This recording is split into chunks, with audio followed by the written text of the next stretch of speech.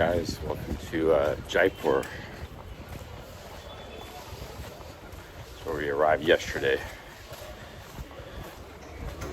It's about a 2-hour taxi ride. Oh man, I feel like shit again.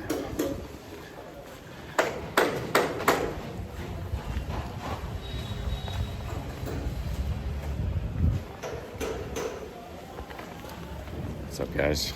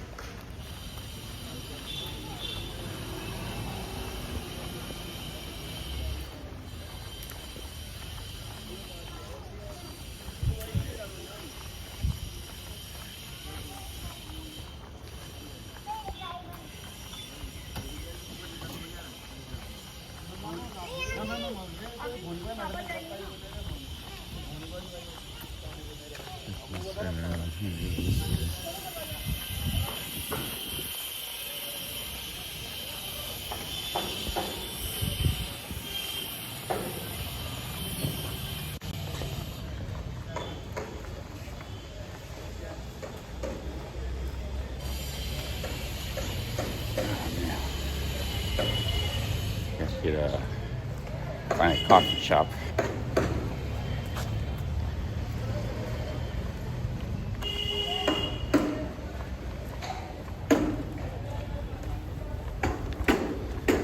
My symptoms aren't going away, the fatigue, everything else. Flatulence actually pretty bad today. Had some chicken dinner last night, tandoori chicken. There's a place that has pretty good tandoori chicken and bread. Might go back to eating mostly veg food though.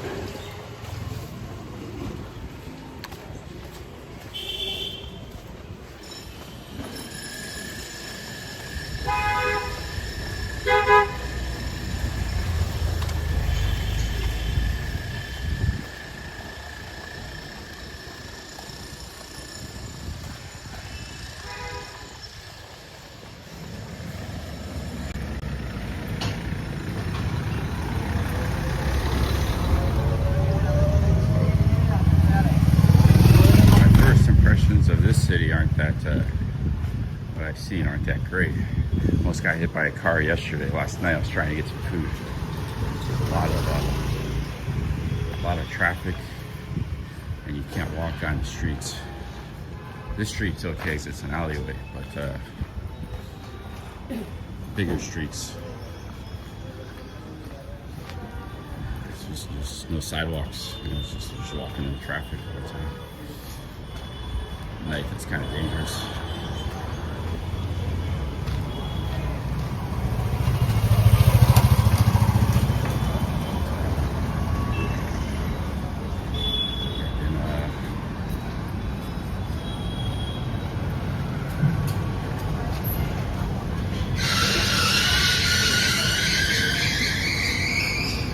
There's some neat cities in Rajasthan. I haven't seen anything though to convince me this is one of them.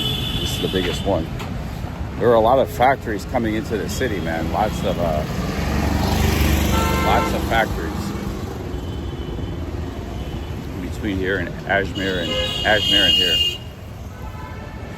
So there's a lot of business, which is good, but see, you just can't walk across these streets. Like this street here, it's like a 4-lane. I tried crossing the street 2 times yesterday. There's a lot of these kind of streets. That's a really hard city to walk around. You almost have to get a tuk-tuk to go anywhere. So that's probably what I'm gonna do. I'm just gonna get a tuk-tuk. I'm gonna negotiate hard with them because it's like I got no choice but to get a tuk-tuk in this city. You can't get around on foot, so it's like I gotta use your tuk-tuks all the time. I'm not gonna be paying a lot of money for it, man. 50 rupees is gonna be my kind of my like bargaining pretty hard.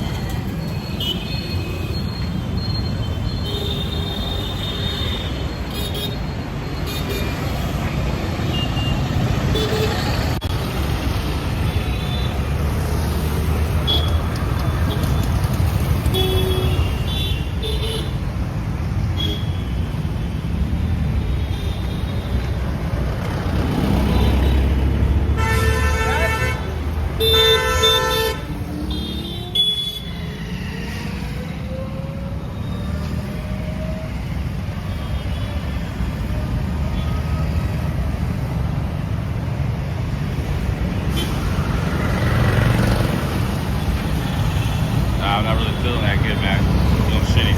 What's that? Hey, how's it going? Okay. Oh, wait. I got more going on.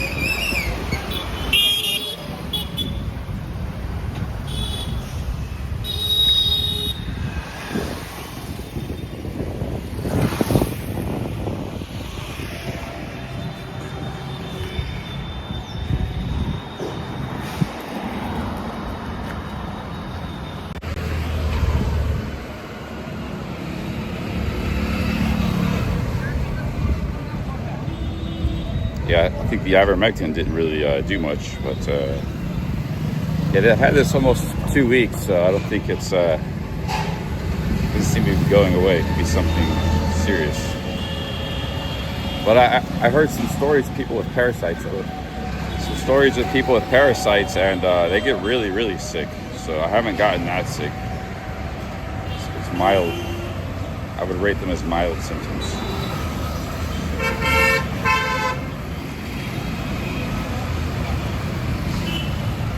More on the mild side.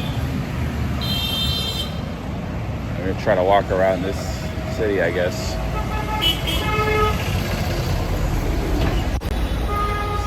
Not a good walk in the city from what I've seen so far. Very few Indian cities are. Seems particularly difficult.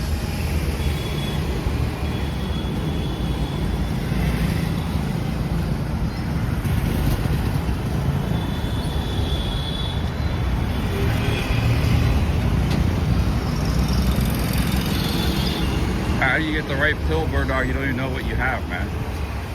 I haven't been diagnosed with anything. Like, my symptoms could be a lot of things. So, you're just taking a pill and hoping.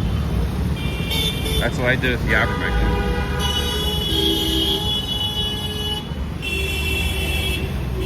I think if I just get on a fruit-heavy diet for a week or two, it'll clear everything up. But it's not easy to find fruit in India. You saw the watermelon adventure, difficulty we have with that. It ended up being the watermelon wasn't good.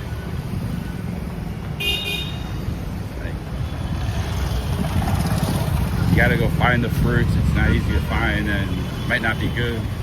You gotta try to get back to your hotel. I don't know if, a little easier if I wasn't carrying a selfie stick all the time. Have a free hand to carry the fruit.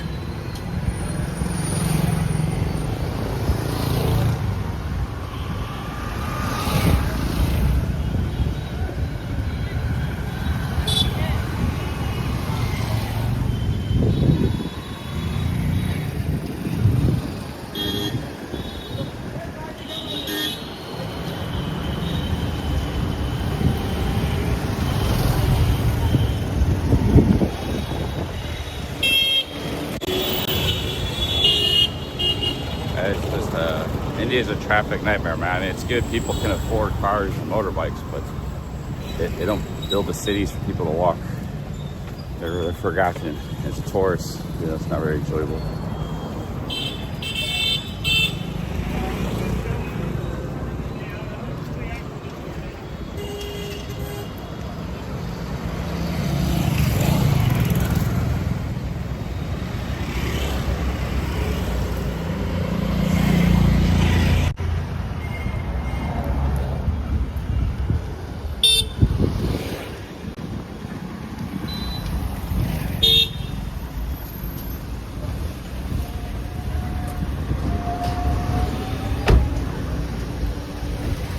sidewalk 99% of the time. It's a parking lot.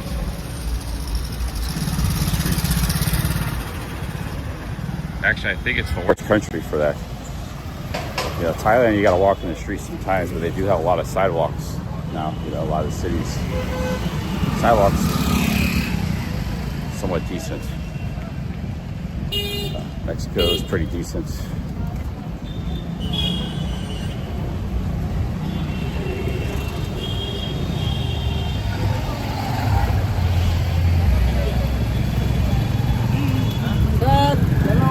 If it's not a sidewalk, it's like something is taken over it, or it's like some kind of debris field or something, or it's like, if it's not a parking lot, you know, it's like a food cart. It's just every little space gets used. A business, I've seen some where like it's like an avenue, and it would be a nice avenue sidewalk, and it's like the businesses take over the. They put all their wares on the sidewalk. You know.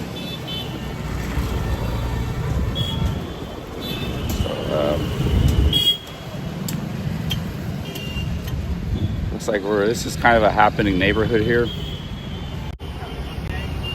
There's some hotels and bars and stuff, restaurants. It's more of a modern neighborhood. But let's see if we can find a coffee shop.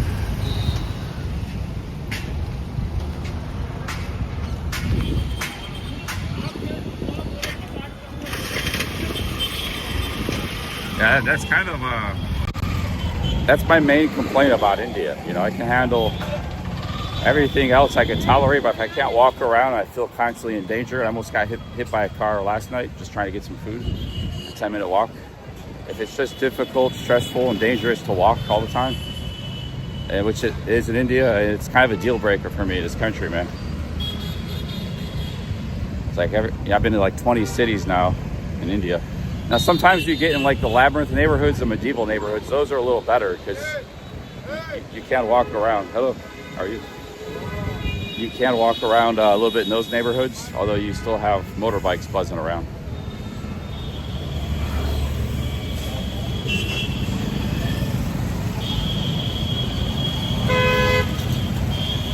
But yeah, man, it's we're gonna explore this city a little today and see what we can learn about it, and then maybe we will probably bounce out of here tomorrow. I got fully charged phone and power bank. Fully charged phone and power bank.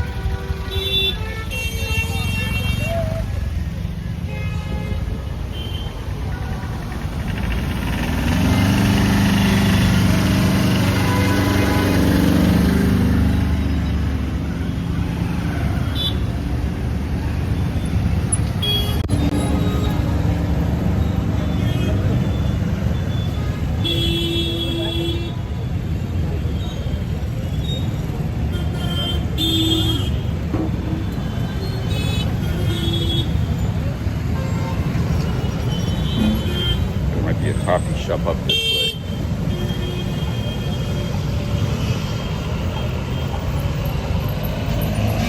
I'm gonna go to a nice coffee shop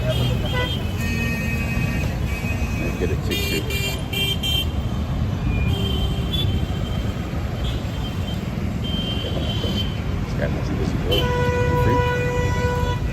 I'm going here to Ragoon Coffee. Yeah. I go to Ragoon Coffee.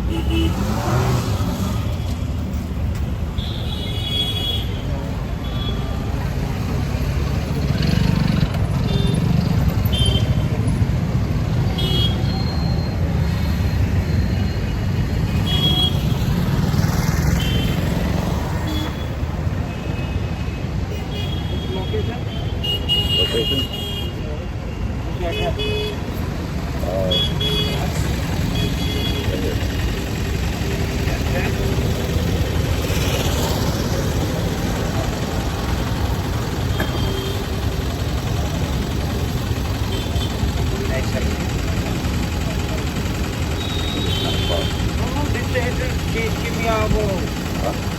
Address? I don't know, man. I have to use Uber, yeah. They don't know where it's at. I'm going here to Dragoon Coffee. Yes, I did this one. Yeah.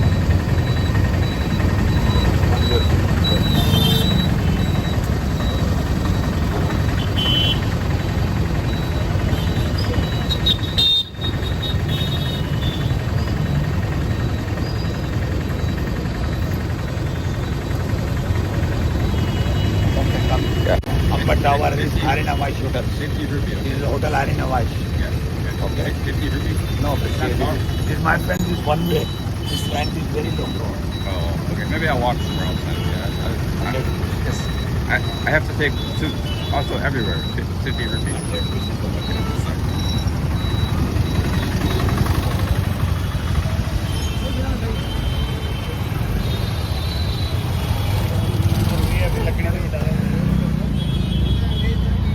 This coffee in Jaipur. We'll just try to walk there, I guess, guys. It's not that far, I don't think. That's why I'm. Yeah, it's like it's like a half a mile, maybe almost a mile.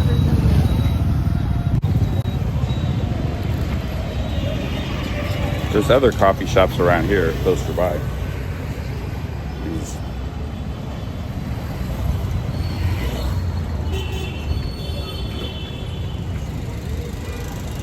Yeah, if I walk down this street, it's about a mile, maybe like 3/4 of a mile.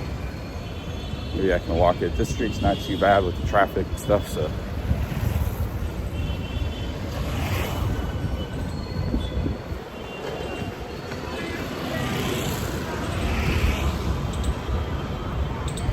So it's like a business area or something.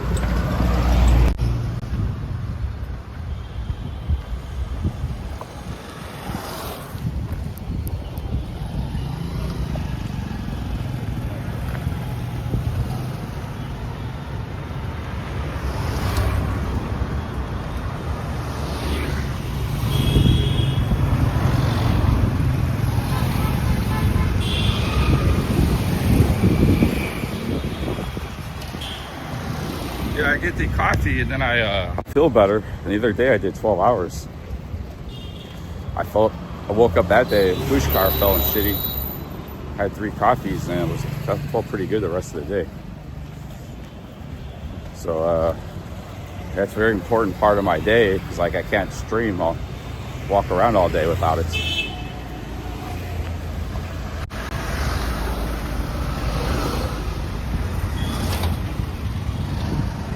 Sometimes, like yesterday, I had 2 coffees and it didn't seem to help me too much.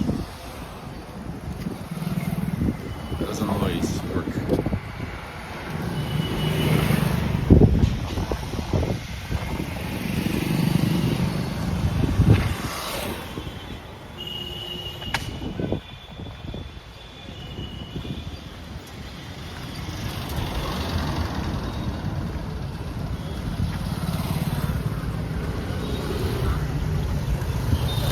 Probably gonna get two coffees. I will say though, I've been able to find quite a bit of decent coffee in Rajasthan, all over Rajasthan. So you do have that here because there are tourists and foreigners in Rajasthan.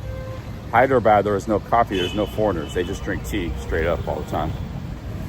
There was just coffee in the mall, like a Starbucks, that was it. Hyderabad's a huge city. But yeah, Rajasthan does have some coffee places. So does Delhi. But some parts of India they don't because that's just tea places. It's very rare to get a coffee shop. But you will pay, like tea is cheap. The tea is delicious and it's cheap. It's 20 rupees. Coffee is, you know, kind of expensive here for India. It's like a luxury thing. Okay, now we need to go this way, I think.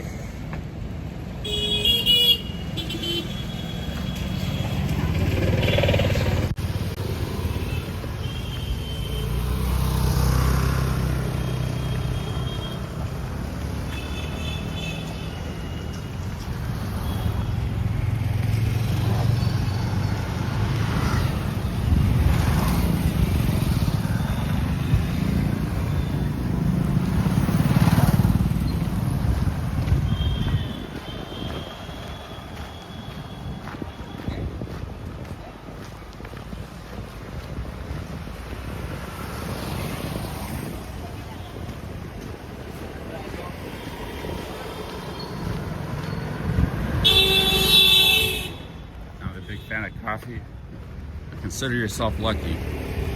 It's an addiction.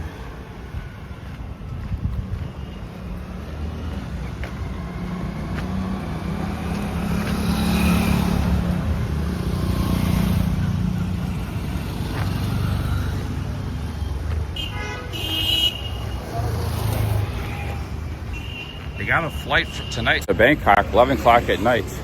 It's $320. Direct Jaipur to Bangkok. That's where I'm in, Jaipur right now. And Air Asia, 320, 11 o'clock at night. But I think I'm gonna hold out in India for a while. One, I got some issues, financial issues. I can't book hotels for some reason. In Thailand, I was booking hotels online using my credit card.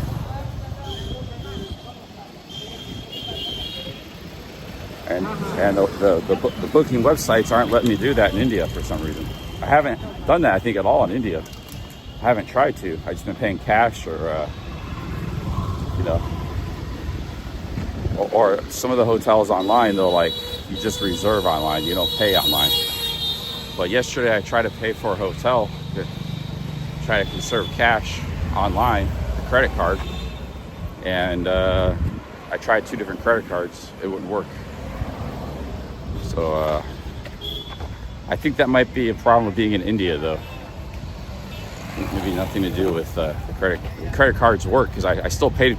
I paid for the hotel with the credit card in person, so it works fine. It's just they might block India credit cards, like if you're in India. It seems like a lot of stuff online gets blocked when you're in India. Maybe there's a lot of scammers that target these companies and stuff. They try to get over on them.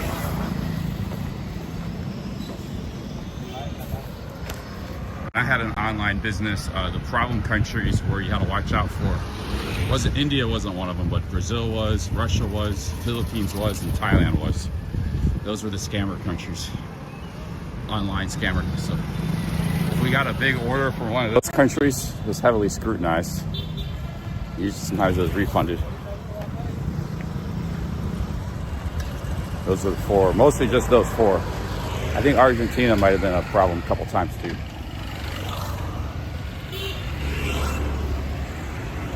But nowadays, maybe India is a big problem for a lot of companies.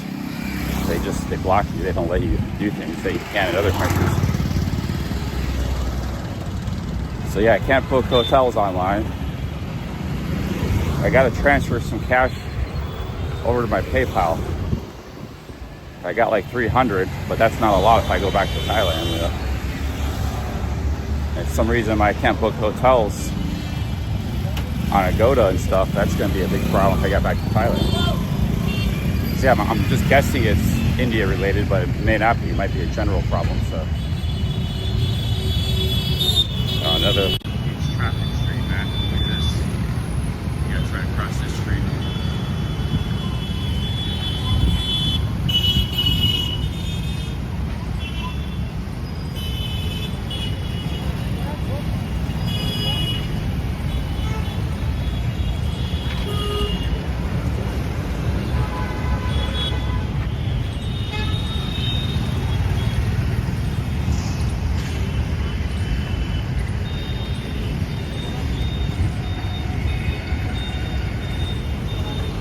This is the biggest city in Rajasthan.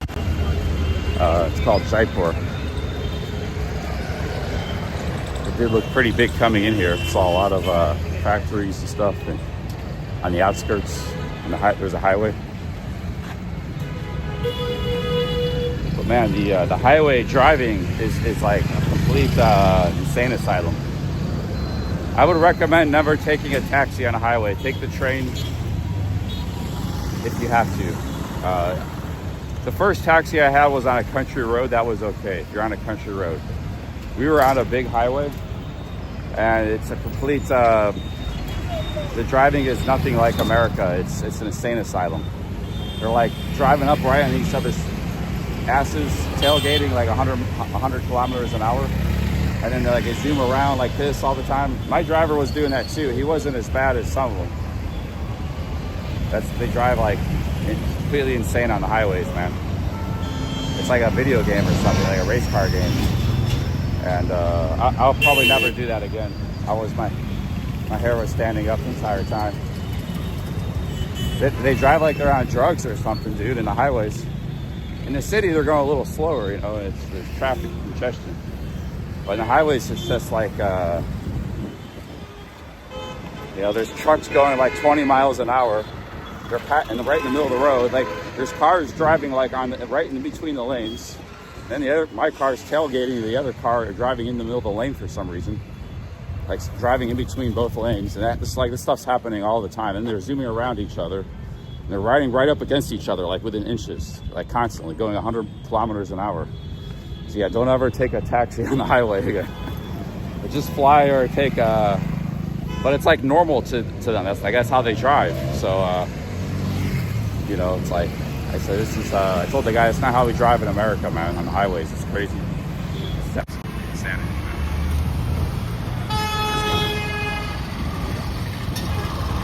Across this road.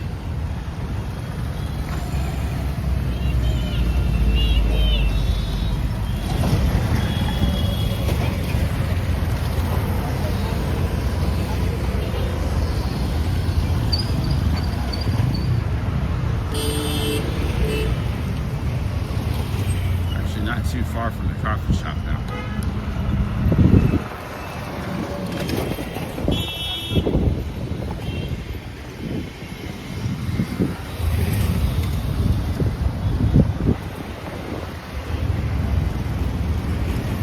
You know, this auto problem is a problem in a lot of like developing countries. Same thing in Indonesia. Christy Boy was complaining about it in Bali. It's like you can't walk the streets. It's just cars and motorbikes everywhere, and a lot of Thailand used to be like that too. It still is, and sometimes it still is like that. But they do have a lot of good sidewalks on the roads. Like, it is walkable there in a lot of places. It's not just a parking lot for vehicles. But yeah, man, the developing world, in my opinion, you know, the best countries to travel are the developed countries. Europe, Japan, United States. You deal with a lot of crap in the developing world. Sometimes the developing world can be very nice, very interesting, very beautiful, different, you know, but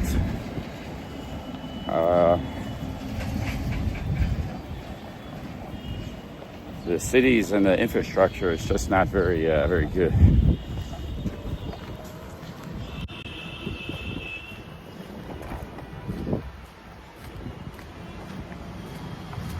And as a traveler, you're actually using it directly because you're getting around. You're trying to get around and travel around. So if you can't get around, it's very dangerous to get around.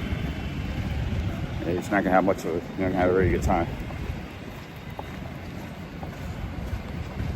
I would say if people want to do India, just fly. Like, go to Goa, go to Kerala, go to Delhi. You know, go to some big cities. You can go to Rajasthan too if you want, but just go and just fly each place. Because the country is really big anyways. Like, even if you wanted to take a train from Delhi to Goa, it's like 35 hours. And that costs money, you know. Second class train is gonna cost money. So I would say just pick a few locations you want to see and fly to each place.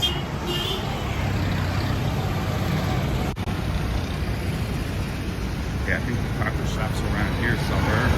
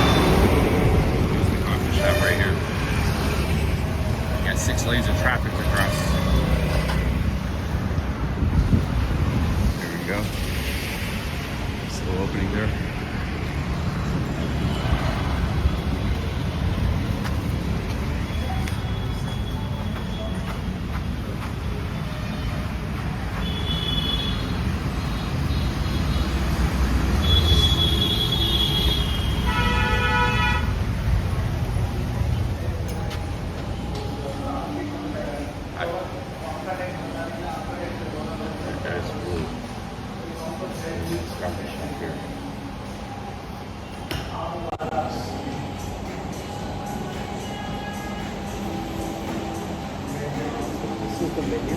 Okay. This is the coffee menu. Behind this is the food menu.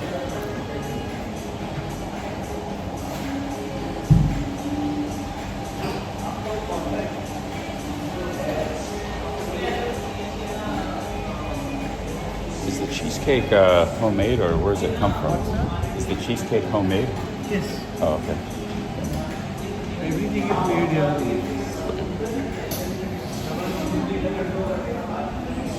I'll get the Americano hot, Hot Americano.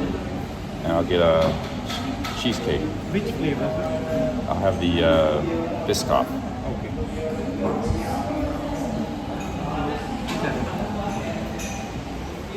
And I have you have a water soda? You want soda or regular water? Soda?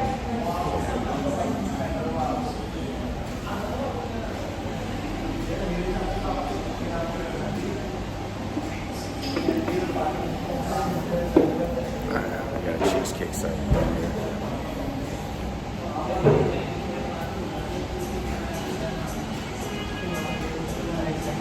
So it's made right here in the shop. I had a cheesecake in a long time. Try it. I saw a cheesecake yesterday in the coffee shop I was in, and that looked really good. I didn't know it was there. I didn't order it.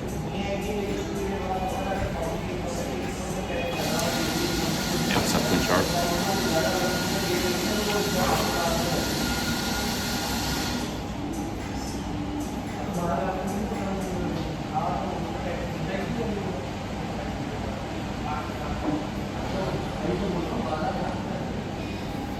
Yeah, there's 11 flight, but I have like, let's say, financial problems. Going to Thailand is not, and there's Songkran, and the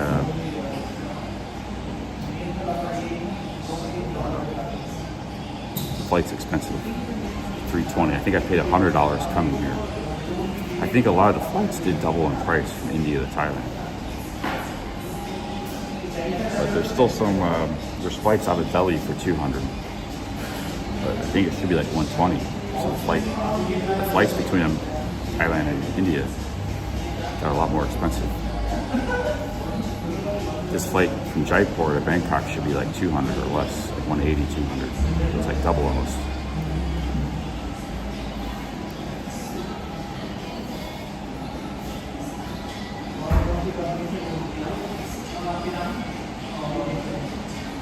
Yeah, but that's in Delhi though. I'm in Jaipur. I'm not in Delhi.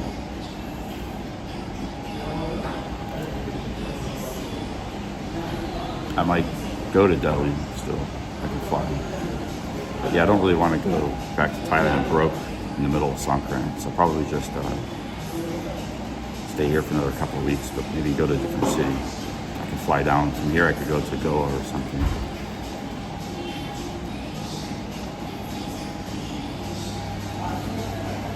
The oil prices went down yesterday. Oh, you saw Jaipur? I didn't see that. I only saw one AirAsia flight. Big up Homer Simpson.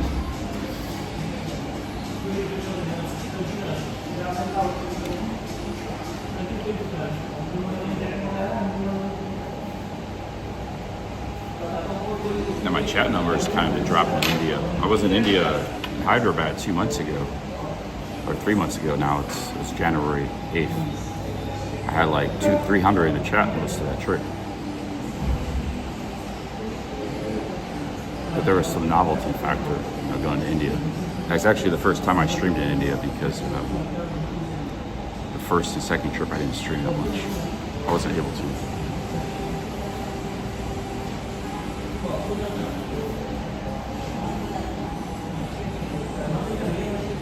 We got to figure out where to go in this city, what to do, what to see, where to go.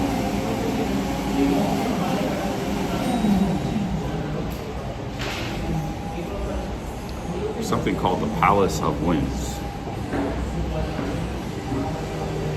It's a famous tourist site here. Wind Palace, 4.2 kilometers away. That's in the older city too, so maybe we'll get an Uber there.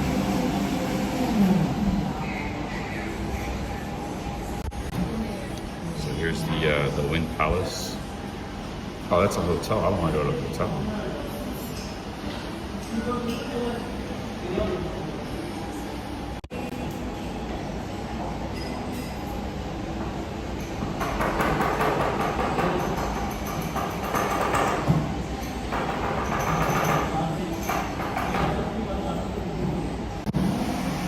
That's it right there, the Howrah Mahal, 1.7 miles away.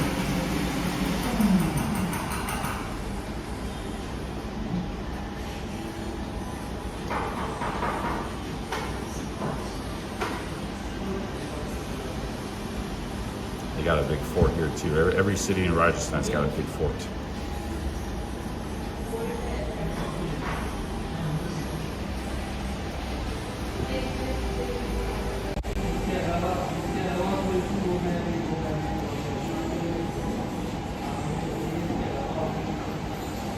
There's a zoo here, a Jaipur Zoo. We could go to the zoo. I haven't been to a zoo in a long time. Closes at 5 p.m. You got tigers, alligators. It's like mostly alligators in the zoo. We got past them. I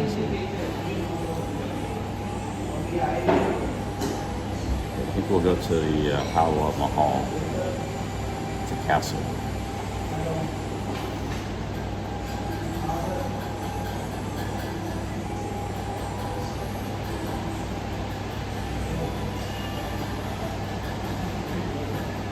It looks pretty cool on the pictures.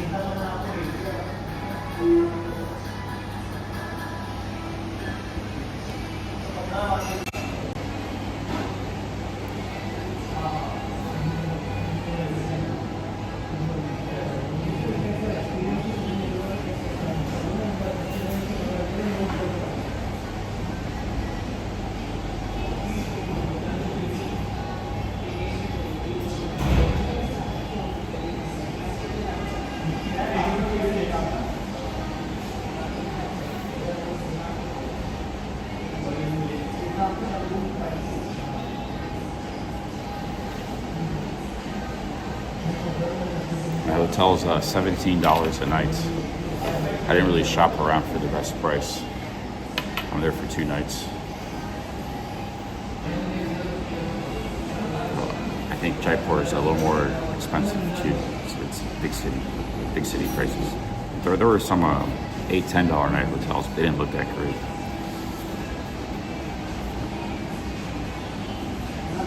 I was actually going to go stay in a hostel. I had the taxi from Ajmer drop me off at a hostel, and I like the private rooms look really nice, but I didn't like the location. It was right in the middle, like the highways and stuff. But,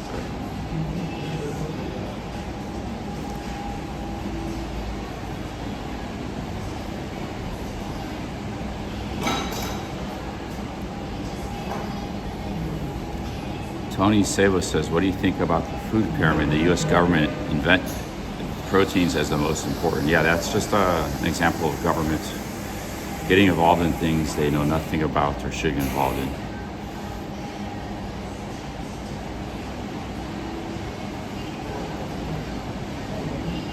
Actually, the old food pyramid wasn't bad. The people hating on it were the anti-car people.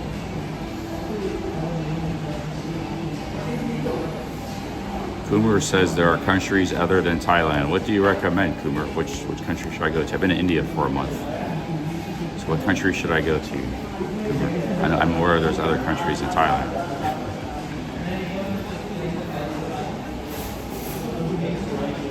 Yeah, it's a Blues Cabo. Yeah, Cabo here. Crossing around. Did I catch up the Trump story about Trump?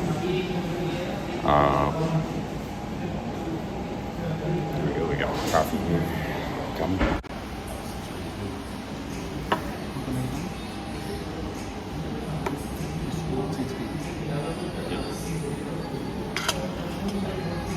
Yeah, cheesecake. It's like a cheesecake.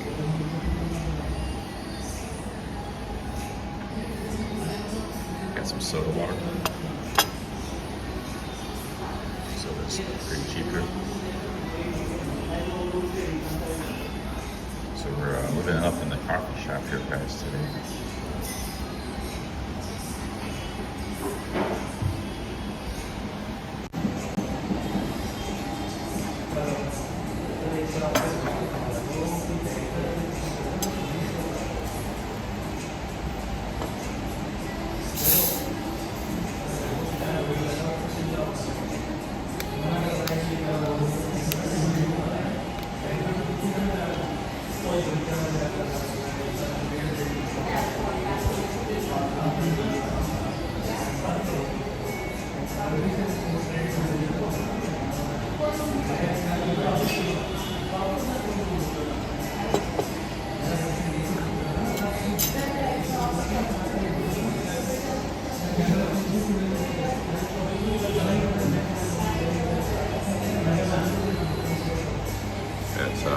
It's a pretty good cheesecake.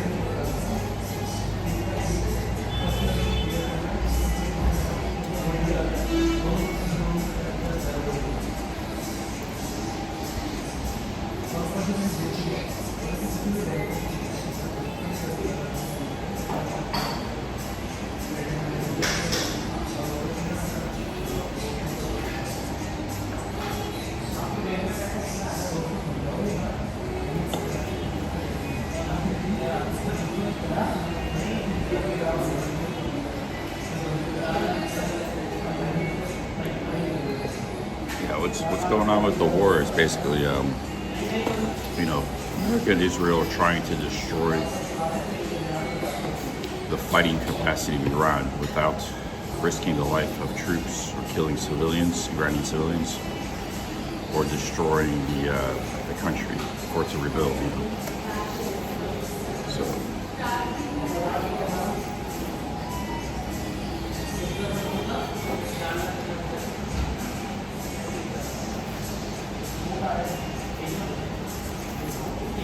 Like, this isn't the same kind of war that's going on between Russia and Ukraine. Those are like armies fighting each other, people dying on both sides. This is just one-sided. America's just trying to take out that regime and government.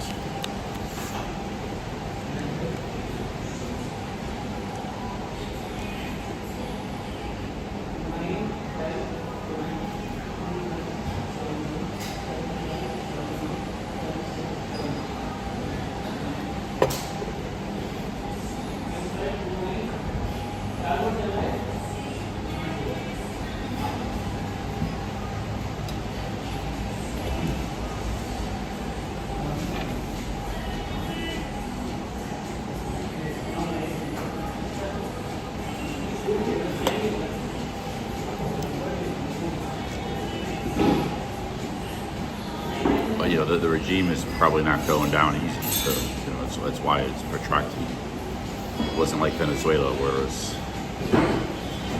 just a quick in and out thing.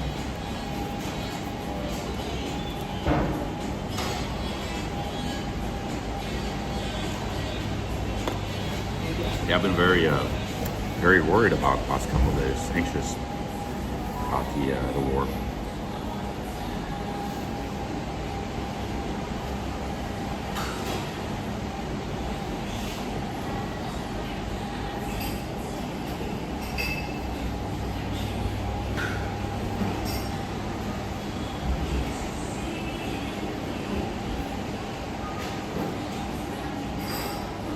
Prepper won the lottery. They have lottery in Norway.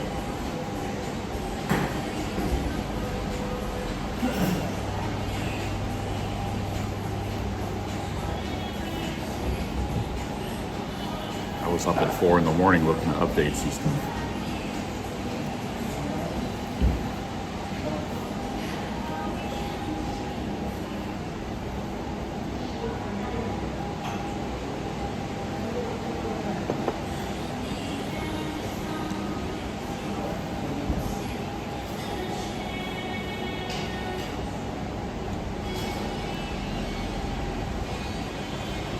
Yeah, my thing is, when I travel, I like to walk around, explore cities. It's not a good walking environment. Like London was great for that. It's not a good walking environment. It's just, it's hard for me to get into it. Rajasthan was good. Jaipur wasn't too bad for that. Jaisalmer was good. Delhi was good.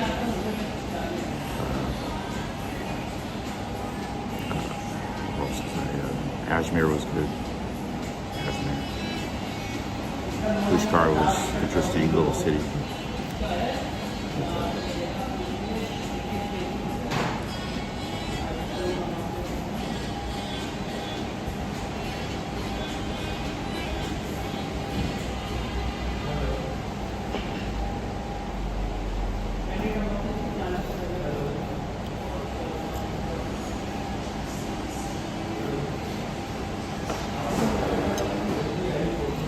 I don't know why I'm struggling in India because I've been eating pretty healthy, I think.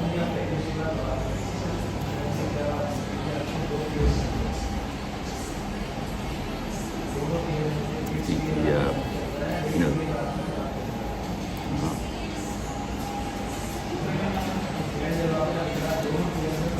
pretty much been sick by 17 days, either cold or this IBS problem, fatigue.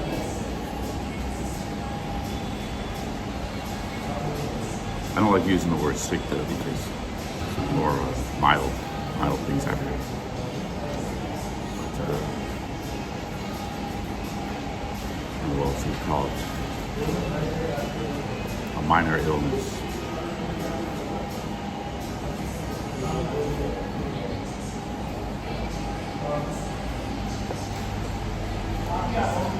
Is it getting tired of India?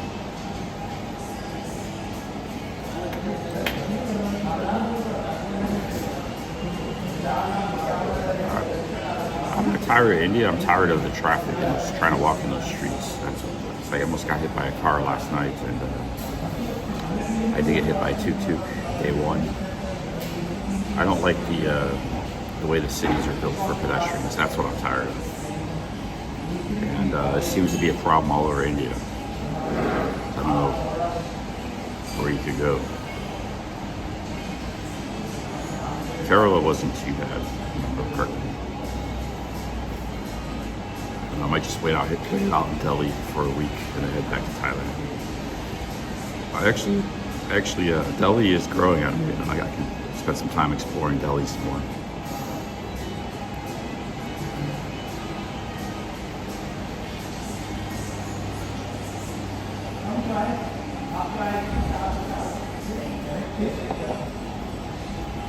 Yeah, I was really angry at the car. I was like pulling out. I didn't even see him. It's just like, because it's one of these situations where you're walking on the street and you got cars and motorbikes parked. He was just coming out of some dark alleyway or something, and he basically brushed up against me. He had to pull down the brakes. And I was like, I looked back at him, pissed off. And, last night I was just trying to get some food. And he was with his wife or girlfriend or something. He was smiling like he was surprised to see a foreigner. It's like an everyday thing, but I wasn't very happy about it. I wasn't smiling. So it's an everyday thing almost to hit a pedestrian in this country.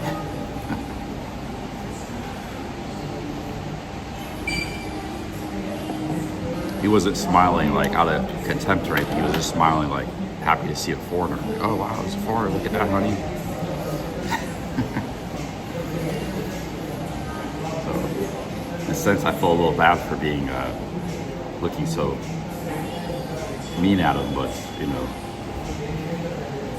you need to learn a lesson about pedestrians, I guess.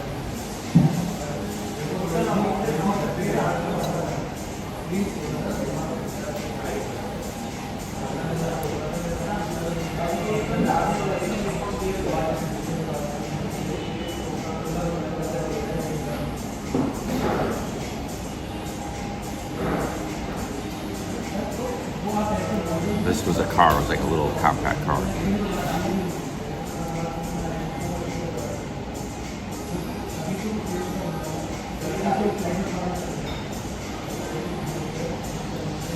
Yeah, like probably 25 years ago, 30 years ago, India was popular in the 90s. People were probably riding bikes a lot, walking around, some horses, some pedal rickshaws, a few vehicles here and there. So it was actually, these cities are probably more enjoyable. I said it's good. People have cars, they can afford them, but these cities are, I call it the iron gauntlet. The iron gauntlet. It's just the iron of a steel gauntlet. You know, and it's not for people, it's for motorized vehicles. And Bangkok can be like that sometimes. You know, Bangkok has a lot of nice places to walk in areas.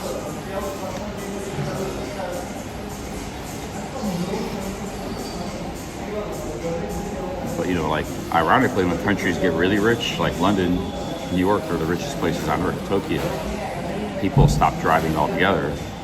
There's just delivery vehicles and some taxis, and people walk everywhere and take trains and stuff. So those are the richest places on earth.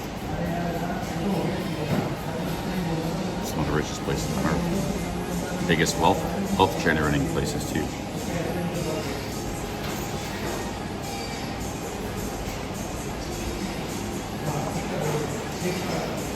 Those are very lovely places to walk around.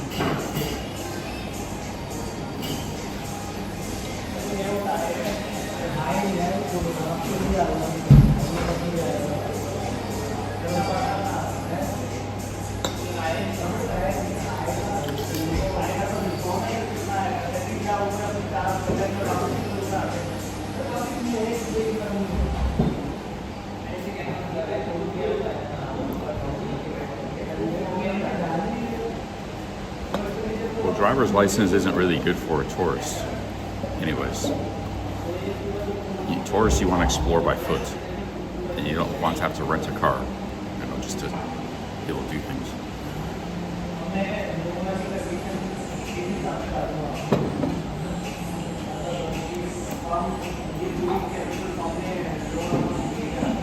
And, you know, driving a car too is something of familiarity. You need to be familiar with the roads, even if you did want to rent a car.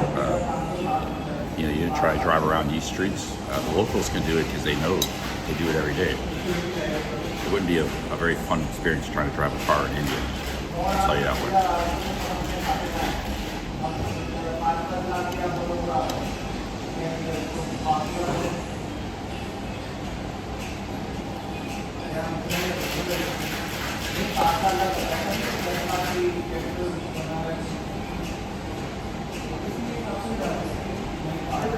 I haven't, in Bangkok, I've been walking. I was in Bangkok for 2 weeks. I've been walking about average of 7 miles a day. And in Delhi, I was walking quite a bit too. Then I got sick and my looks dropped a lot. So, see, I started getting sick is when my mileage dropped. I was averaging 6 miles a day. Here's the last 6 months.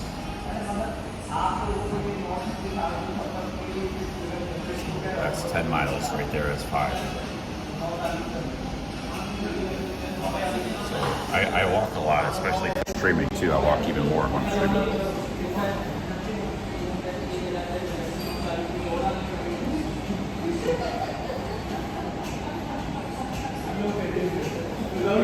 I don't know if this phone's accurate because this is my secondary phone. That's my walking distance last 6 months.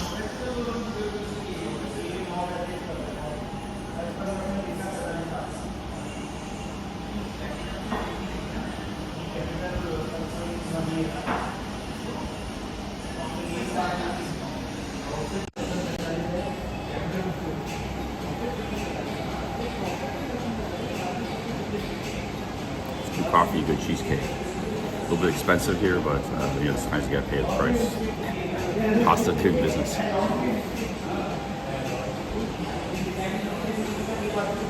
For me, this coffee and cheesecake, it's important to do my job. I need a morale boost. I need the caffeine. I need the sugar. You know, I pay a premium bill for it. Nice, comfortable environment before I'm on the streets. It's cost to do a business as a live streamer.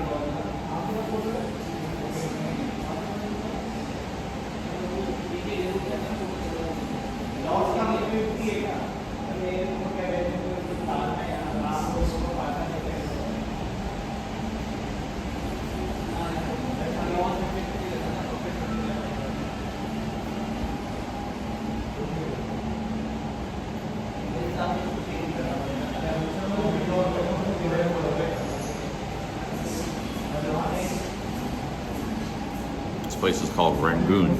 Rangoon was the capital of Burma. They changed the name of it to something else. I don't know what it's called now, Rangoon. And they also changed the capital to somewhere else.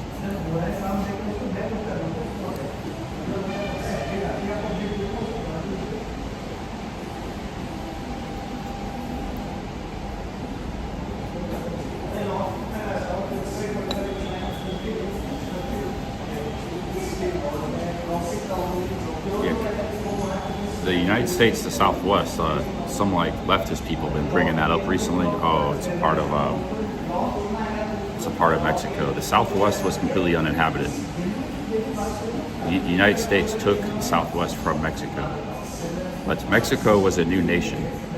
We were actually 50 years older. Mexico got its independence in 1815. We got ours in 1783, 1776. So when we went into the Southwest, we got in a war with Mexico. We had troops in Mexico City. So we took the half of the nation. Mexico at that time was pretty much, even the rest of Mexico was very uninhabited. Like they only had like 6 million people back then. So that's why they couldn't defend Texas, because it was just, it was very uninhabited. It was a huge country. So it was like bigger, 50% bigger than India with 6 million people. So the entire Southwest, which included Arizona, Nevada, which some of those states are still uninhabited today, California, Colorado, Utah, New Mexico, and Texas. Other than like a couple settlements like Santa Fe, New Mexico, it was completely uninhabited. Just a few Indians and, a few missionaries, that was it.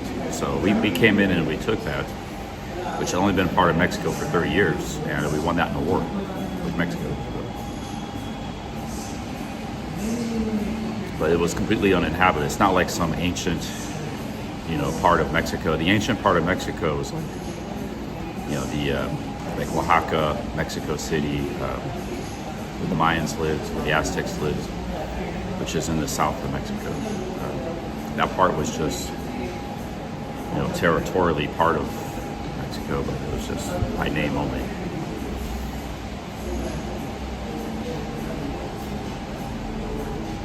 And it's been part of the United States for almost 200 years, and it's all been built up, so it has nothing to do with Mexico, other than maybe sharing some names, Spanish names. Now, a lot of Mexicans have migrated to those states, so they have like a Latino and American culture, a mix. They're multicultural states, but they've been in their American territory for almost 200 years.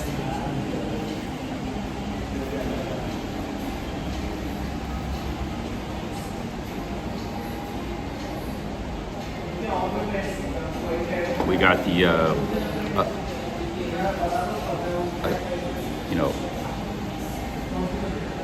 there's the eastern half of the United States, which was settled by English settlers, and then we got the Midwest was from the Midwest and the South. We got that from France. We were lucky Napoleon just sold it to us.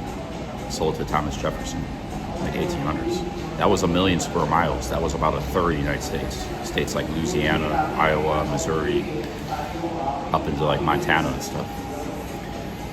But 50 years later, the Southwest was just sitting there open. There was a gold rush in California, I think, which and there was farmers moving into Texas, which kind of precipitated this. Then the Southwest was gained after that. And since then, there hasn't been any territorial gains by the United States. So they just united the continent. They could have took Canada, because the relations with England weren't always good. But England was on top of their game back then. They skillfully avoided losing Canada to America. So they were on top of their game with everything, territorial acquisitions, and they were a pretty powerful force back then too. Hey, JJ with the 7 Canadians. Thank you. Thank you, JJ. Hey, thank you, man. Yeah, I might grab another coffee. Start talk history and stuff now. Thank you, JJ. But you know, in 1900, this is even 15 years before World War II. The United States had a gross domestic product twice that of Britain. Britain was second, so we were already like a lot more richer and bigger than the United Kingdom was. Even when the British Empire was at its peak.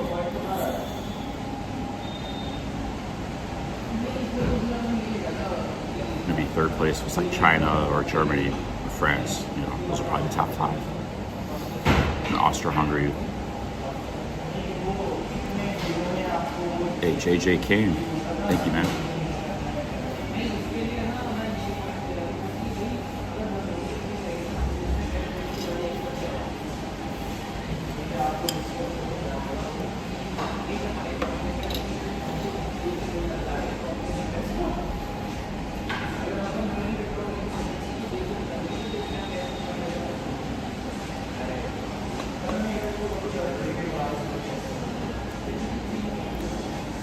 Yeah, two coffees is pretty good, strong coffee. Two of these, I'm already starting to talk history and stuff. I should be good to go today. I just need some sugar and coffee.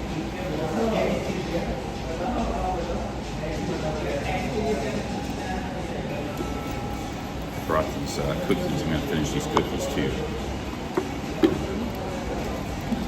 I don't like outside food, but I'm spending a lot of money here. Should be all right.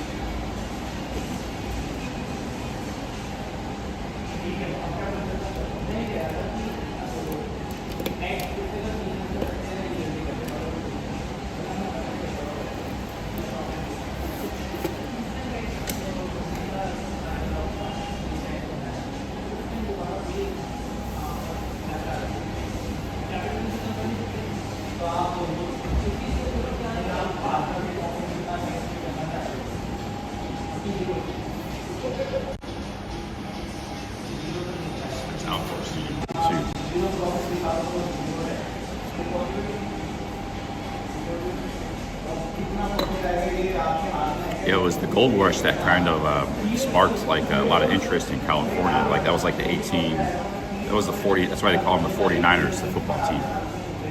So California was still part of Mexico. But a bunch of people risked their life because you had to basically cross the west by foot. They had a carriage, you know. You had to cross like 2,000 miles to make it to California. If you could make it there, you could maybe get rich off gold. It was near San Francisco. But San Francisco itself was just like a little mission, maybe with like 200 people. So,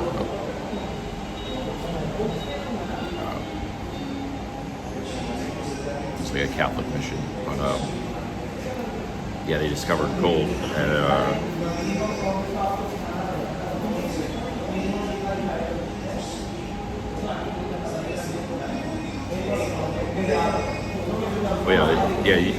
Alaska was purchased off of Russia, same like Louisiana purchase. That was in the 1800s. That was later, like 1890s, and there was a gold rush there too.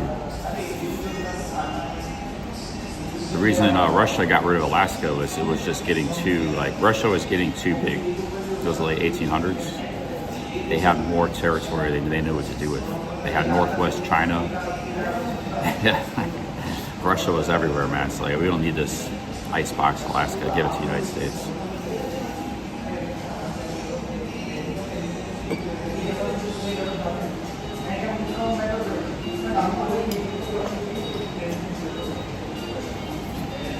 Yeah, but that might have been after the gold rush.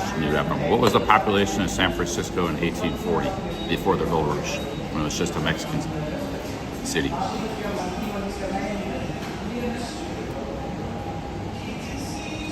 There was a literal rush of people there. People doing business. It's called a gold rush. Let's look at San Francisco. But in 1840, before that, there was probably like nobody there.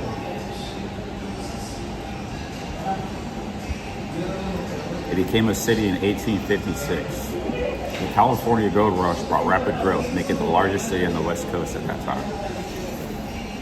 Okay, let's go to only 1848.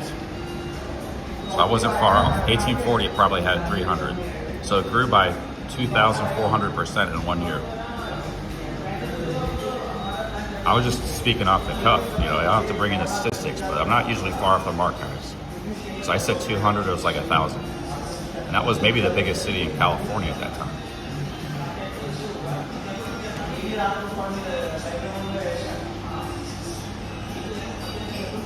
Wow, it's actually grown a lot since 1990. It's still growing in population.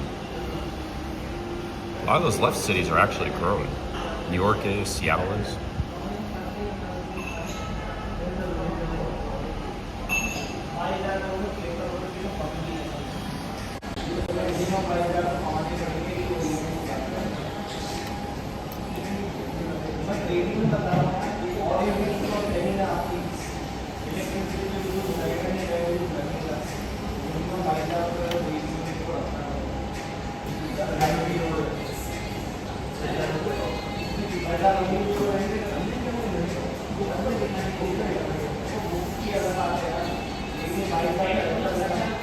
I need this phone to book Uber. I'm out of battery already. I haven't even used the phone, it's out of battery. It was at 2% this morning. I charged it to like 35%. I haven't even used it, it's down to 20% already. See, Los Angeles at 1850. This was after the Gold Rush. Not only 1600. It says Los Angeles here. It's just started growing, and that was when like really started growing was 1910, 1920. So San Francisco was already a big city in those years. Los Angeles was just a small town. See, Los Angeles is still growing too. All those cities are still growing, man. But you know, this population, Los Angeles has like 20 million, 15, 20 million in the metro area. This is just the inner city. Same with San Francisco. They have more like 7 million with Silicon Valley and the East Bay, Oakland, all that stuff.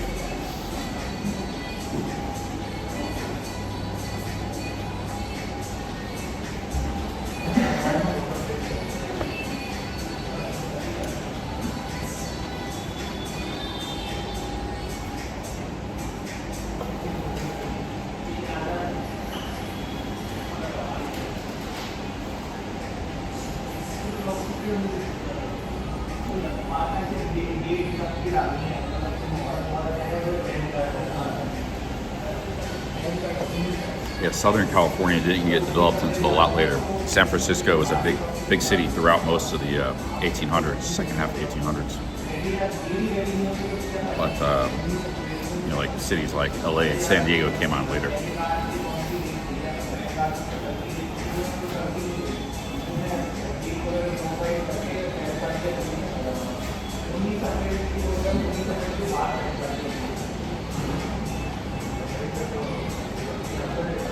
It's American cities, like there's American cities like Atlanta.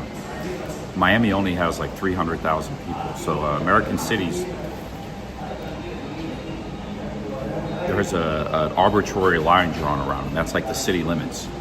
Now some cities like Houston have they cover a huge area. Houston covers 500 square miles. But Miami or like Atlanta, San Francisco too, they only cover like 50 square miles. So, but the city is much bigger than that. People live in other communities right next to the city. It's basically an extension of the city. So that's how it works. So San Francisco has about 7 million people through the whole, it's called the metro area, metropolitan area. Miami has like 6 million. But if you look at the inner city, it says only 300,000. Atlanta has like 400,000 in the inner city, but there's like really 5 million people there. You know, my city, Cleveland, has like 350,000. Used to have 1 million in the inner city. Now it has 350,000. Same as like Atlanta, but it has like 3 million in the metro area.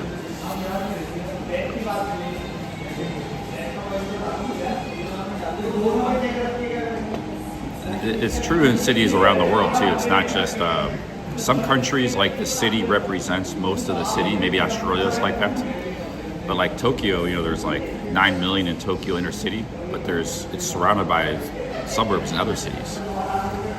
And it's all in part, it's basically just one big blob, one big city. If you look at it on a map, it's just one big connected city.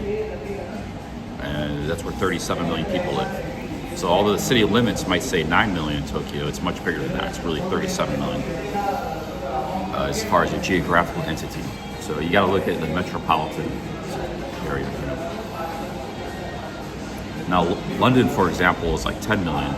Most of London covers most of the inner city. You know, it's the same. There is some outlying cities around it that further inflate the population to 15 million or something, but most of the city limits of London covers the inner city. Now, Paris, it says it's like 3 million, but really there's 10 million all around it.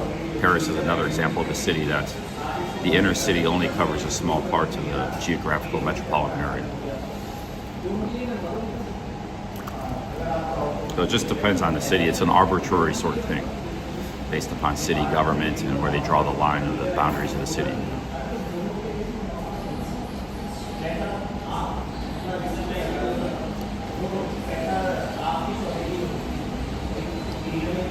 We could get a coffee somewhere else too. I think I'll get a coffee here. See, this is a good atmosphere to stream because people are talking, there's music, it's noisy. And I could talk to the stream, you know.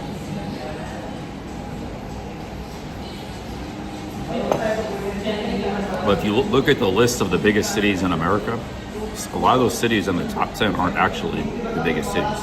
They just have the biggest metro area percentage drawn in within the city limits. Cities like Houston, Dallas. Well, those cities are pretty big regardless. But like Phoenix, San Antonio is not a big city, but it's like in the top 5. It's just that the entire city of San Antonio is drawn in the city limits. But there's nothing much outside the city limits. So San Antonio wouldn't even be in like the top 30 maybe. So you have to look at the metro areas. I can show you on so let's look at biggest metro areas in the United States. And it's the same with the worldwide cities too. So if you look at the biggest metro areas, it's going to be different than the biggest cities, a different list.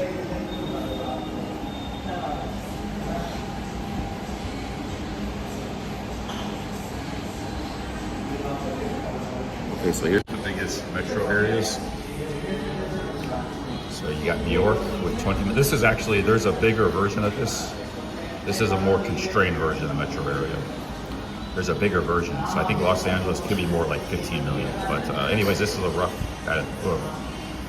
LA is losing population, look at that. The city is gaining it, but the metro area is losing. So this is the New York 20 million, LA is 13 million, Chicago is 9.5, Dallas is 8.5. Wow, Atlanta's bigger than I thought. It's huge. It keeps growing too. Houston and Dallas. See, these cities keep growing. They're growing very fast, man. They keep getting bigger. Dallas and Houston and Texas. Washington, D.C., 6 million. But the inner city of Washington is only 800,000. So that's all suburbs. Miami, 6 million. Philadelphia, 6 million. Phoenix, 5 million. It's growing very fast. Boston, 5 million. Okay, so this is usually included as part of LA. They got that separated off. That's Southern California right there, Riverside.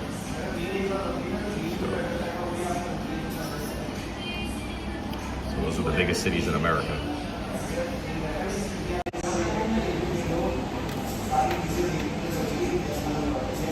Now if you go world, biggest metro areas in world.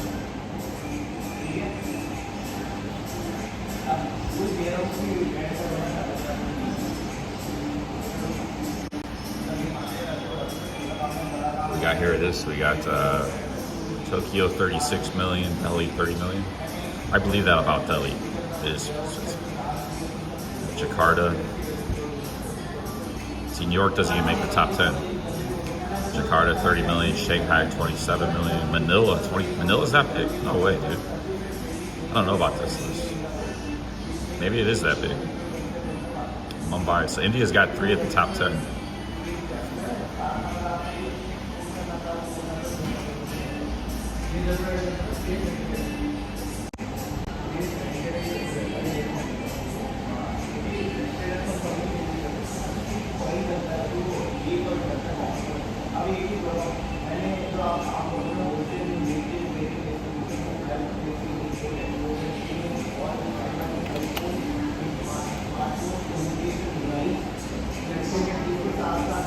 Yeah, the Bay Area is really like 8 million.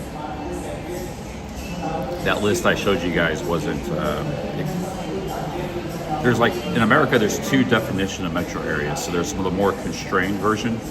So like Riverside, San Bernardino were included with LA, and there's the more bigger, broader definition, which includes those kind of areas. Like my city is like 2.3 million, I think, in the narrow definition. It's like 3.7 million in the broader definition. So it goes from like being the 25th city in America to like the 15th biggest, 16th. Although we're not really gaining population, we keep getting surpassed by a new Sunbelt city every few years. So it depends on there's two different metro definitions. San Francisco is definitely bigger than 5 million. It's more like 8 million. That must be a pretty narrow definition of it. Yeah, Los Angeles County is 10 million people by itself, which includes the city of Los Angeles. But then you got Orange County, so that was just like LA and Orange County by the looks of it. But then there's also Riverside, San Bernardino, I think some counties like Palm Desert. Sometimes all that gets included in the overall definition of Los Angeles. But LA is losing population. Do you see that? Most of the cities in America, like Texas and Atlanta, is growing by 7% in 5 years, which is huge. The big Texas cities, Dallas and Houston, are growing like 11% in 5 years, which is massive growth. Los Angeles lost 4%. So people are leaving that area, man. People are leaving California. I heard about that. There's like an exodus out of California right now going on. For 150 years, people kept moving there. It's been growing. Now people are actually leaving.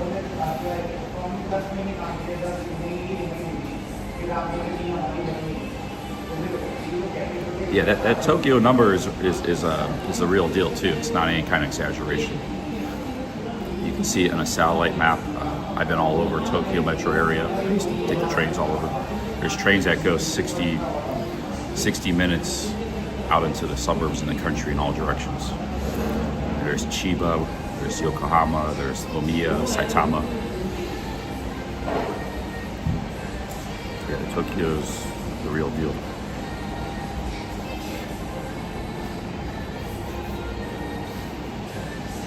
You know, back in 1970, Tokyo only had like maybe 8 million people. It was still like one of the biggest cities on Earth at that time. So it grew massively in the 70s, 80s, 60s, 90s. I think they pretty much have the same population as the 90s.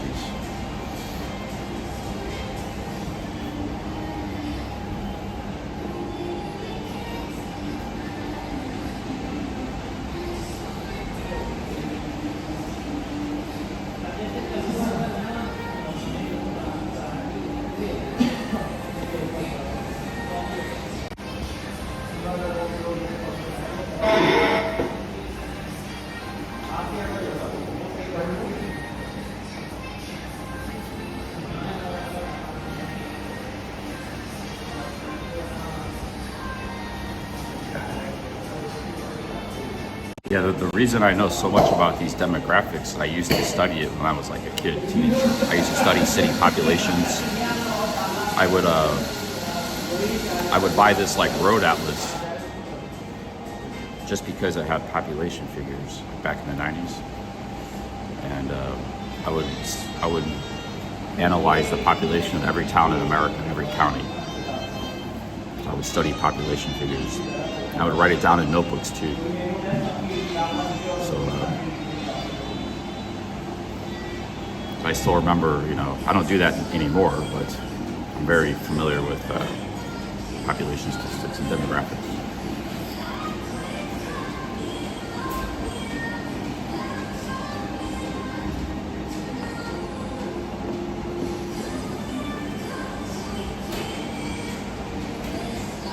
That's probably why people say I might be autistic. I might be because I did do stuff like that when I was like 14. I would spend hours just writing like population statistics. I would do the same thing with sports statistics too. Like I would write down batting averages of baseball players and like make a notebook.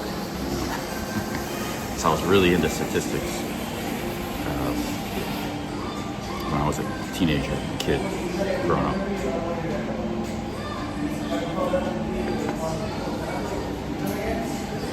When I was like 10 years old, I would just want baseball cards just so I could see the statistics of the players, because I had it on the back of the card. That was the only reason I wanted the baseball cards.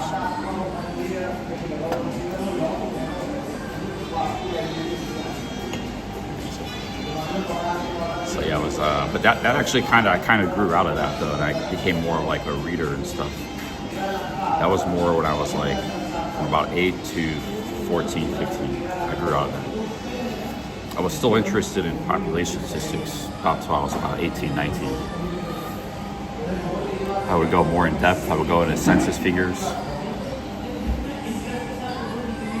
I would actually like research it by neighborhood. All kinds of weird stuff. But,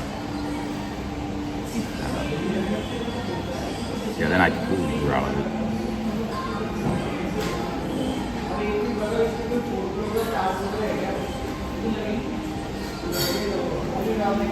We got another property here. We're gonna leave after this and go explore Jaipur.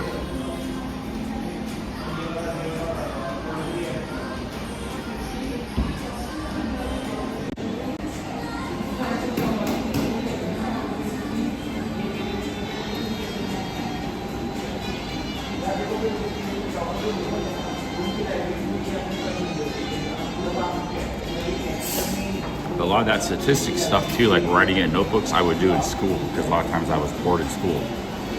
So I'd just be sitting at my desk, and we had notebooks anyways, and I'd just be writing about it and stuff. It was like a way to help relieve boredom in school.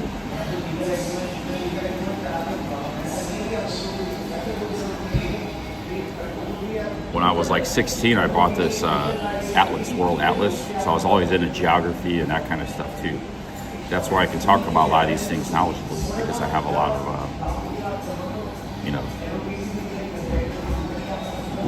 we didn't have like smartphones back then and stuff. So like, and computers. Well, there were computers, but I don't think I owned a computer much until I was older. So, I didn't really usually have money, but somehow I came into some money. I had like $40 to spend. I bought like a big world atlas, really nice atlas. And my dad's friend saw that, and he's like, well, why'd you spend your money on a big atlas? Why don't you go spend it on something else? I was like maybe 15 or 14. He's like, I just really like it.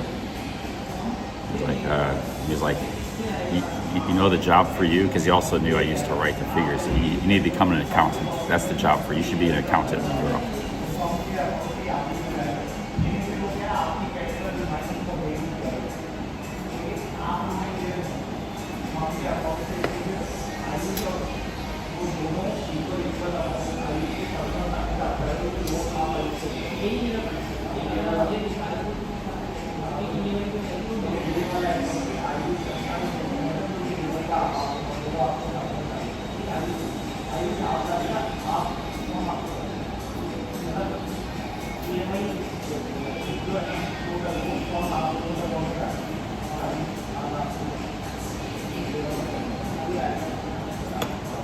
Yeah, I always had a quest for knowledge though. It wasn't, so it's geographical, the atlases, the maps. It was statistical, demographics.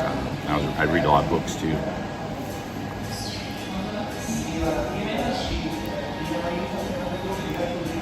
I always had a desire to learn knowledge.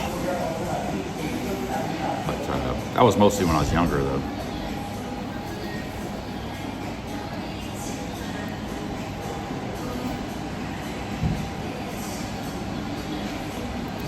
I was never too interested in science, like physics or any of the sciences. I never liked chemistry. Had I been interested in that stuff instead of the social sciences, I might have been, done something pretty good. I just never was interested in that stuff. Astronomy, physics, chemistry. natural sciences, never interested in it. In fact, if I had a class in school, I really didn't like it. Just kind of zoned out. Did the minimum effort to get a B.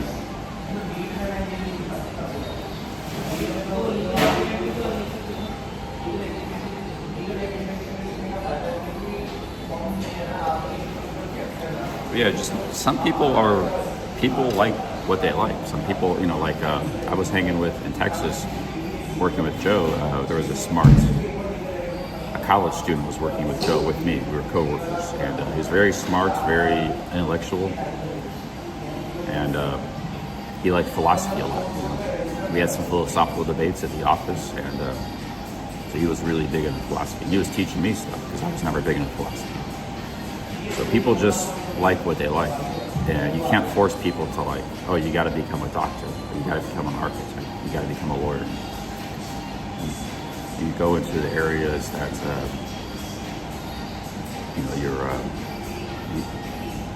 you have an inclination towards.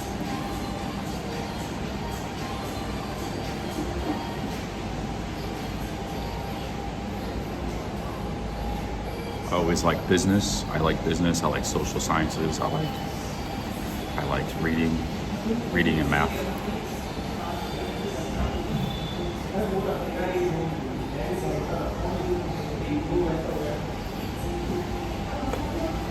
I like math, but only as a means to an end, like a means to understand statistical and social phenomena better.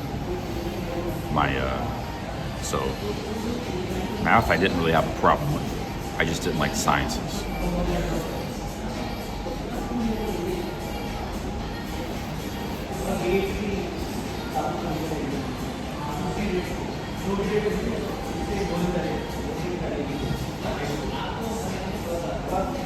I got a perfect score on the SAT on the writing portion of my senior year. I was in Parma High School. So I was also a big reader too.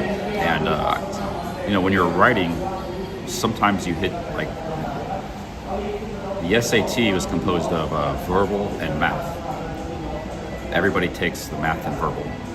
Actually, only 20% of high school students took that. But there's another SAT that's like science, writing, and something else. It's like a secondary SAT. But if you're really like trying to get into good colleges, you want to take both.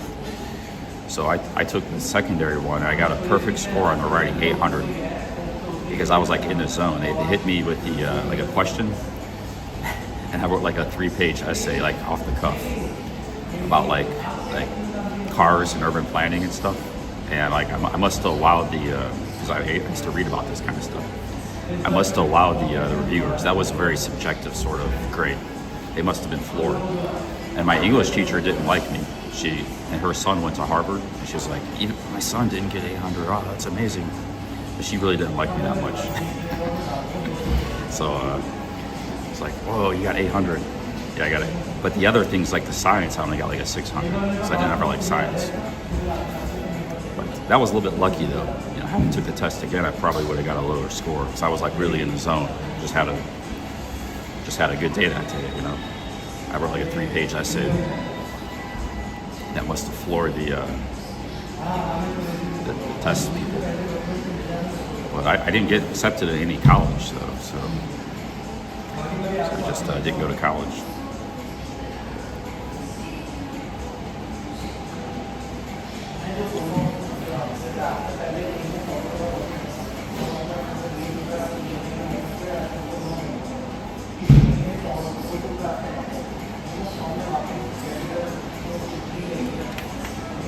I didn't apply to like the state colleges. Had I applied to Ohio State, I would have got accepted, no problem. But I applied to like expensive, Ivy League colleges and stuff. So I was full of myself a little bit. But once I graduated high school, anyways, it was like I didn't really want to go to college that much. So I actually was recruited. I had when I was in Colorado, my junior year, I had like hundreds of colleges send me brochures because I had high test scores and stuff. Like New York, NYU, colleges all over the country. I had like a whole drawer of brochures, like colleges recruiting me. But I don't know, I applied to some high-end schools my senior year when it was time to apply. I did some interviews and stuff, but I should have applied to some lesser schools, and that was pretty stupid. But then the next year, you can still apply the year later. When you're 18, I was living in DC, and I applied to Claremont McKenna in California, because they're like a libertarian business sort of school. They're not an Ivy League school or anything, but they rejected me too, and then I was like, just screw it. I'm not gonna try to go to college. I couldn't afford it anyways. Back then it was like $30,000-$40,000 a year, tuition, housing, and everything. I don't know where I would have got that money from. I didn't have any scholarships or anything. So.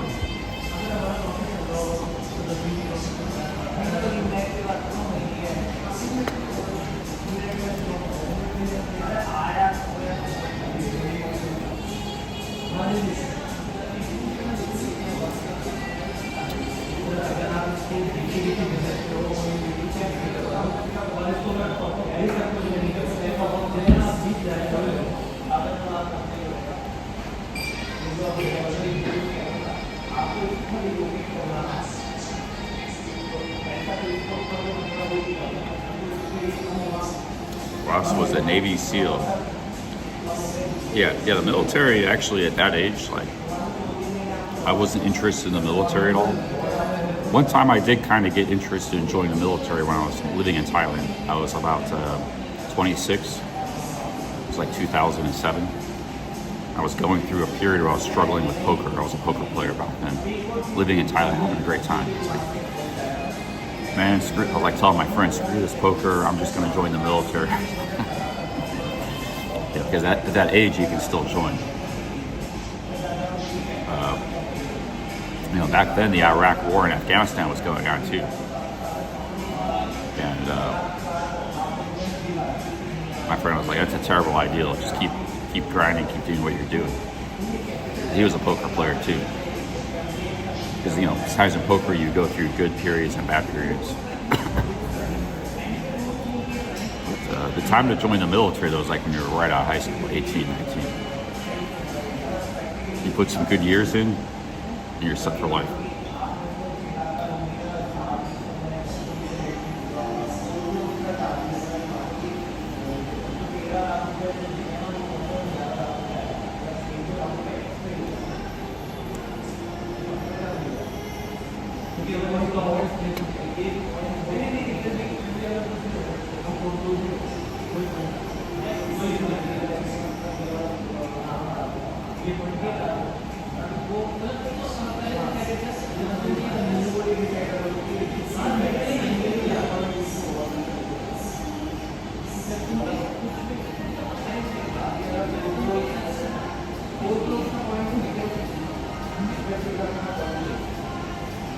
Well, New Abnormal Claremont. See, I was into business. I was a business-minded person, and economics and stuff. So, and I was like a libertarian. I heard Claremont was good at both of those things. I was in Cato in Washington, at Cato Institute, and I thought I would just apply to them for the hell of it. And they rejected me too. So I was like, screw this college thing.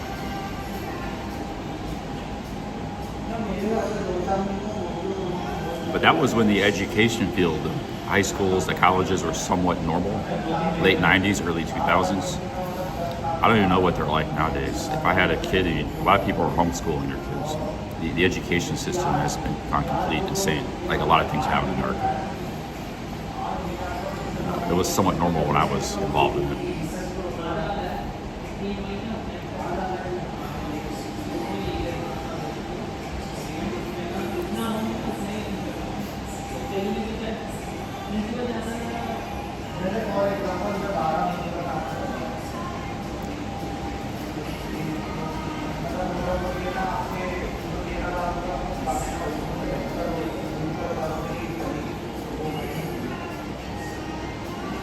Well, yeah, you can get a good education in the military. I have a relative, older relative. He was in the Navy during the times of Vietnam War. He became like a nuclear dude. He worked for a nuclear plant his whole life. He was like he was very smart. He worked for he was like a nuclear engineer. He learned that in the military. He's retired now, but he worked in the nuclear field. But he was in the Navy for many years during the 70s and stuff, in the Vietnam War times. Yeah, the military could be good for that too. It could be good for education, for going into another field. And you get health care for the rest of your life from the VA. There's a lot of perks for being in the military.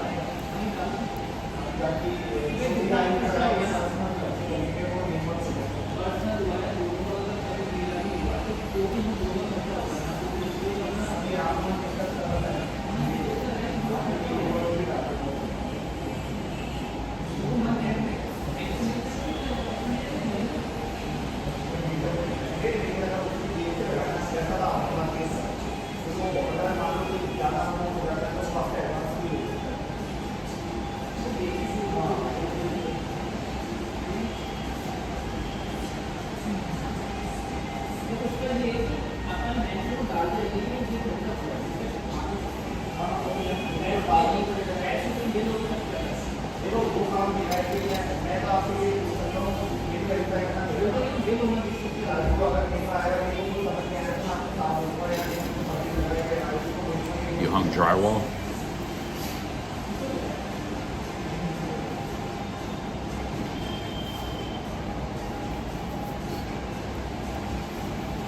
Maybe I go back to America, I could do roofing or something. I don't know if my back can handle it. Roofing is hard work. That's one of the hardest trades. Probably pays good though.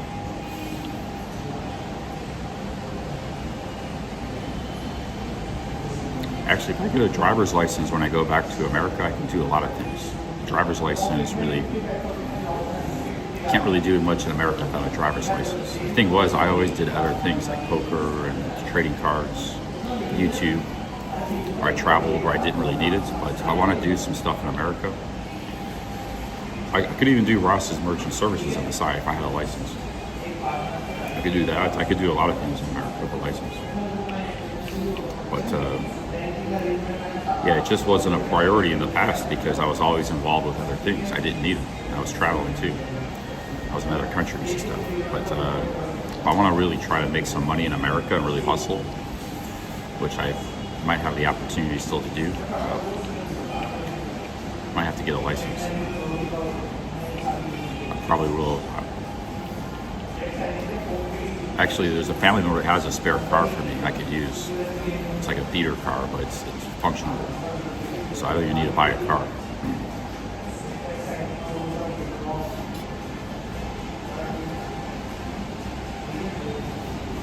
But yeah, roofing is hard because you're bent over all the time.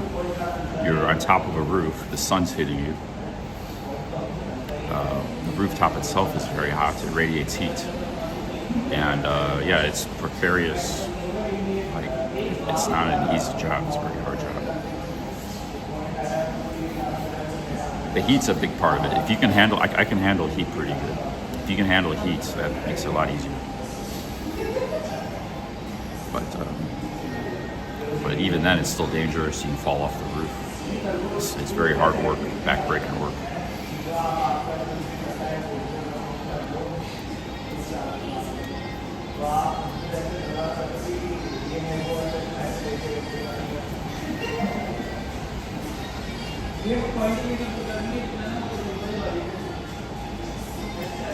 Tillian says I'm too tall and heavy for roofing. Yeah, it might be.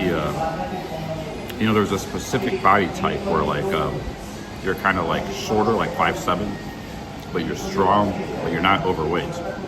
You're strong and agile and short. Those kind of guys are probably suited for roofing. You know, also, you know, a lot of Marines.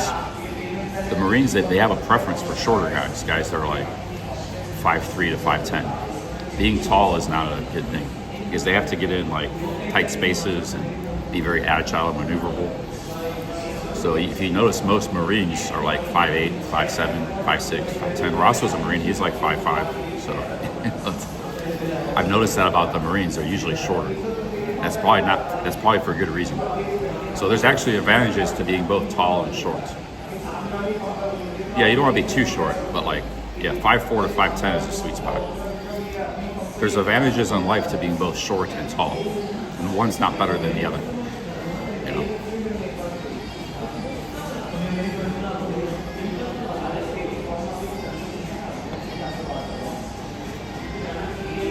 Yeah, you have a more center of gravity, more balance when you're shorter.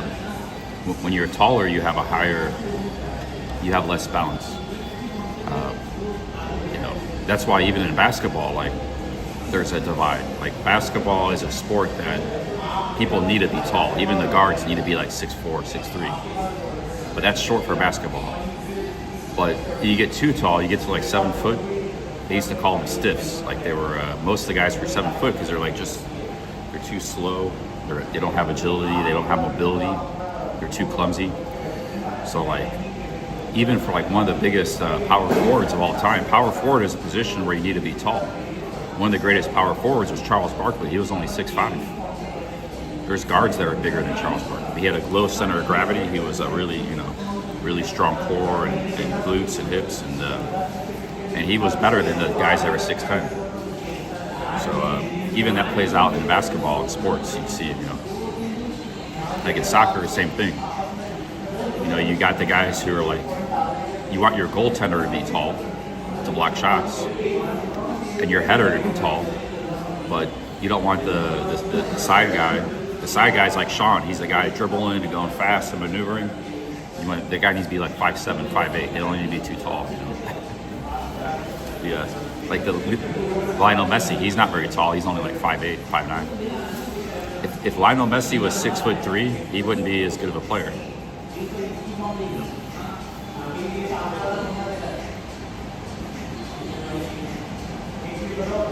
So yeah, like there's jobs, like just even in soccer and sports, there's jobs that are suited to a taller person and jobs that are suited to a shorter person.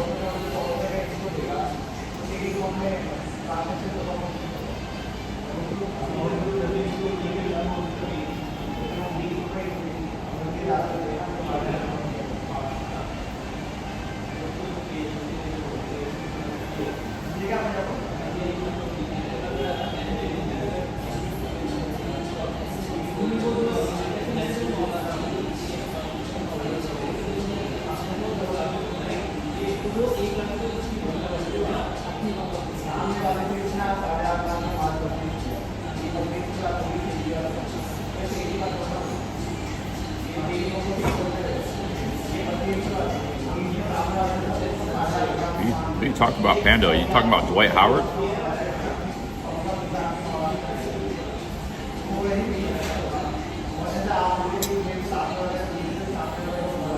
Lee Fund says invest in the elderly care industry.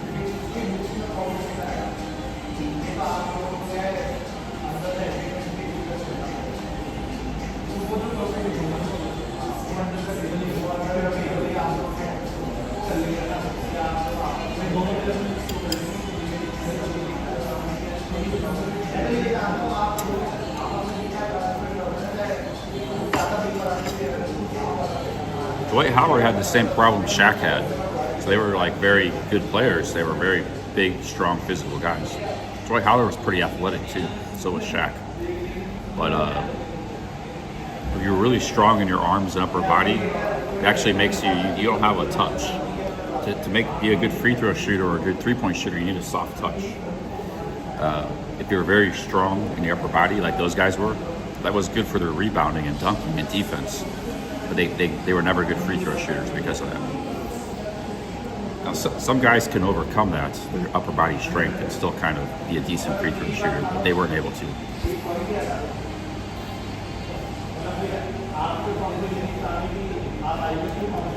Hayden Young, so far, not very much.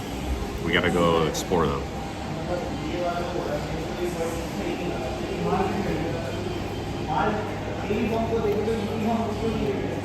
If you look at the greatest shooters in history of basketball, guys like Steph Curry, Mark Price, most of them look kind of skinny upper body.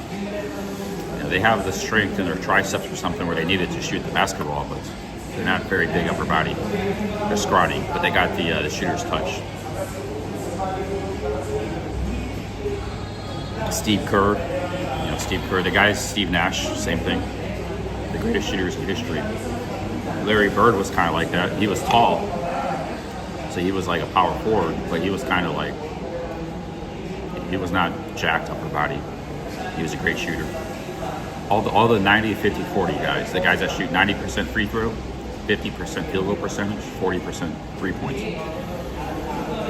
which is a rare club. They're all those are the best shooters in history.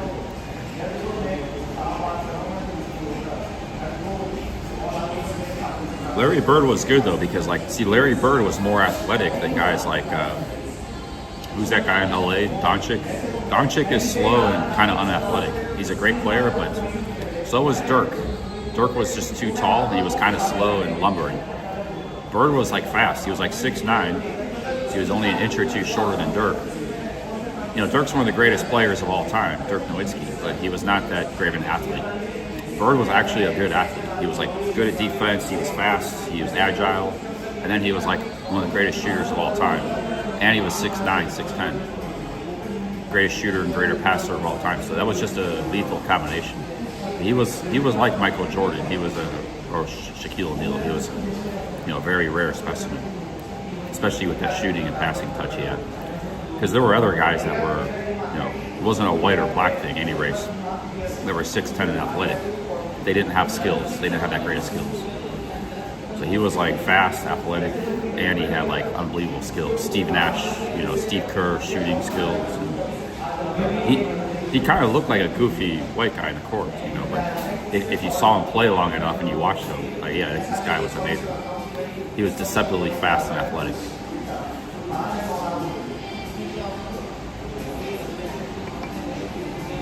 So that's why Larry Bird was an all-time great.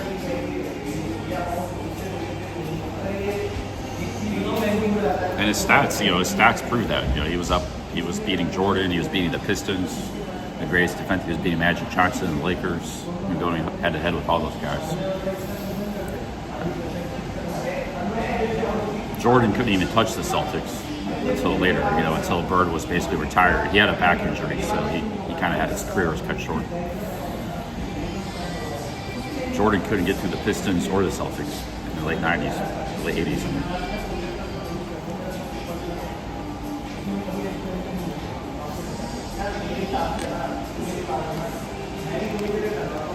I got it.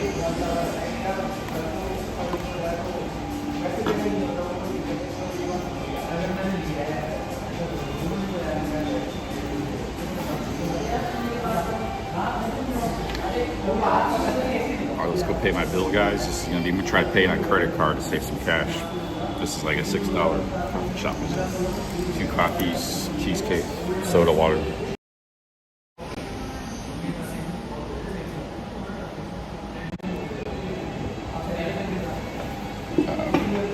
I'm gonna sit down for a few more minutes. Keep talking, then we're ready to do.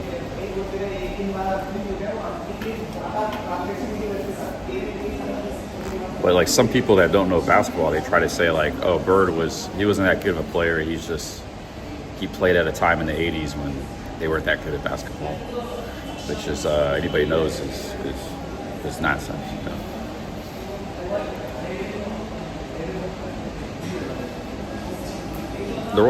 The basketball was kind of weak in the 60s. And it got stronger year by year. It got stronger in the 70s. Even in the early 80s, it was a little bit of a weaker. Like you take the 2000s versus the early 80s, but by the time about the mid 80s hit, it was already kind of like at a modern level.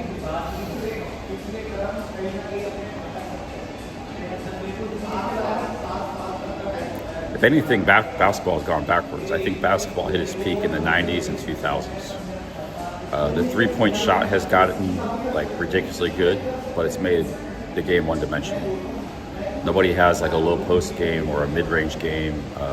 They're just not as good all-around offensive players. They didn't have the 3-point shot back then because nobody practiced it. They didn't care about it. So if anything, like the peak was the 90s and 2000s, 2000. About 1990 to 2015 was the peak of basketball skills. 2015. I think it's regressed some since then. It's no defense. It's super high scoring 3-point shot. It's a 3-point bonanza.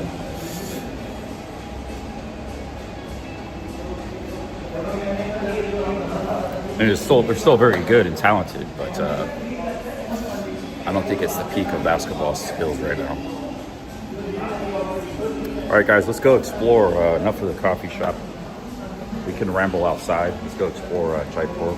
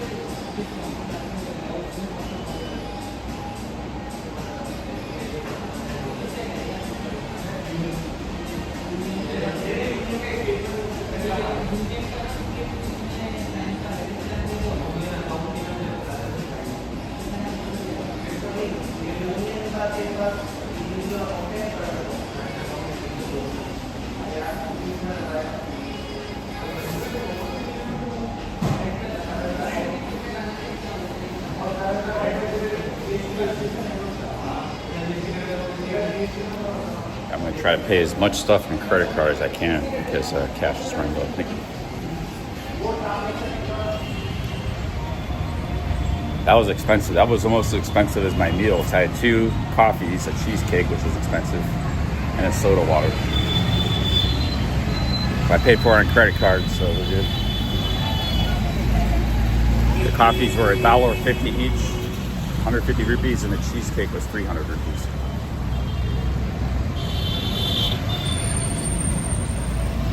Okay, maybe I'm gonna get an Uber. I don't know if I want to walk these streets. It's kind of a mess, these streets here.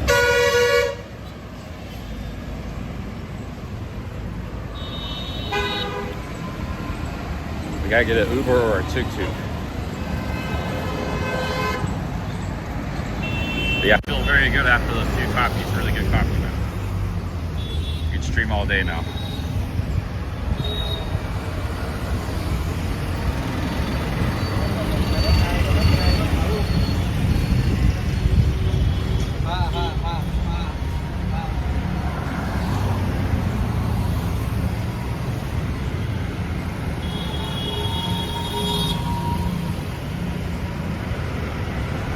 Okay, this taxi ride is a little bit far. We gotta go.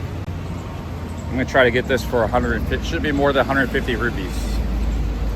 We're just gonna try to get a tuk-tuk on the streets or an auto rickshaw.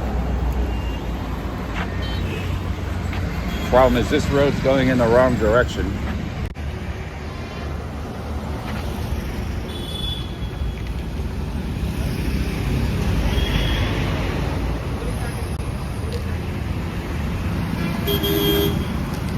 Almost got hit by a car like this yesterday. Damn, dude, this guy's pulling out in the street. What are these guys doing?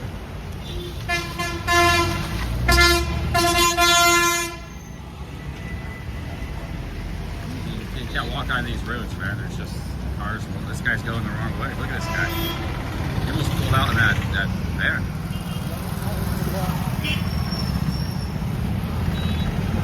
He almost hit another guy. Another guy almost had an accident. I just think, yeah, these roads, I don't even know if I should ride a tuk-tuk. I don't know which is more dangerous, ride the tuk-tuk. We just saw 2 accidents in 5 minutes. Plus, I almost got hit by a car last night. I think we need to get out of the city, my dudes. This is just the accident zone.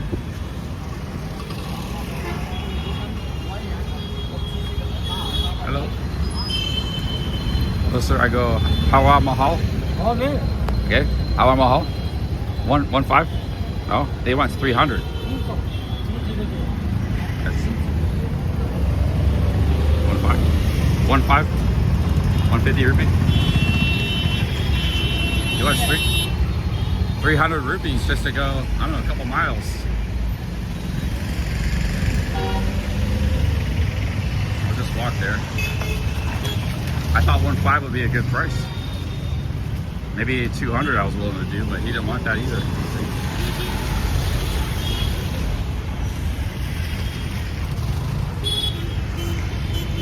Here's the police building.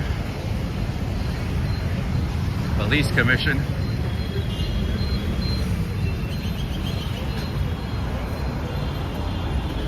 I'll just walk there.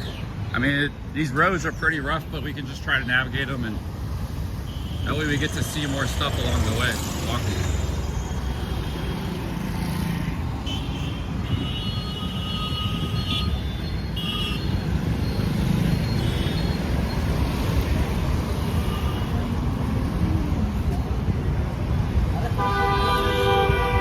Actually, I'm not really in a hurry to go there. Like, I was just gonna go there for the hell of it. I could go anywhere. So I think the Harbor Hall is that way. We can walk this way and kind of walk around. Just go explore.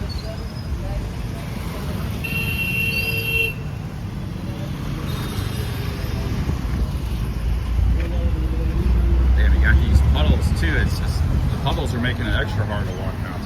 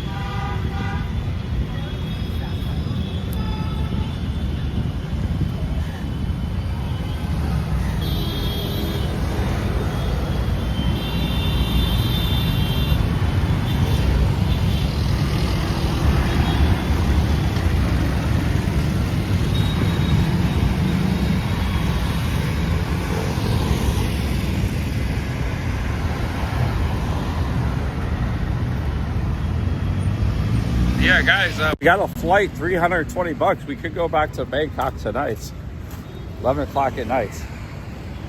It's good timing. We get to Don Muang at 5 in the morning. Nighttime flight. It is a bit tempting, but I said it's kind of a tough situation to try to go back to Thailand right now. I should keep grinding here in India. India is very favorable for my situation. And Thailand is not so much. Although this hotel I'm staying at in Jaipur, I'm spending pretty much the same I would spend in Bangkok or Pattaya, $17 a night. That coffee shop I just spent $6, $7. So those were like Thailand prices. But it is, I'm kind of going through a little rough. My morale hasn't been that great the last few days, so sometimes I will spend more money on luxury, you know, when my morale is not that great. I'm not feeling that good, and let's try to get across the street here. I was walking by here yesterday. I got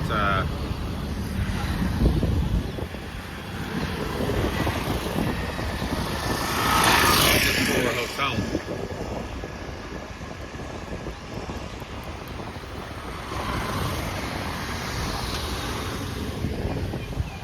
think this is like a homeless area. It says government hostel.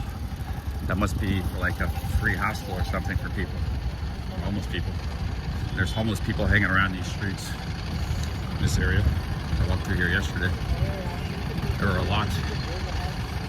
The government hostel doesn't sound very nice place. It sounds like a shelter.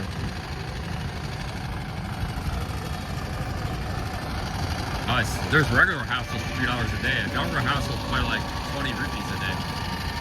You don't know how stuff cheap can get. Either it's free or it's like 30 rupees or something. 30 cents. You don't know how cheap stuff can get in India. For a homeless person, you know, $3 can be a fortune. That's 300 rupees. If it's a government assisted hostel, it's probably like 20 rupees. $3 is like, you can get hostels all over India for $3 for a hostel, a regular hostel. That's normal, that's for the tourists. Indian tourists and stuff. That's not really a deal. I actually saw hostels for $1 or $2 when I go to some of the cities I was in.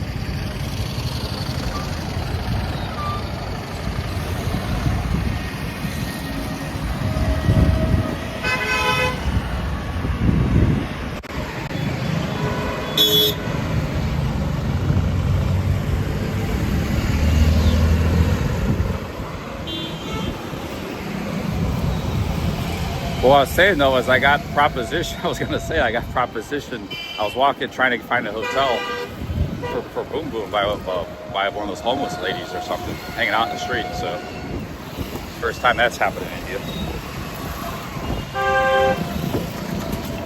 I'm not looking for that, but you know, it was just I thought it was kind of interesting, funny.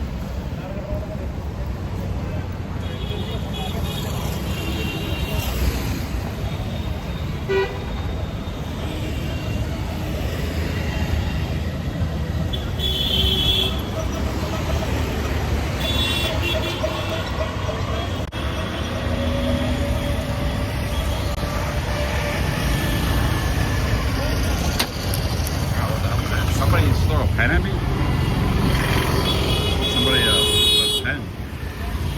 That was like a projectile. You see that this pen just came flying, man. I don't know where it came from. It came from a motorbike? Probably a car hit it. Yeah, a car probably hit it to get it up.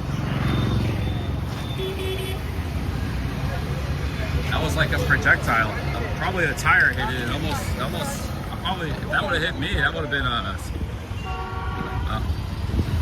probably would have not been good. Very close to hitting me. I was thinking somebody might have threw it, but it was going so fast. There's no way nobody threw it. A car hit it and it went, hey, how's it going? Howrah Mahal? 100 rupees? Yeah. 100? 200 maximum. I like walk. Albert Museum 100. Huh? Albert Museum Hall 100. Okay. Yeah. Yeah. Your name Indian helicopter. Okay, careful man, watch the street. Wait to me the accidents in the city already. People drive crazy here in Rajasthan.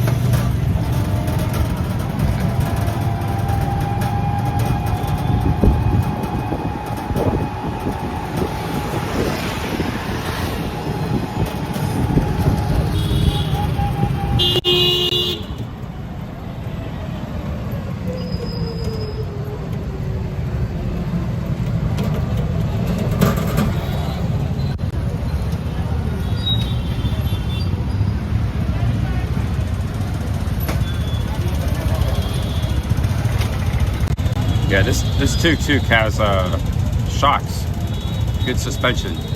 Ashmere, the two tuk-tuks, they didn't have suspension. It was like your head would hit this, and this one good. This good tuk-tuk. Yeah, I ride this like this in Ashmere, no good. I was like, yeah, very bad.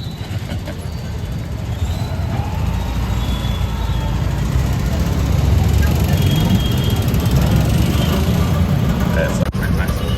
Not perfect, but it's good.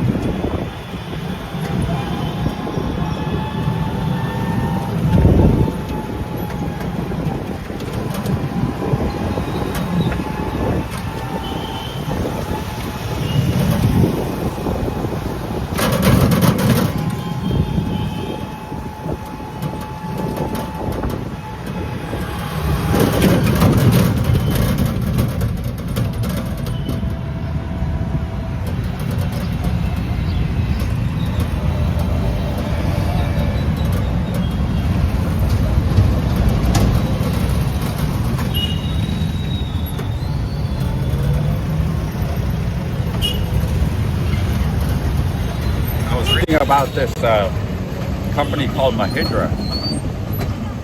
Very interesting. They make a lot of tractors and cars, Jeeps and stuff. I never heard of them, but when I was in Jaisalmer, I saw all these Mahindra Jeeps everywhere. Really cool looking. They're like steel. And I think they're one of the biggest tractor manufacturers in the world now, Mahindra. They started in Punjab 70 years ago. They're based in Mumbai now. They're like heavy-duty steel, like Jeeps and stuff, vehicles, SUVs. They're not this plastic junk. They're all made of like solid steel, man. Because you notice it right away. A lot of stuff is all made of plastic. These SUVs, there's stuff Mahindra is like straight up steel. Right, you see. Yeah, it's an Indian company. Look at this gate here. Ashmere Gates, nice.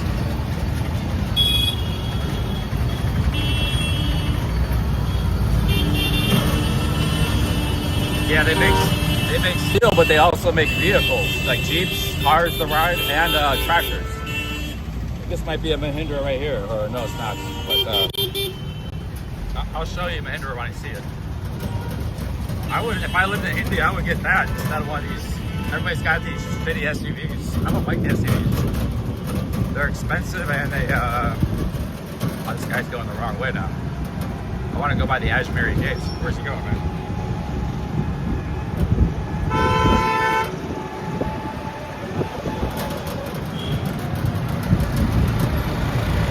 If we ever go, where are we going? We're going south, dude. I want to go this way. Bro, we're going the wrong way, man. We gotta go back by the Mahindra Palace. Ashmere Gate. Ashmere Gate. Okay. I don't know where he's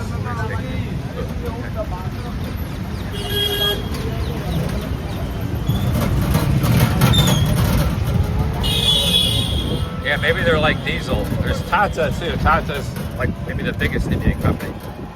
Mahindra is only like the 17th biggest Indian company. They do 10 billion in business a year. Steel, tractors, like Jeeps, cars. Oh wow, nice.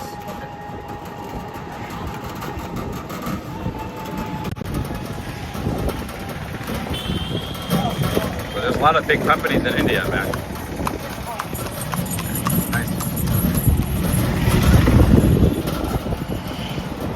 To know this city before I judge it, explore it. Get to know it a little more. got no food. Oh, okay. Well, oh, yes, you take me here. This is a big palace or something.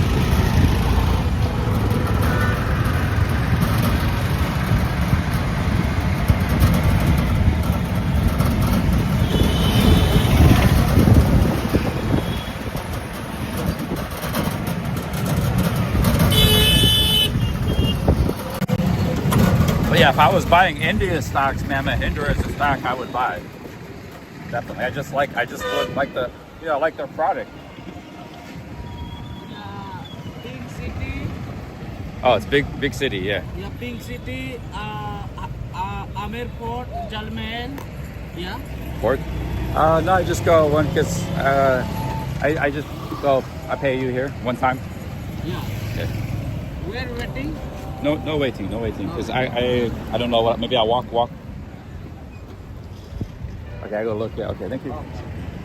He wants to wait and take me around everywhere, but I like to stay independent and just explore my own. This is the Central Museum of Jaipur.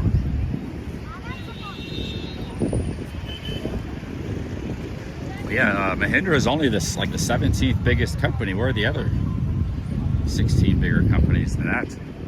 I know Tata is probably one of them. Tata might be the top 3. Sometimes it's a lot of banks and financial companies and stuff that are big companies.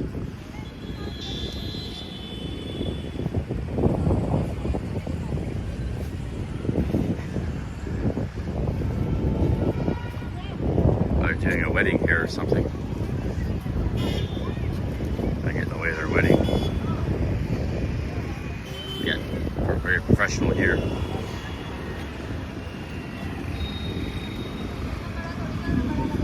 This looks like an old palace. There's a lot of this kind of stuff in Jaipur, all over Rajasthan. Very impressive building. I'm gonna keep walking, I think, keep exploring. There's my tuk-tuk driver, he's waiting for me, just in case I change my mind. I'm about to go for a walk. I like walking. This looks like a good walkable stretch here.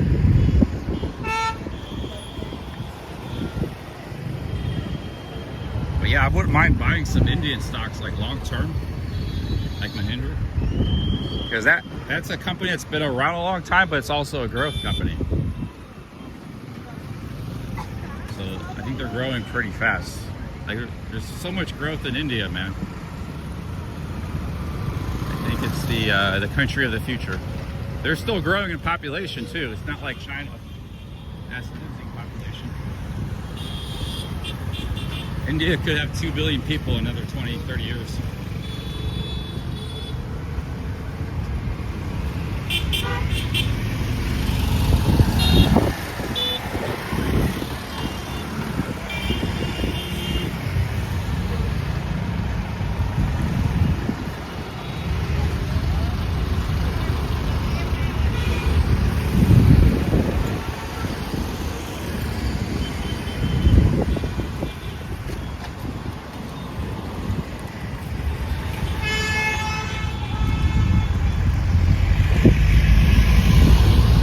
That might be a Mahindra Jeep or something. There's a lot of these kind of like heavy-duty steel Jeeps. I saw a lot of them in Jaisalmer because they go out into the desert with those Jeeps.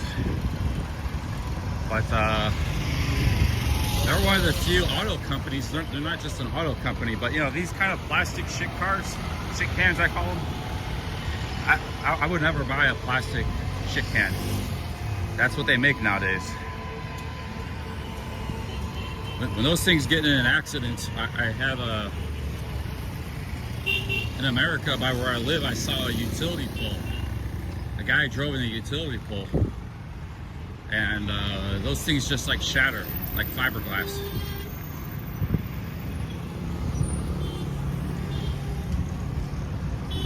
And people pay a lot of money for those too, for those shit can plastic cars, which is mostly what they make nowadays. I like to walk, sir. No, I like to walk. I want to see you walk.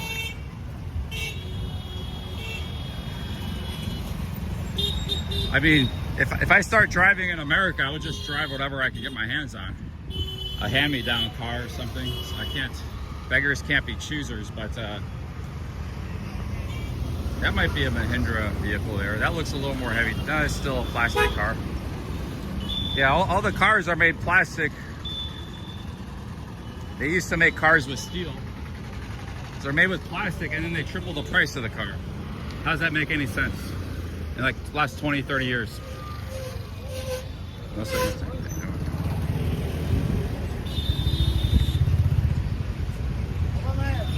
walk. Yeah.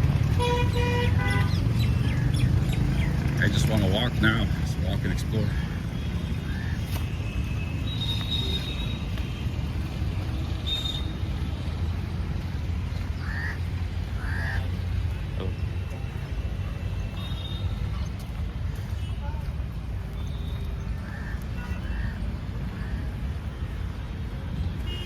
There's the Saragi Mansion. There's a few things I'm looking to purchase. If I stay in India, I need an electrical adapter. I haven't had that for a few days because the last one I had broke. It actually was stopped working. I bought that thing in Amritsar a couple of years ago, Punjab. It's just real cheap. It wasn't a very good one. So we need an electric Indian. It was actually a universal adapter though. That was the good thing about it. It's like if you went to Malaysia, it would also work in Malaysia. We need to find another one of those. And then looking for some dried fruits, like maybe some dates. Those dates I had in Jaipur, I made a short about dates, the dried fruits. They were so good, I'd like to try to find them again. I went through that whole box. I'm not a huge fan of dates generally, but those were so good that, yeah, I enjoyed eating those. Dates are very healthy. Try to find some dried fruits, some dates. And I guess that's about it. Maybe something else we're shopping for.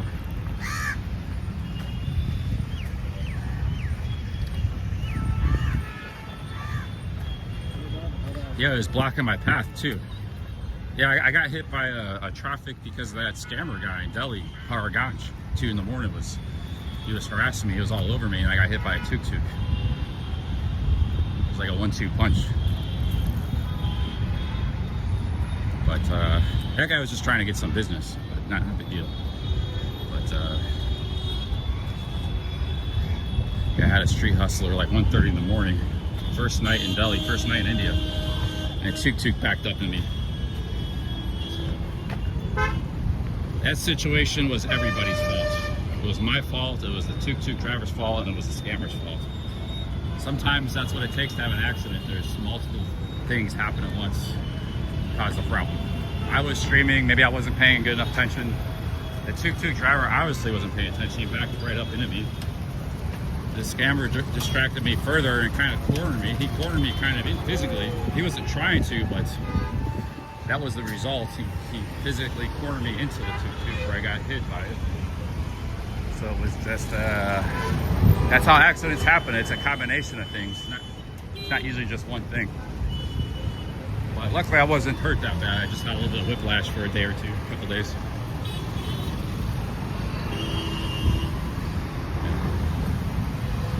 If I were to get rear-ended in one of these tuk-tuks, man, it's never happened. Hopefully it never would happen, but that would be not pretty. That'd be a pretty sight. Sometimes you're riding one of these tuk-tuks and a car comes flying up on you.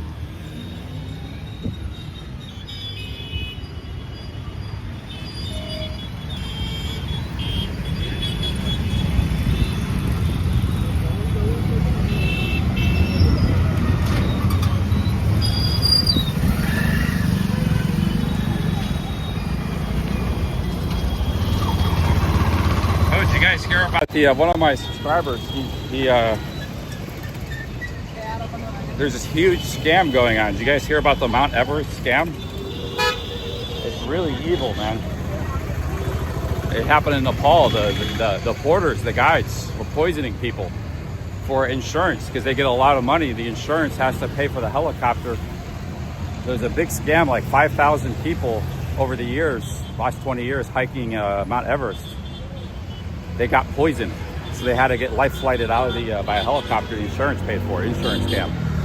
And their guides, the people that were there to protect them and guide them, were doing it. They were poisoning their food and drinks, making them sick. Look on YouTube. I looked on YouTube this morning. One of my subscribers left a message about it, and it's been a big scandal. Last few days, a lot of people on YouTube were mentioning it, reporting it. 5,000 people were poisoned trying to hike Mount Everest. So they might have actually made it, but the people they were looking for protection poisoned them. It's a big scam, man. Big in Nepal. Yeah, terrible. You know, some of those people might have died or something. Who knows what they were poisoning them with? It was enough they had to be helicoptered out of that.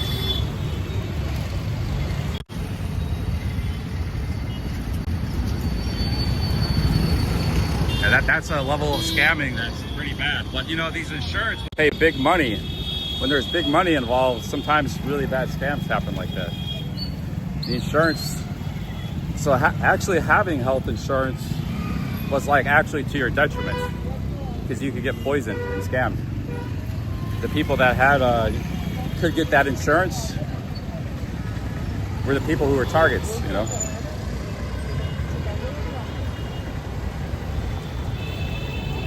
There's a big scam going on Mount Everest. Horrible, man.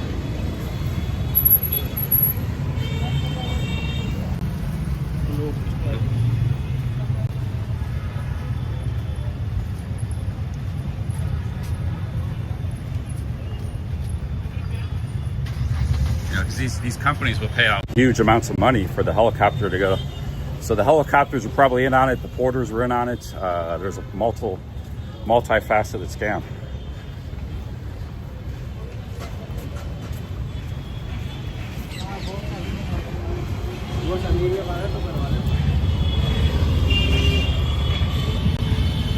Yeah, there's a lot of YouTube videos about everybody's talking about it in the hiking community, the Mount Everest community. Nepal, hundreds of thousands of views. I heard about it from a subscriber, so then I researched it myself, and it looks like it really is happening.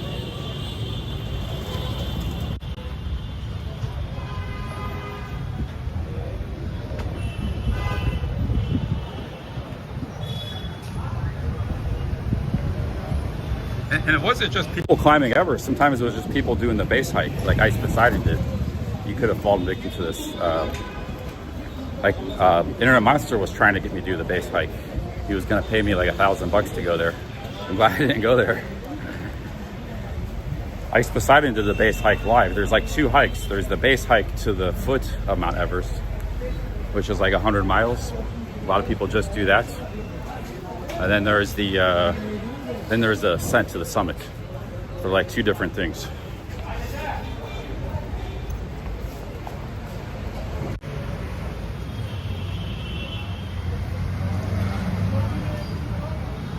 That's going to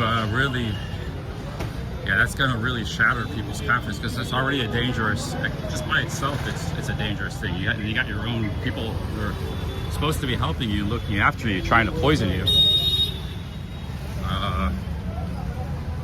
Yeah, I don't know. That's not going to be a very popular thing.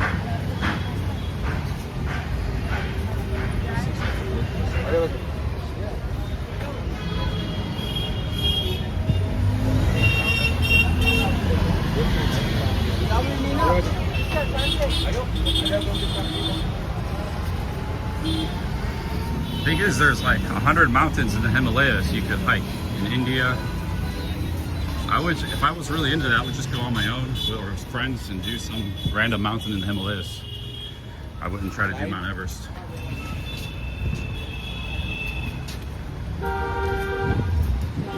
But Nepal don't want you doing that. That's another problem. Nepal's like, they had a new rule a couple of years ago. Joe Balder made a community post about it. You can't just go hiking on your own. You have to hire a guide or reporter. So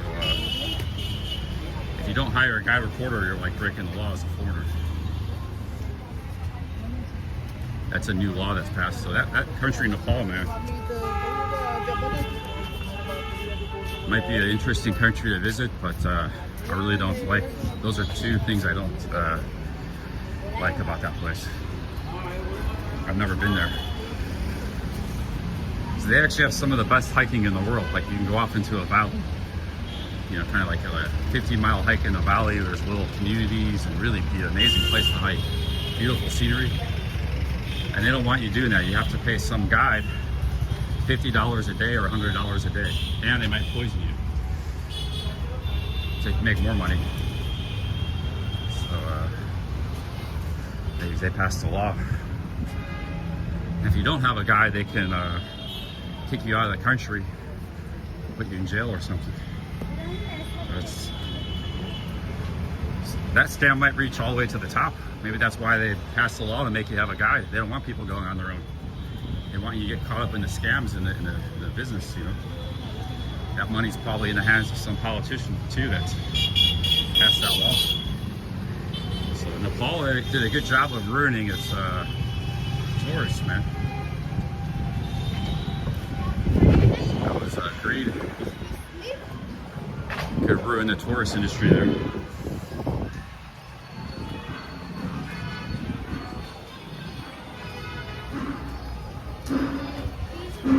Yeah, but Mount Everest is only one. It's only one sort of like. There's all kinds of hikes, beautiful hikes and valleys and mountains you can do it.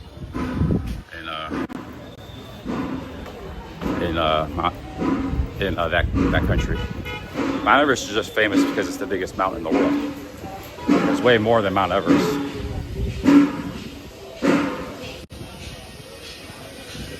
This is kind of an interesting neighborhood here, these buildings.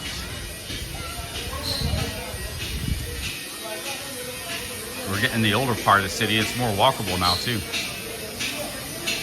Really interesting architecture here.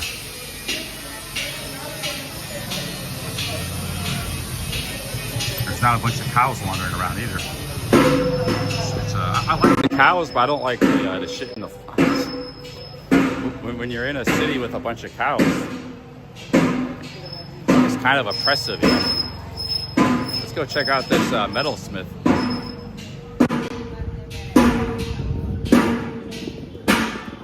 Guy's making something by hand. Like a pot.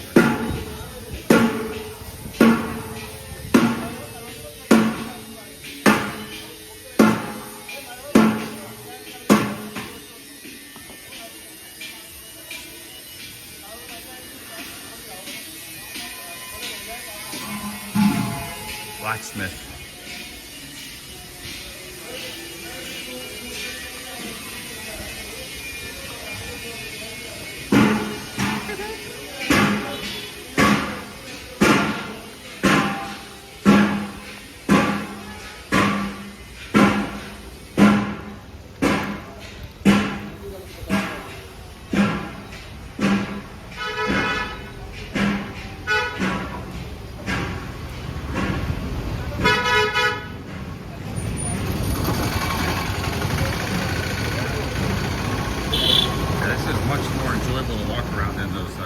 And it's interesting, just architecturally in the streets and stuff. So I'd rather walk around these kind of roads than those big roads, a lot of traffic, modern buildings.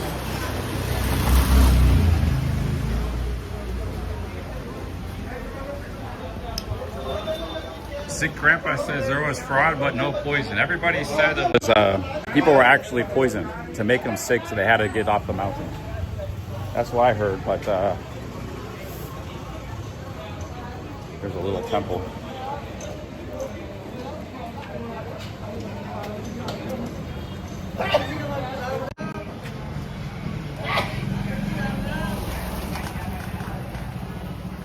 Pretty interesting streets out here. We're getting into the more interesting part of the city than where I was. Every city in Rajasthan, man, has like a lot of character. You know, they're all different. Every city is different too. That's why Rajasthan's a popular place.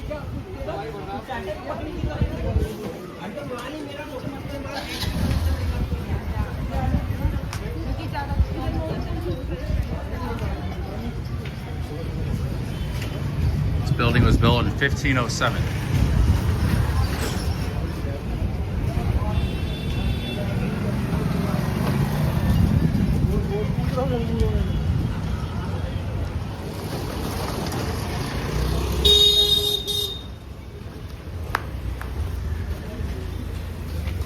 Yeah, this is a pretty cool city. I looked at it on Google Maps, but it didn't look at this area. So I was kind of trying to figure out where to go and stream and walk around. I looked at this area, it didn't look that good, but now I'm in here. Sometimes that doesn't give you a good picture. You gotta kind of see it for yourself. So yeah, this is a very, very interesting neighborhood, part of the city.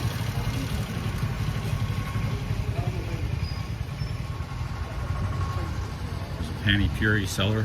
It's one of the most popular street foods in all of India. It's called Pani Puri. I've never actually had it yet. They said it's something that can make you sick. There's another guy selling Pani Puri. What they do is they got these hollow. It's like a little hollow dough ball, and then they fill it. There's like a little hole, and they put like a liquid in there, and then you kind of eat it. It explodes in your mouth. They put other stuff in the hole too. So it's like, I've seen it all over India. I've just never tried it yet. Here's another guy selling Pani Puri. Let's go down this way here.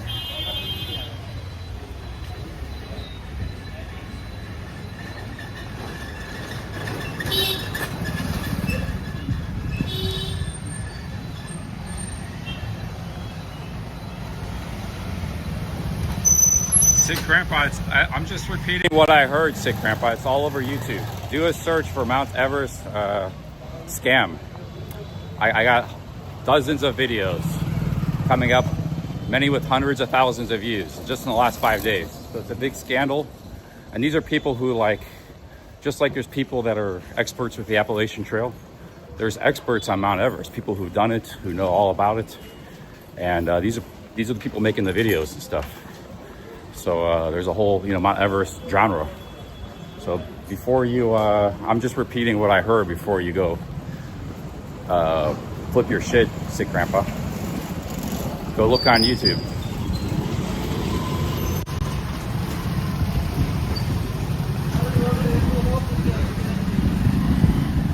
How do you know more than those guys? These are people who are in touch with the whole community and everything.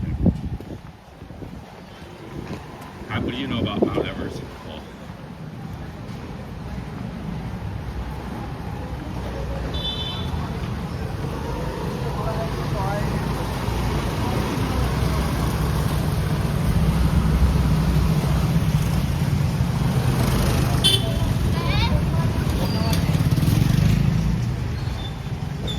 it's lies. Well, I don't know. Go. I mean, that's what I heard, man.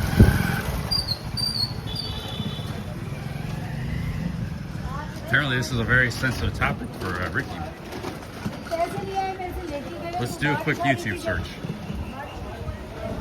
We're gonna search it for ourselves right here.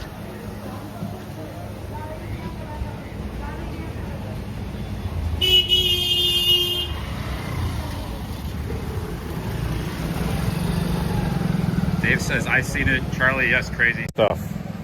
Yeah, I don't know why this kind of stuff happens in the world, man. I don't know why Sick Grandpa is all upset about it. Mount Everest base camp, Mount Everest scam. Okay, I just searched Mount Everest scam. We got even news articles reporting on it. Here's France 24 English. 340,000 views. Everest guys accused of poisoning climbers. There's France 24. That's an official news source. We got another 100,000 views. This guy, I saw this, 32,000 views. Poison trackers food on Everest. Here's Finn Post, Finnish news. 83,000 views. It's all over YouTube. All over. It's on the news too. So Ricky knows better than everybody, I guess. Here's an India video. Here's from India news channel. Here's another news channel. It's an Indian news channel. Mount Everest scam. It's all over the news in India. Everything. Here's Fox News. Fox News reporting on 600,000 views. Fox News. So, yeah, get the fuck out of here, Ricky. I'm just sharing what I saw.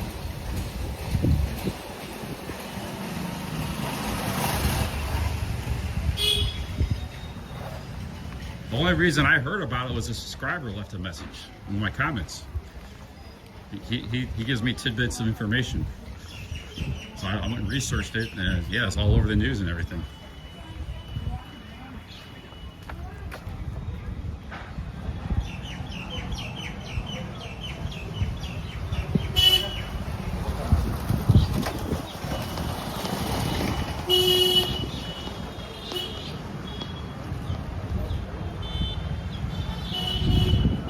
Little park.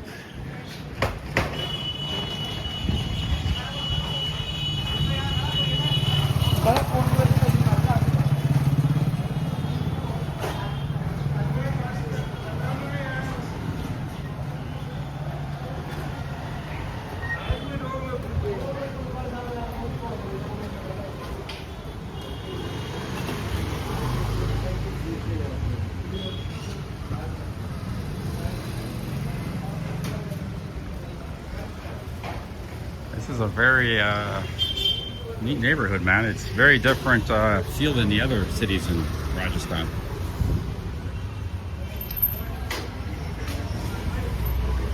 Each of these cities has their own character.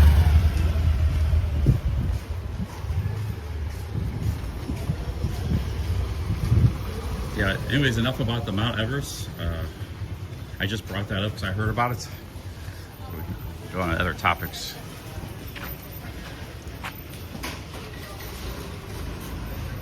Dude, that was from official news site. So it was Fox News, 700,000 views, official Fox News site. So it was just endless articles and stuff about it the last week. That's a big scandal.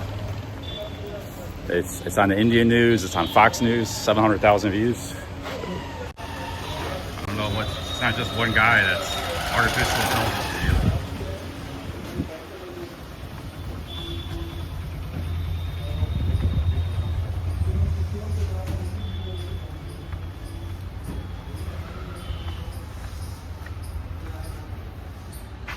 Okay, we're in the old city here.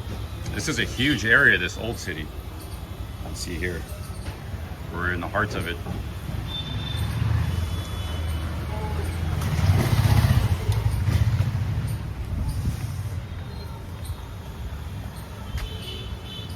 Hello. Hello, how are you?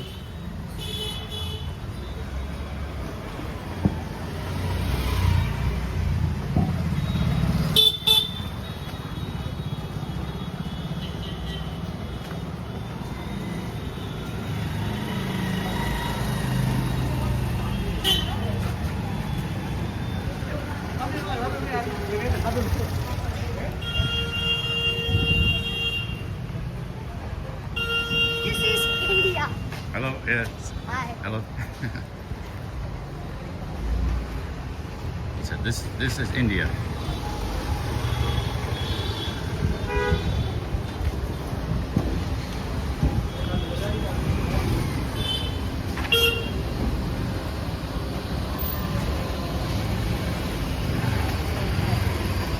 Yeah, I like these buildings, you know, buildings, the streets. It's an interesting old city here. I was actually really, my first impressions of the city last night, though. My first impressions were not so good of the city, but now that I got in the older area, it's like a really cool city to explore. This is a famous city, like tourists come here. It's part of the Golden Triangle. Delhi, Agra, where the Taj Mahal is, and this place. I think this might have been like a Mughal city. I'm not sure the history of the city, but they have like a lot of mahals, like the Taj Mahal. They have that here too. So I wonder if it was part of the Mughal Empire. It might have been. I know that most of Rajasthan wasn't. This is closer to Delhi. It may have been part of that empire. Ask somebody.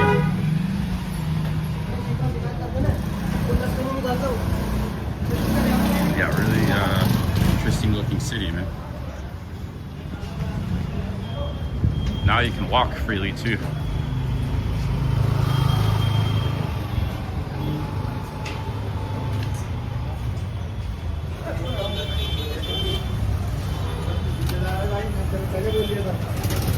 Sick grandpa is full of crap, man. He's full of crap. He's a bullshit artist.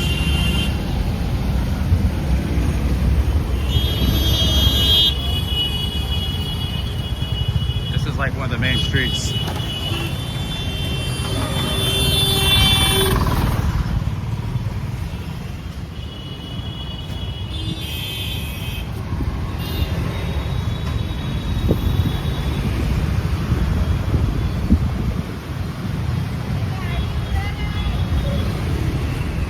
Yeah, Punchar from India. He says it's all over India news. He says Sick Grandpa was wrong, yeah. Like, I didn't just repeat something that was just like some random YouTuber said. Like, it's big news all over the world. And it was not like he could have just said, oh, I'm not sure about that, Charlie, I disagree with it. No, he's calling me defaming, all these crazy words and stuff. I was just sharing international news. You know, so that's why he's a big bullshit artist. Yeah. Because are you sure about that? That don't sound right.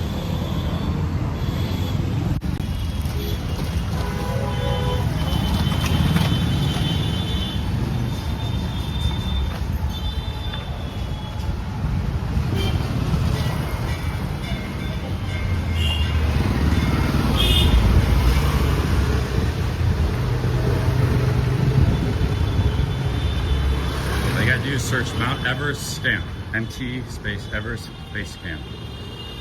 All kinds of stuff coming up. News from all over the world. News agencies and YouTubers both.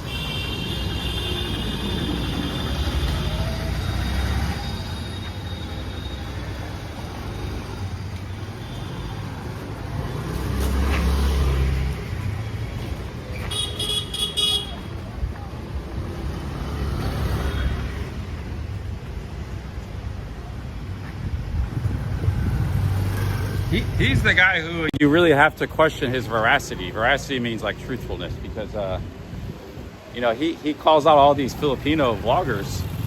Well, I wonder how much these people are actually guilty of the things he says. He's just taking Ricky's word for it.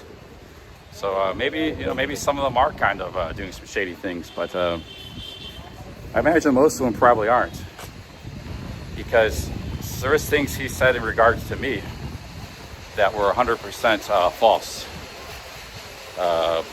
He said this is when I kind of so I already hung out with Ricky a few times, so we got on fine. You know, we had a friendly hanging out together in person. We got along good, but he said something after the last time I hung out with him. I was watching his stream. He was in a beach in Phuket. And he said, because him and Tequila Joe kind of hate each other, and he knew I was gonna maybe go work for Joe, so he said Charlie was talking shit about Tequila Joe or something, which is 100% true. Me and Ricky never said one word about Joe together, anything, you know.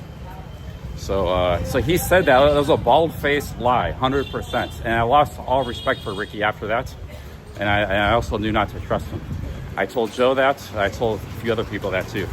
He made up a bald-faced lie. I even told Ricky that too. And he said, "Oh, I was just joking or something." So that guy is, you know, he's kind of friendly in person, but maybe he's deranged or something, and he just, you know, he likes to make YouTube drama. And that wasn't the only example. There were a few other things where he just would make stuff up. Bald-faced lies. Like,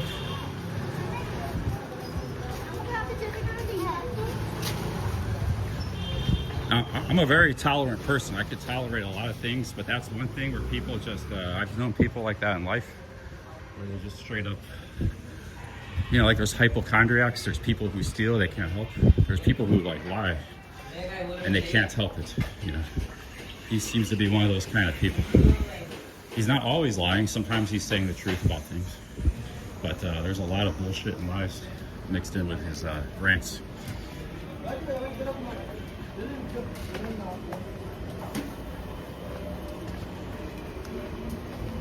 Hello. Hello, how's it going?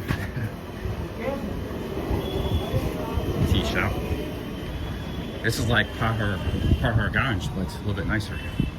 A lot nicer, a lot cleaner.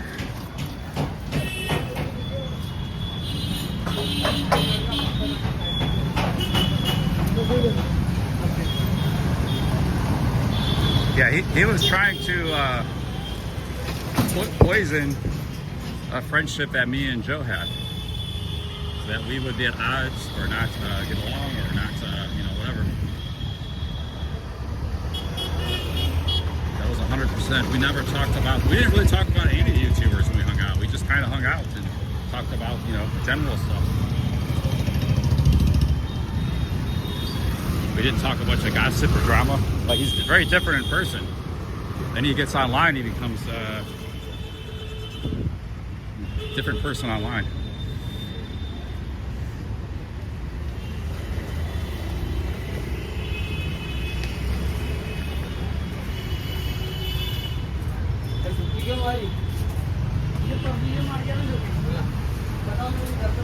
These are pretty cool. Little figurines.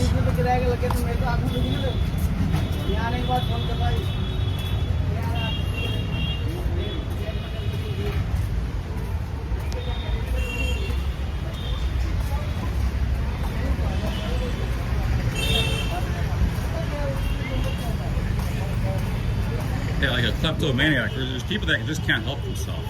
I've known habitual liars in life, and they're very, they can't help themselves. They invent stuff. I think sometimes they even believe it. Like, they even believe their own lies because it's like a mental illness.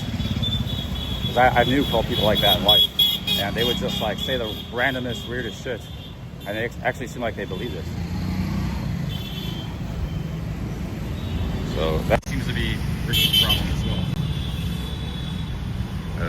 That can I just take for entertainment value, I guess.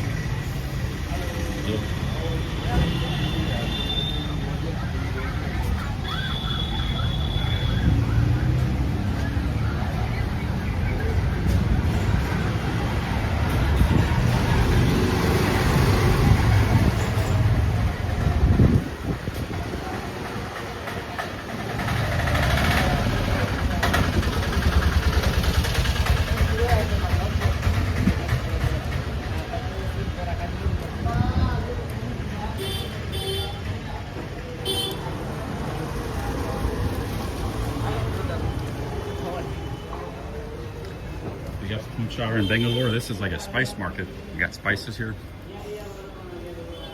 Look at all these spices.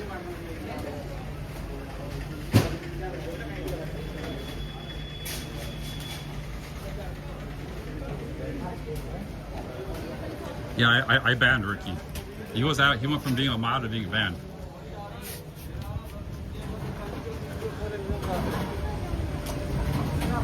So maybe I shouldn't have banned him, just timed him out. All right, here's what I'll do. I don't know if he's watching right now, but I'll go ahead and unban him. I probably shouldn't have banned him, but he has a right to respond. I'll go to my channel and ban him. But he pissed me off.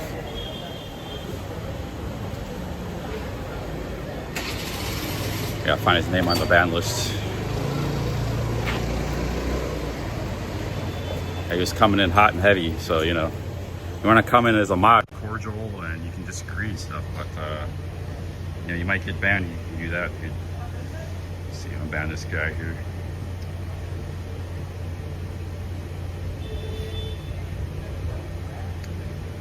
Okay, user management, hidden users.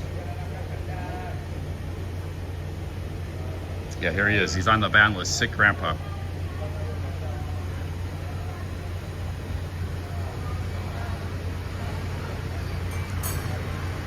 So yeah, sometimes the bans don't go through on Prism, but his went through right away.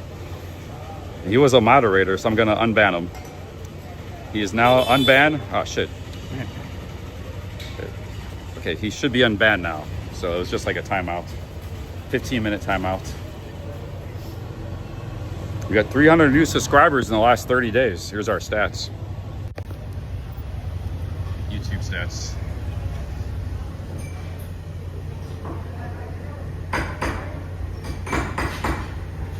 That big chunk of money I'll be getting this month.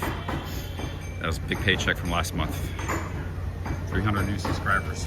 So that's what I'm trying to hold out until the YouTube payday. I had a good month last month.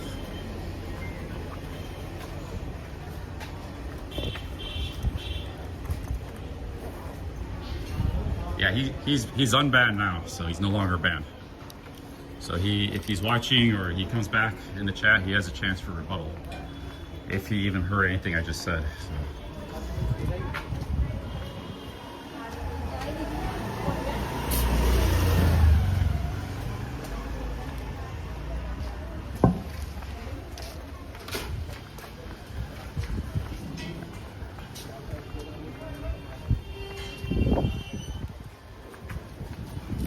It's pretty dense back there. Go back around here. Let's go back this way.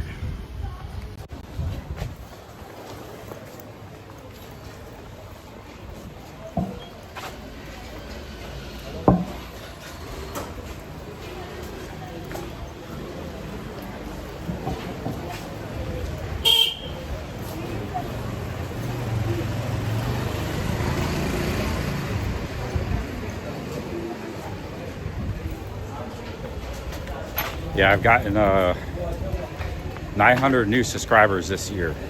But the reason I have so many new subscribers this month was a couple vertical streams. I got like 200 new subscribers. When I do these horizontal streams, I don't get that many new people. Like, you know, YouTube doesn't promote these. There's a billion Indians on YouTube. And I actually do get some Indians who somehow find me, and they're actually very active in the chat. Had that guy in Delhi, he was a local, he was chatting for like 5 days straight. I think I had a lady in Rajasthan that was here. So they actually do like these live streams. But I've probably gotten more subscribers just telling people my channel in real life than I have YouTube promoting this channel. So they're not doing a very good job promoting stuff on YouTube. Like, these live streams should get like, you know, you're streaming for 10 hours, you should be able to get 10 or 20 new Indian subscribers every stream. That's not asking for that much. But you know, the algorithm is flawed and YouTube is flawed. They set the parameters and they design it, and they just don't have a room for horizontal live streams. They don't put it in their search engine or their algorithm. The people that watch are just people who already know about the streams and like it. That's the biggest problem with streaming on YouTube. It's not the fact they take the super chat money, like 45% of it. Well, actually, it's 30% of super chat, or 30%. It's actually not too bad. It's the ad revenue they take 45%. Super chats is 30. It's not that. It's not the fact that they don't like pay a monthly salary or something, which would be nice, a little bit, but they don't do that. It's the fact they don't promote the streams at all. Like me, Kelly, Barry, if you stream for years and you just have the same, you don't get any promotion, no matter what we're doing or where we're at. That's actually really pisses me off about YouTube. And I might actually consider Kick because of that, You're busting your tail 12 hours a day in India in the heat, and YouTube don't give you any love. And you have to make all your money from your subscribers, your super chats, There's no other revenue source. They don't really, that's why nobody streams on YouTube. They stream on Kick. I've been very generous with YouTube, but it's kind of they don't take care of their streamers, man. They don't give two shits about streamers. All right, guys, look at that fort there.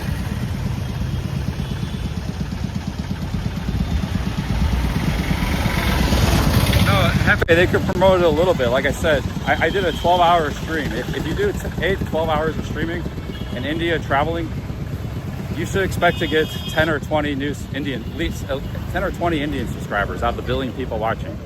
That's just a little bit of exposure. You don't even get that. You get nothing. Unless you do a vertical stream. It's just because there's a vertical feed. You do get some if you do a vertical stream. So they don't promote live streamers at all, man. But like I said, when some Indians actually find my channel, they actually, you know, they like it. They're busy in the chat. I've had people chatting for days from India. You know, had a lady from Rajasthan when I was in Jaisalmer. Had a guy in Delhi. He was in there every day chatting, and, you know, talking about Delhi, sharing information. So I see they actually like these streams, but they don't ever get to see them because they don't get exposed to them. YouTube's got streaming blackballed from their channel.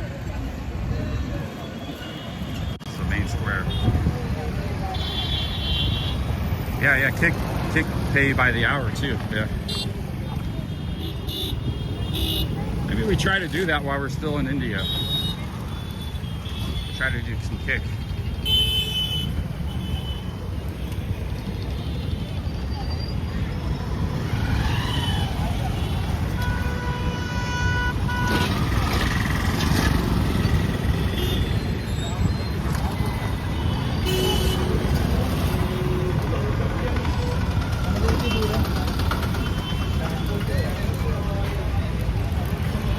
Pretty cool city, man. I mean, I'm glad I didn't. I'm impressed by Jaipur. Every city in Rajasthan has cool things about it. I'm seeing they're all different.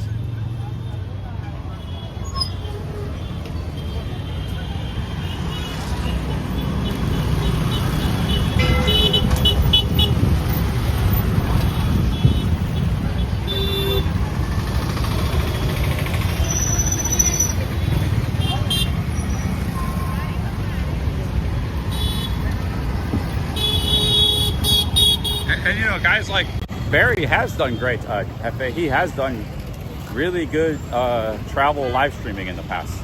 I know a lot of the time he's sitting in his room, which, you know, but he's done streaming all over England. He's done great IRL content. He streamed in Brazil and Ukraine. So he has done good streaming content. He's done some of the best UK streams that anybody's done. All over the UK.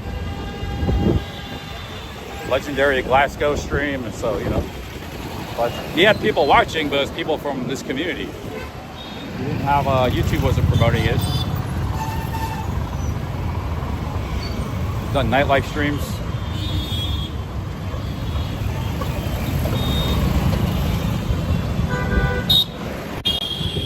You know, sick grandpa for the he's done some good IRL streaming too. He's a capable streamer. So, you know, we got a good community of streamers, but YouTube just doesn't promote it for whatever reason. They don't promote streamers in general. You have to learn by word of mouth. It's the only way.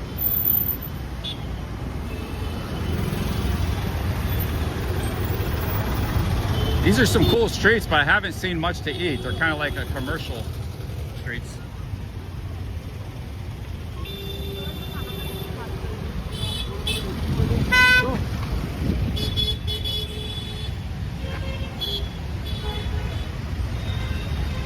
Yeah, every road is a terrible crossing, man. But I'm kind of used to it, crossing streets. Even in Thailand, you gotta cross a lot of sketchy streets. Thailand is good because they have the overhead passes. You can walk over a busy road. They got a lot of those all over the busy roads, pretty regularly, consistently. So you don't have to walk into the middle of a busy street most of the time. But not every country has that. India doesn't have that. So there are pedestrian bridges, pedestrian overhead bridges, which Bangkok has a lot of. And Thailand in general has that.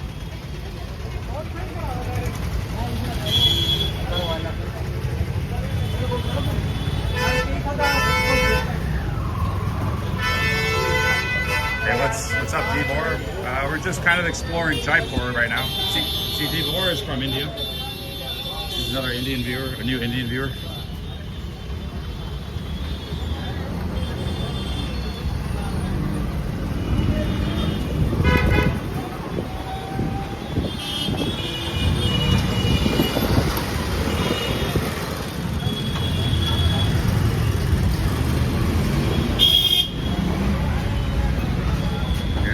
sells sewing machines. I wanted to kind of buy one of these for myself and learn how to sew.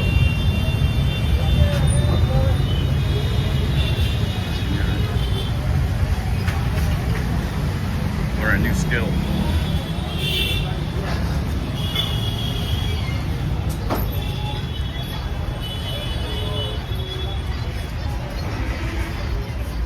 Chapati cooker.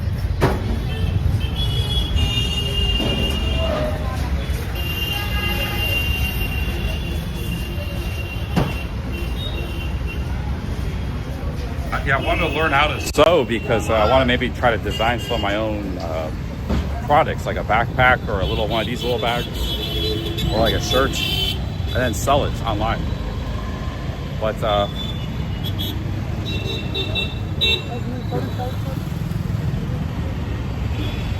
it's called Myog, make your own gear. And then I can, once I learn how to make good gear, I can then mass produce it and sell it online. The problem is, what's the learning curve to become a good sewer? Like, is that something you learn in a couple months, or is it like years of craftsmanship? If it's years of craftsmanship, then forget it. But if it's something you can learn messing around in a month or two, maybe it'd be worth doing. Does anybody know that? What the learning curve is?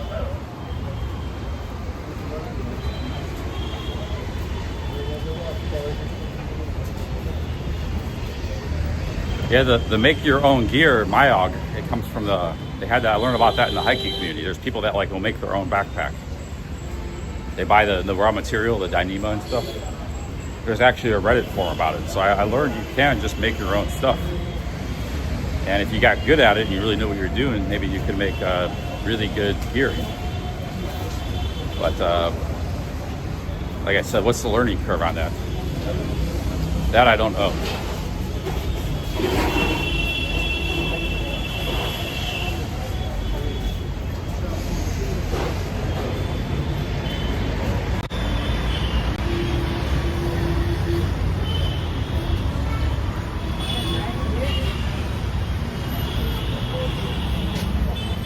It's like a tour system.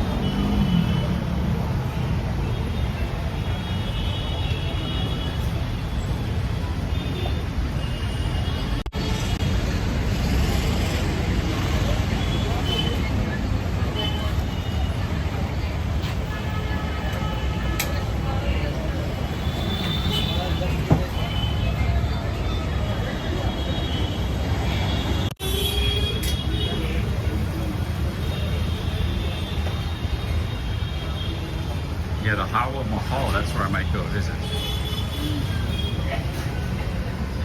Safety box. Locks.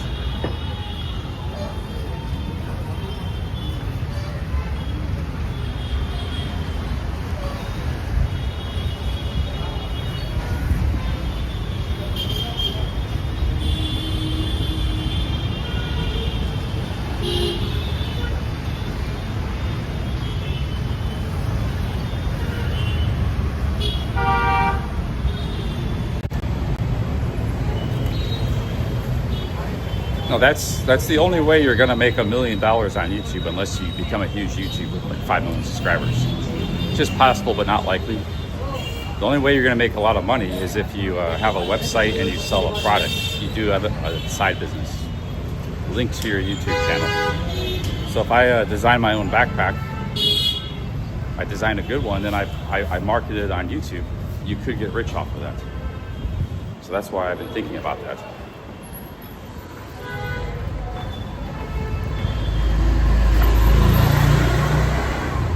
You have to have like a product. You know, people buy those backpacks at $200 a pop, and you market it on YouTube. That's the only way you're going to make a lot of money. You're not going to make a lot from super chats. You're going to make, you're going to make a living, or ad revenue. Even if I got good in vlogging again, I'd still probably be making like $2,000-3,000 a month, even if I was successful at it again, which is no guarantee of that, or even likelihood of that. But if you manufacture the product, oh shit, where are my glasses at?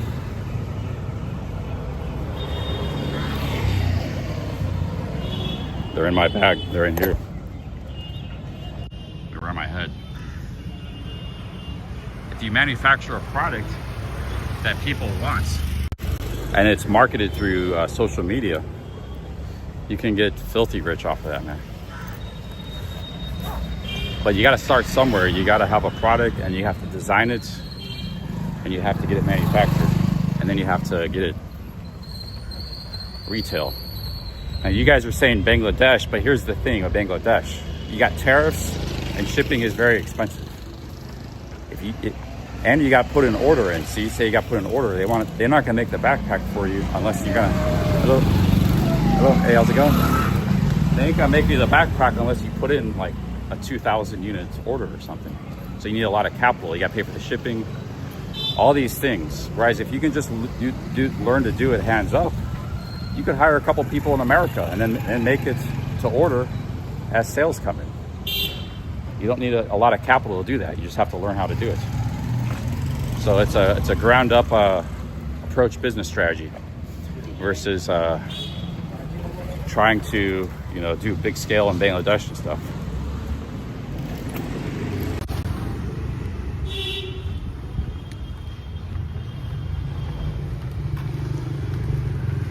There's a lot of underemployed people in America. Textiles was always I used to hire people in America for my business. There's a lot of underemployed people, myself included sometimes. Textiles is a thing that underemployed people worked. Like when textiles was big in England, it wasn't just big factories in Manchester in the 1800s. There was a lot of people just working it at home, all over the countryside and stuff. People would be a farmer, the man might be farming, and the wife would be back in the home just sewing and stuff. It was a big home industry. So, yeah, you can still have something like that today.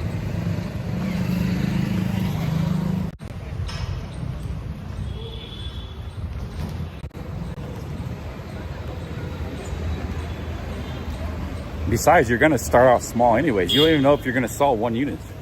So you have to start out small. You build some backpacks and then take it from there. It's called organic growth.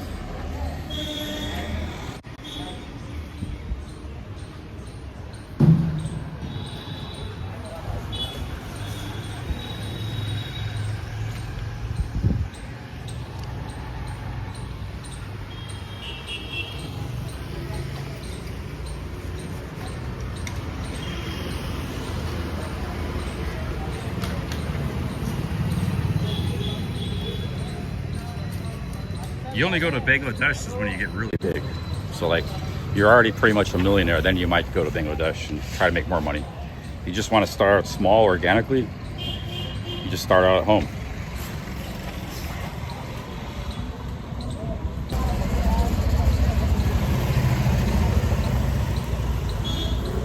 Starting out that way, there's literally zero financial risk too. That's the smart way to start. Small and organically. I mean, if you want to get like rich quick and you got a bunch of funding, you got people funding you, that's what the tech stocks do, They got a big idea, they got backers, they got capital, they got venture capital. But a lot of businesses, especially the ones that are built to last, they just start out with one guy in a workshop. Many of the famous businesses around the world was just one guy in a workshop. Honda was just a guy tinkering with motorbikes or something in the 1930s, or engines or something. And then he grew from there organically. That's why it's still a great company today. A lot of Sony was the same thing. Sony Japan, they started out as just one guy in a workshop. Steve Jobs was just a guy in a garage, him and his friend Wozniak. Apple started out in a garage. Amazon started out in a garage. So a lot of the best businesses actually start out organically.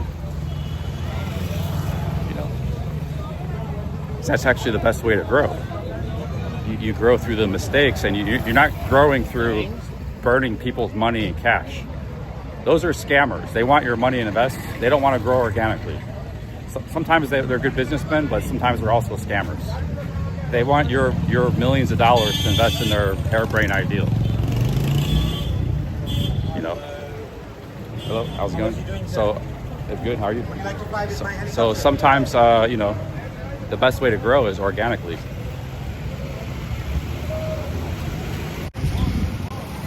A lot lot of great businesses in the history of business have grown that way. But sometimes too, these business ideals, nothing. Excuse me, Magnate. Hello, how are you? Nothing comes of it. You don't really know until you try. You know, you try at a small scale, you're not risking a lot of money. Reverse engineer it.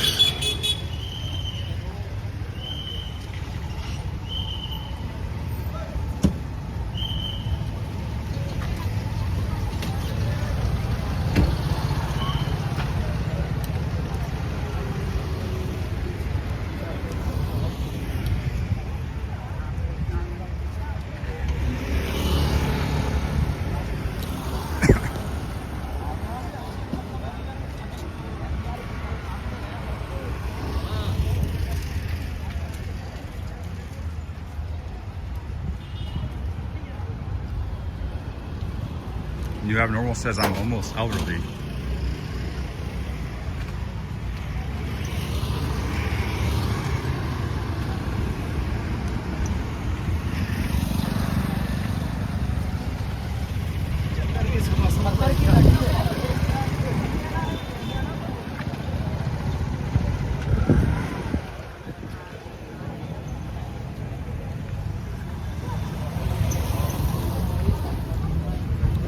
There's some cows. These are like some of the first cows I've seen in India, or in the city. Very few cows in Jaipur. They're mostly in the smaller cities, it seems like.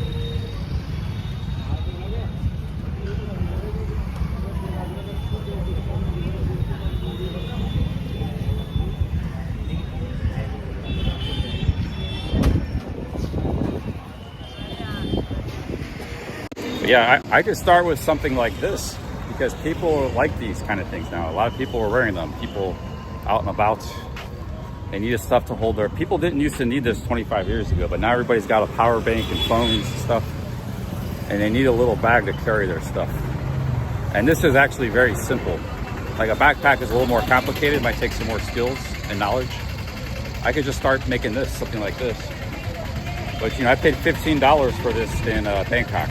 Just a piece of plastic and a strap, a couple zippers to hold your power bank and camera and phone and stuff. So this, yeah, how's it going? You are going? I'm gonna get a coconut maybe right now. I'm just walking around. But I'm going to get a coconut here. Hello, sir. How much is a coconut? 100. That's expensive, huh? 50 rupees? 50 rupees? 50? 50 no. Okay. Really expensive.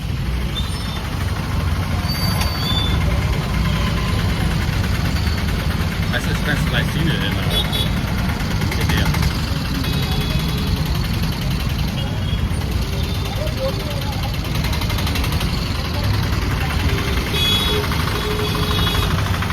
Okay, how do we get through this?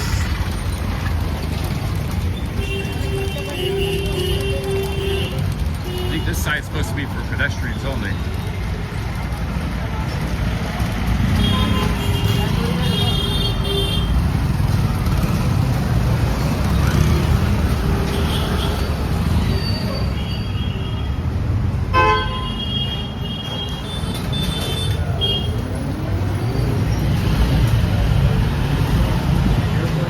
I could design a little bag like this. It probably costs like $1 or $2 to manufacture myself. In 1 week, I could produce maybe 500 of them, and then try to sell those 500 on YouTube. See how it goes. Sell them for $15 each. If they all sold, that'd be $7,500. Let's say they all sold in like 3 months, 6 months. Now you got some seed capital. Now you can go a little bigger or add a new product. That's called organic growth.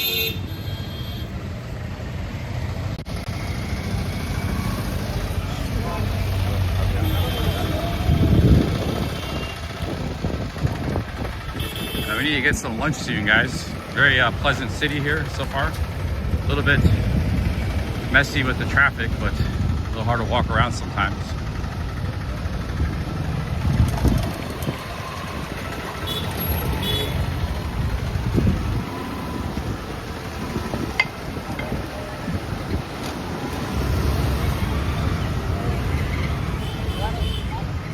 This is why nobody starts businesses or makes anything anymore. People had a go-getter attitude 100 years ago. They would do stuff, make stuff, tinker.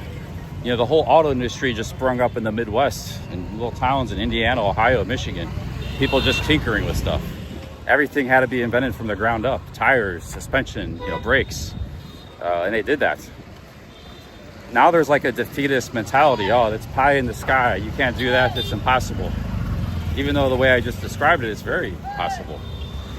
So there's not a go-getter attitude. You see people in the chat, they're just like, oh, it's pie in the sky, it's crazy. That's the wrong attitude to have. But it's an attitude that's prevalent in the West. That's a defeatist. It's not an attitude they had in Silicon Valley in the 80s and 90s. You know, the attitude was around in Cleveland too. Cleveland was a defeated city. You had an ideal, you wanted to try something. Oh, you can't. It's not going to work. It's like, you know, Bolton, UK, probably the same way. You know, Liverpool's not too bad a city, but it's like, yeah, it should be like, yeah, go try it. It might work, it might not, but yeah, just keep trying. You need any help, or can I get involved? Yeah, give that a shot, man. Yeah, that's a great ideal, you know. Instead, it's like, oh, that's crazy. You can't do anything for that.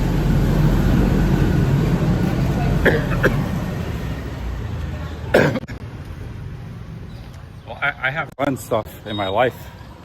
The fonts. This YouTube channel is a result of a crazy ideal. I posted. I was on a Pattaya forum. I said, okay, guys, I'm going to start a YouTube channel. See how it goes, man. Just gonna kind of film my adventures on Walking Street. I'm out there drinking every night, and people said, "Oh, you got no chance. It's not." People were saying back then. This was 2016. I posted on the forum. It's like, "Oh, there's already 1 million channels doing that. So you ain't gonna have any success." When I started my magic card business, same thing, poker. So people always say that, and it's a very bad attitude. The only reason things get created and started in the first place is because people make a leap and try it. People don't try anything, then nothing ever happens.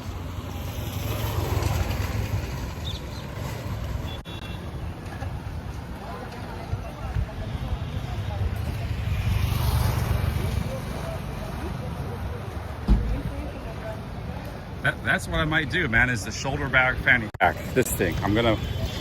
People need these. Millions of these get sold every year, probably close to 1 billion units.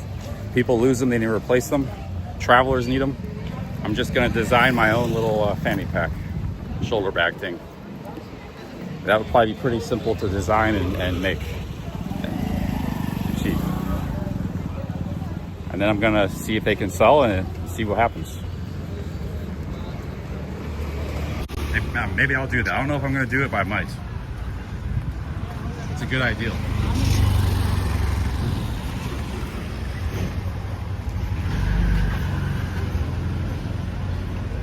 Yeah, this restaurant here, they got really good prices. Tea, 50 rupees. Samosa, 25 rupees. Chole bhature.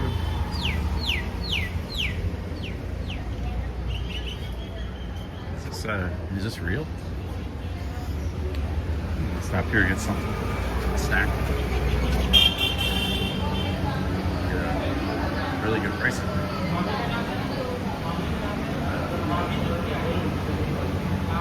$25 rupees for these. 20 cents.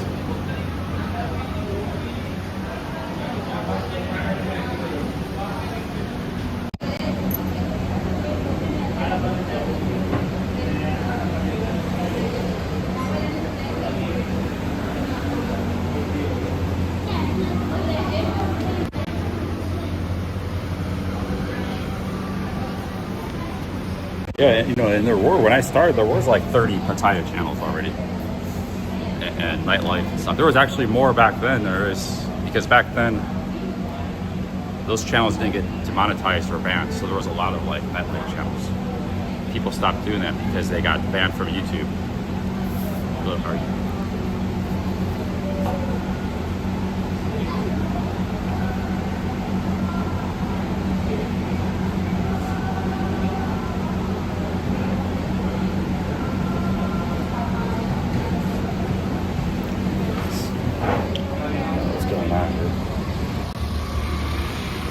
Yeah, back then there was a lot of channels doing that kind of stuff.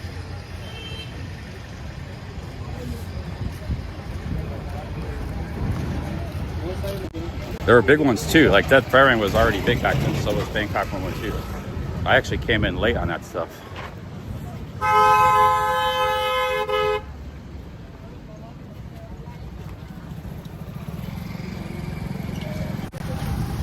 Yeah, I'm gonna go somewhere else. I don't know how to do service at that restaurant,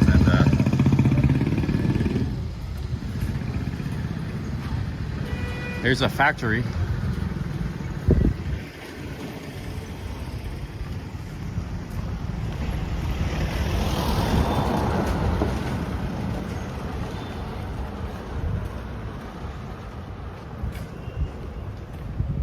I don't know, there's nobody there serving, and then a couple people looking at me. So I just bailed left.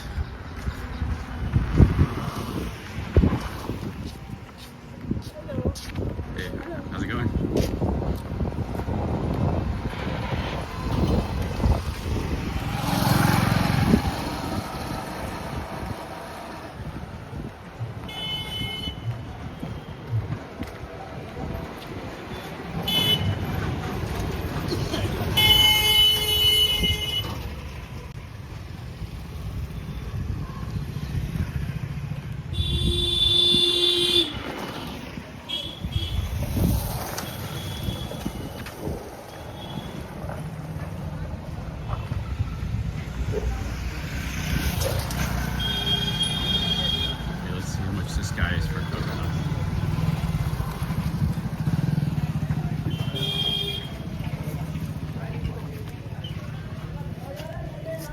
Sir, you sell coconut?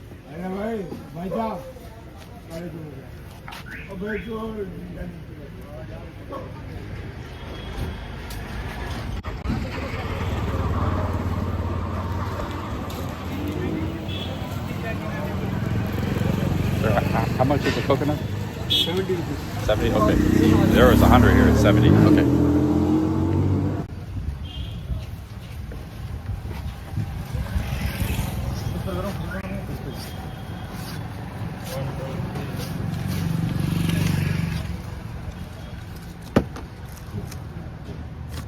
Gotcha.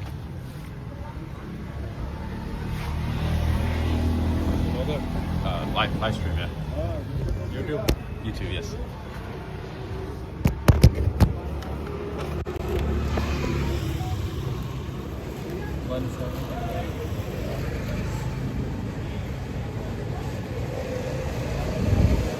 I forgot to rip off the top of the straw.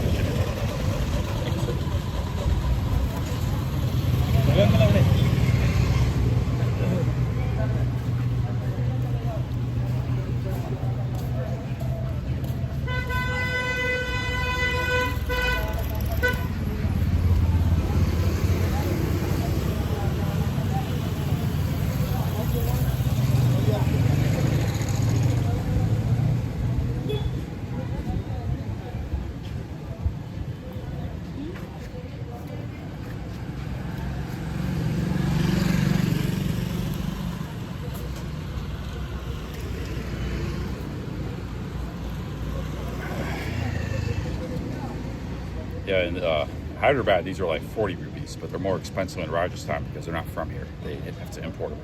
In South India, these are like 30, 40 rupees.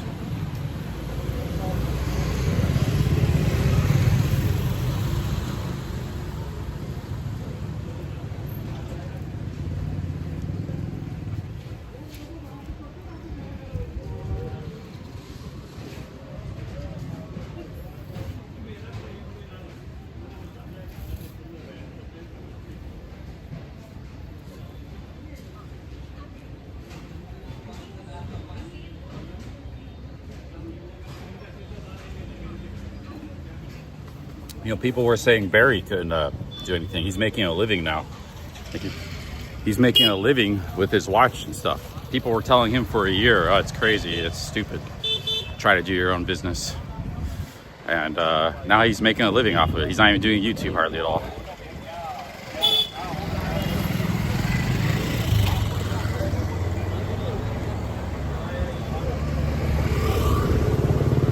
You know, I watch these, it's actually, even just starting a small business, it's not that big of a deal. It's like you can do it if you put some time and effort and thought into it.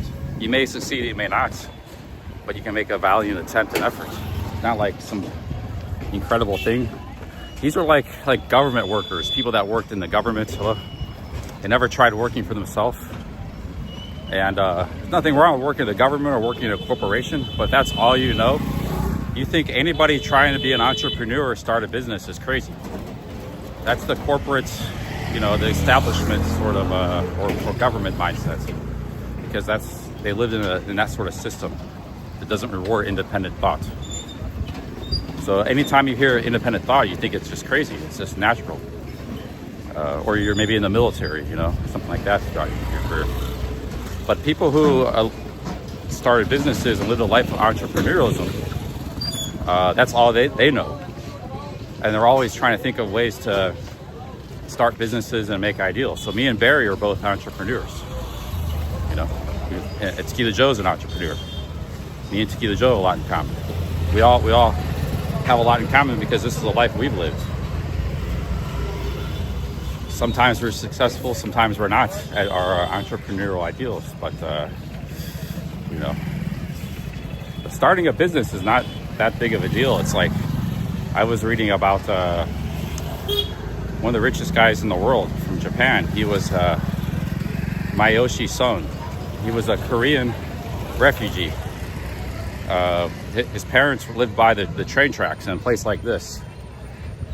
After World War II, the Korean Japanese, they were Japanese-born Koreans. So they didn't have citizenship, but that's all they knew was Japan. And his dad was like a pig farmer. He was by the railroad tracks raising pigs. And his dad became worth like $100 million himself. He had a pachinko empire, hotels. He started out as a pig farmer and was just an amazing entrepreneur. And his son was like the Bill Gates of Japan. His son was into like nerdy. He got into electronics like in the 70s and stuff. He was like Steve Jobs. He founded SoftBank, all these companies in Japan. I'm reading his biography. So like, these people had the attitude anything is possible, and they tried things and they had amazing rewards. Like this defeatist attitude is just it's actually kind of insane, to be honest. But you know, whatever, you guys keep saying it's crazy ideals or pie in the sky. Just to start a little business is a pie in the sky. All these shops here, these are all little businesses. Starting a business is not a major undertaking, guys. Selling some fanny packs is not you know, it might work, it might not, but it's not a ridiculous thing. If you think that's ridiculous, then, you know, your perspective is really flawed.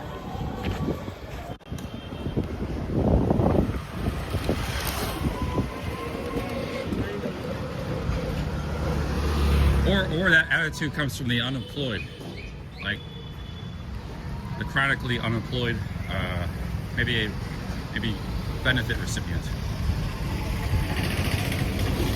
Like, you don't hear other entrepreneurs, you know, saying that, other entrepreneurs.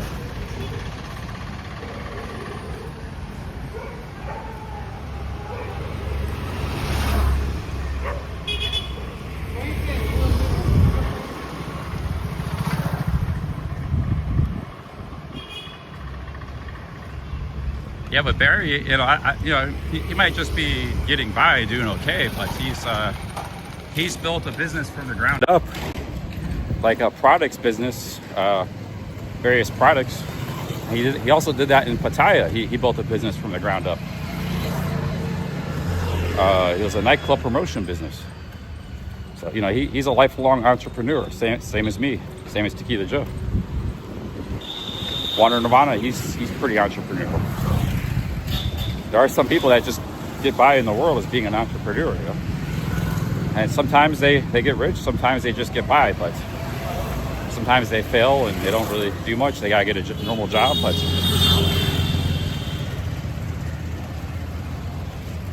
you know, it's just a way of life. It's completely viable.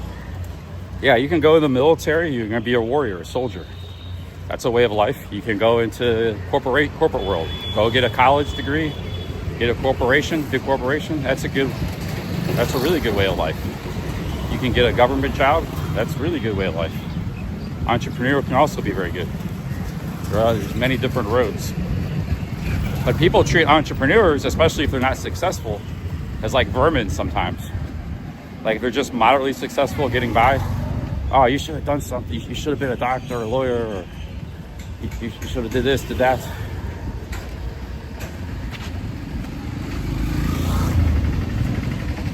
Like people don't respect entrepreneurs unless they make a lot of money.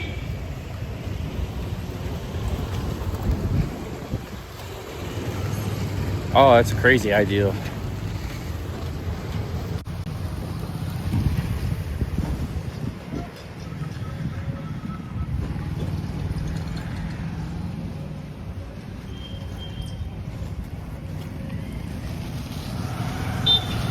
I don't know, when I got a lot of spare time, maybe when I'm back in America, I'm working a part-time job or something, I'm gonna be working on some side projects. That could be one of them. I might get a website built. I'm gonna be trying a lot of different things in the future. Still gonna be doing YouTube too, probably, of course.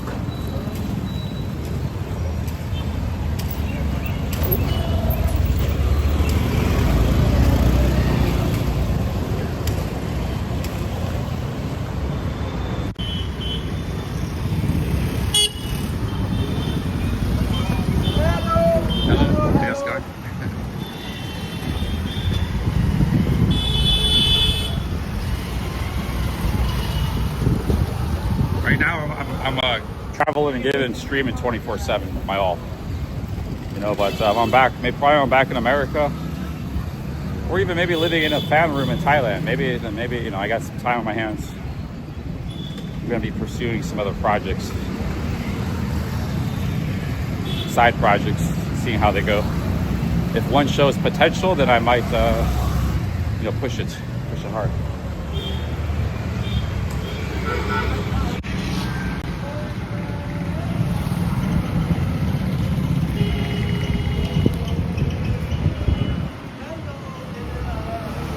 Yeah, I would like to go to Hawa Mahal. How do I get there? Let's see. Actually, I kind of need some lunch. At least a snack. It hasn't been, we just walked like 3 miles. There's been very little food places.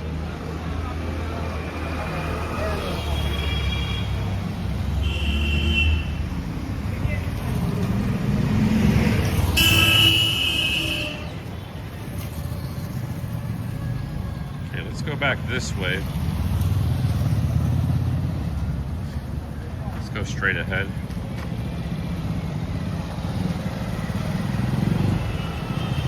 Looks like there's some stuff to eat around here. We gotta go straight and then right.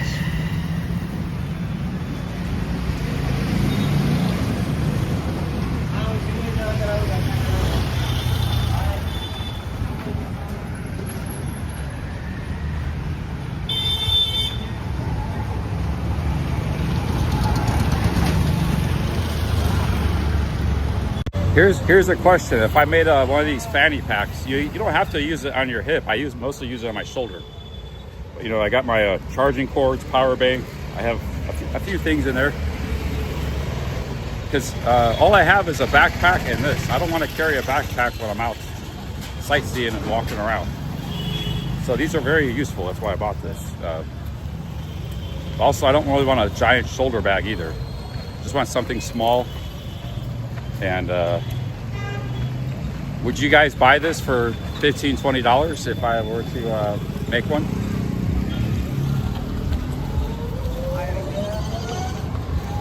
Sell it on YouTube? I bet you we got 30 people in the chat right now that would buy one. At least. And I got 15,000 subscribers. You know, most people aren't watching at any given time. So, just with this audience, I might be able to get to that 500 sales figure, the trial one, and then we do bigger things after that. Scotty P says he has 2 already.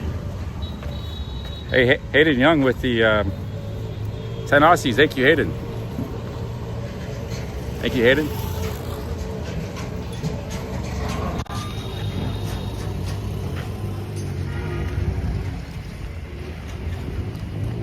Thank you, Hayden Young. Hayden Young is a big India fan.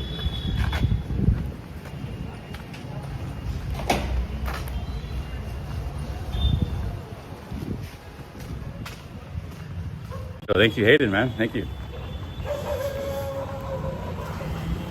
It's like a residential neighborhood here. This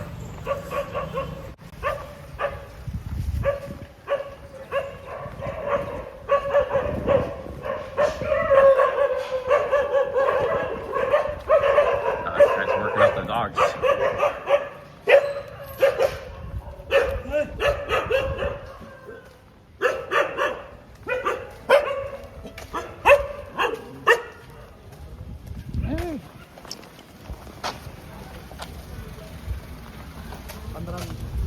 And these cars come up on you out of the blue. Hey, buddy. Yeah, you like me, huh? Oh, don't jump on me. I don't want to get your fleas on me.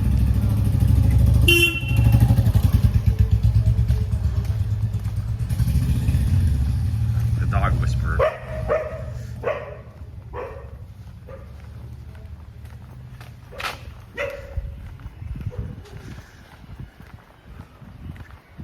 Thank you, Hayden. Yeah, I'd like to pet them and stuff, but these street dogs, you never know. Sometimes they got some nasty fleas or parasites on their fur and stuff. I did that once in Thailand. I petted a street dog on live stream. Everybody said all these health risks. So I don't pet them anymore.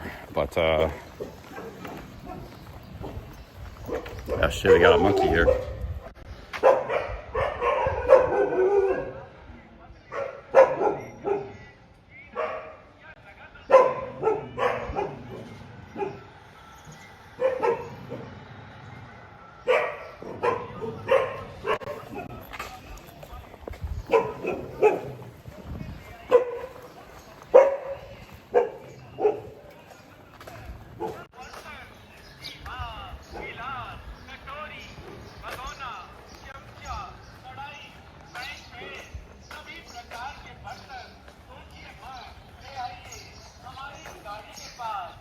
Yeah, watch out for that monkey.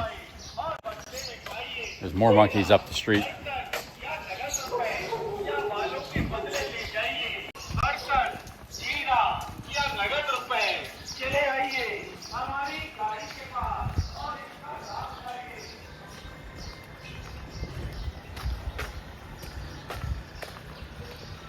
Actually, this is pretty nice. These are nice houses and stuff. Nice row houses and apartments. This isn't rough.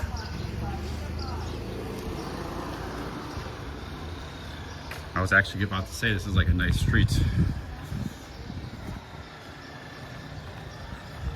Hey, big ups Hayden Young, another 10 Aussies. Thank you, Hayden.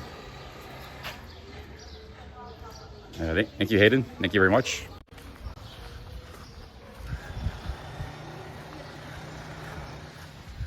Hayden with the 10 Aussie side of the game.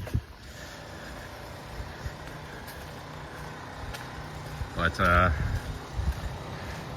yeah, man, I like YouTube, but YouTube can be used as a tool too. You know, it doesn't have to be like your bread and butter. It can facilitate other things. You know, I big ups Hayden Young. So that's actually one of the best ways to use YouTube. To use it as like a marketing tool. For social media in general, is a great marketing tool. It is the marketing tool of the 21st century. So I got my knowledge in social media. Thank you, Hayden. And if I can turn that into business of some sort, where your business isn't making super chats or ad revenue, you might still make some of that in the future on the side, but you have another. It's not your bread and butter. If you can come up with something where YouTube, social media just facilitates the business. Like there's channels where they make like $1 million in ad revenue. Like I'm talking like big corporations. They actually make $1 million on their YouTube channel, ad revenue. But they make 100 million a year in their business. It's a big corporation, you know. So they still like that ad revenue, but that's not their, it's just, you know, they probably value the marketing a lot more than the ad revenue. So, like how much revenue do you think Fox News makes on YouTube? They get like 1 billion views. They're making some money on YouTube, but they're not doing YouTube to make money with ad revenue. They're doing it for marketing because they're a media company. It's just another platform to push their stuff. You know.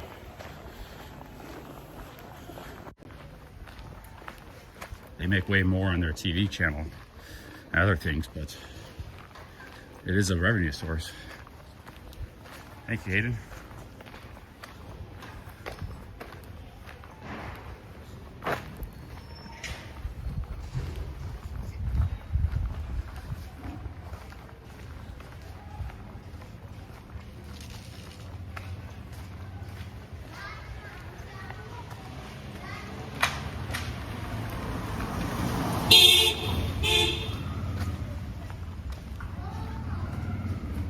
Is this a dead end back here? Can I go? Yeah, this is a dead end. I can go up here to the right and to the left. There's your roof. Yeah, see, these are pretty nice houses and apartments. It's like a middle class neighborhood, probably. Even, like, look, that's like a mansion, even upper middle class.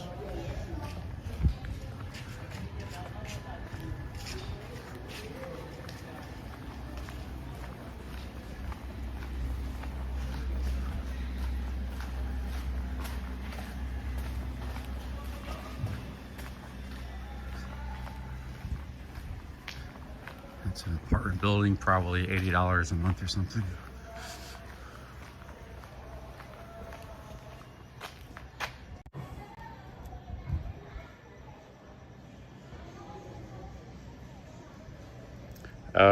Internet Enforcers, this channel is a variety channel. So we're traveling in India. We're seeing India. We're exploring. This is my 5th city in India. We talk about all kinds of different things. News, history, politics, YouTube. Okay, this is blocked off. I was gonna go to this street, but we got a fence here.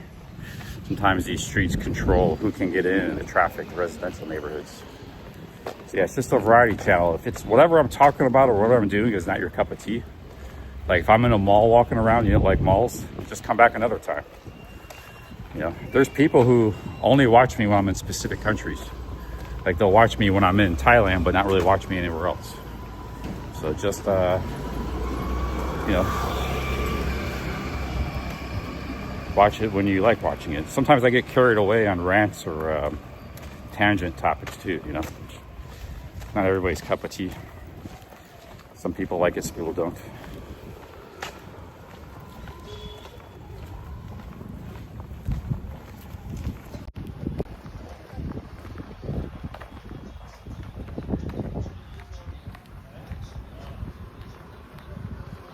JJ says if you find it, you'll get a reward from the government. In America? Like that guy? Yeah, I don't know.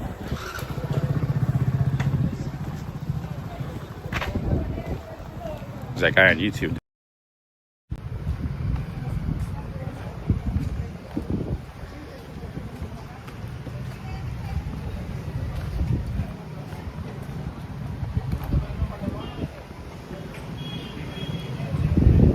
A lot of my biggest fans, they don't watch me that much. That's why you don't see a lot of people in the chat. Like Mintu.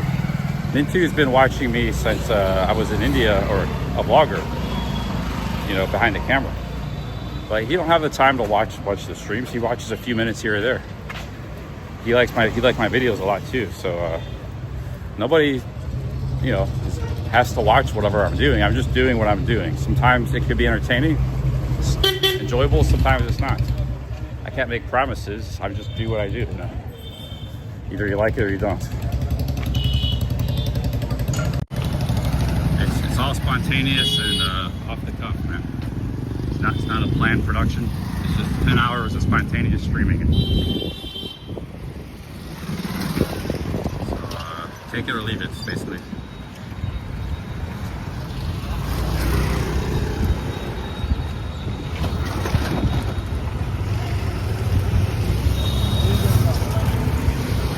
What do you want, some cow tent right now? Here's some cow tent for you. Does that make you happy?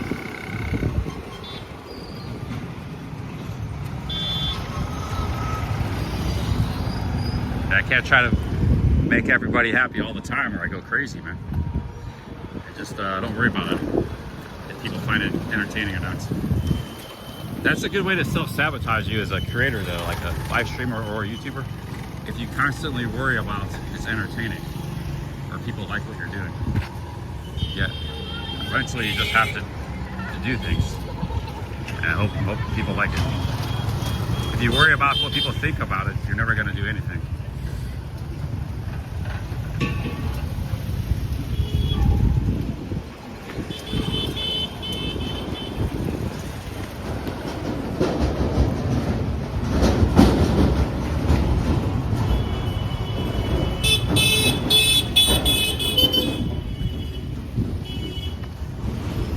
There should be some restaurants up here soon, and should be some restaurants, and then we could get maybe some lunch.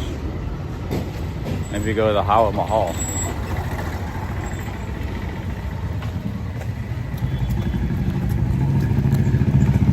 Oh, get around that cow. I don't want to get cow fence.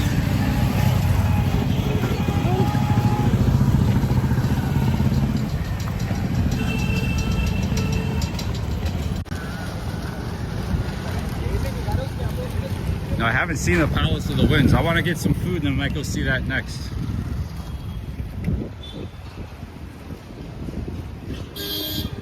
I gotta find a place to eat.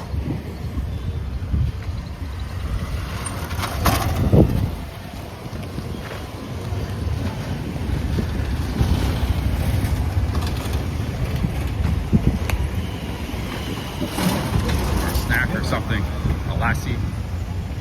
I ain't seen, this is a cool city, but I ain't seen a lot of food, places to eat in this city.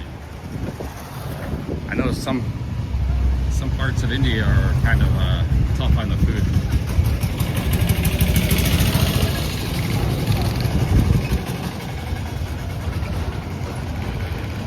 Pushkar was like that.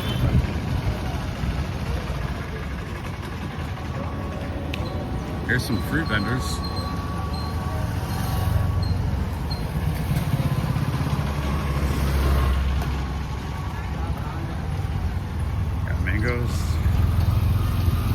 I'd like to get some mangoes, but how am I supposed to eat them? How am I supposed to dispose of them? I could just put them in the street, I guess.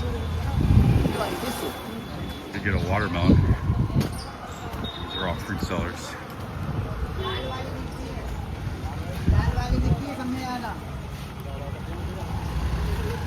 Maybe I get a papaya.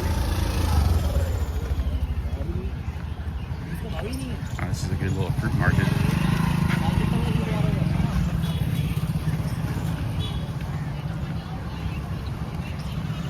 Yeah, the problem with a lot of this fruit is it's like hard to eat as a traveler.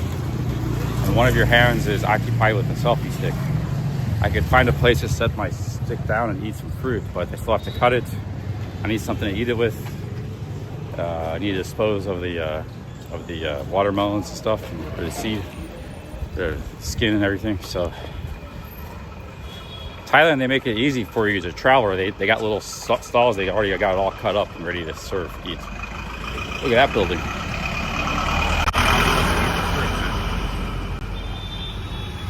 Oh, that's a beautiful house. Looks like a newer house.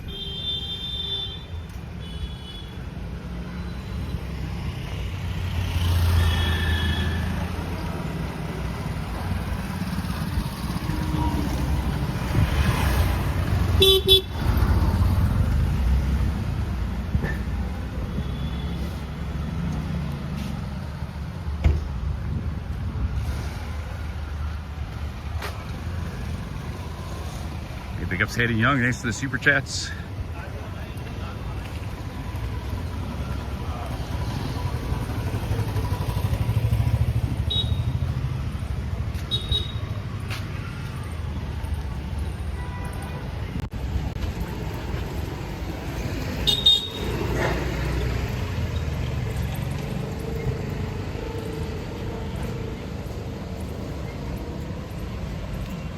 See, I think on this road, next road over, there's a lot of restaurants though. Look at all these restaurants. So we're right here. We go one road over, there's all this stuff. Oh, this one's got really good reviews. Oh, let's go to the next street over. Looks like there's a lot of stuff there to eat.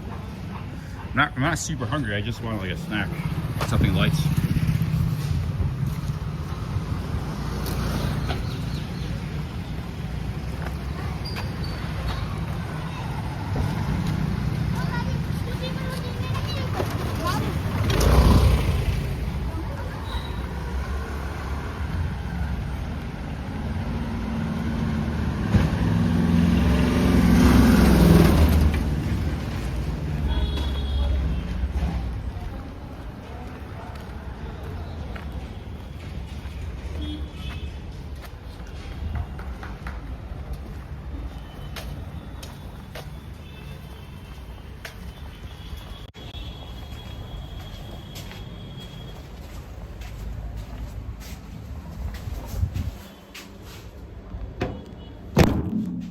More money out of the ATM.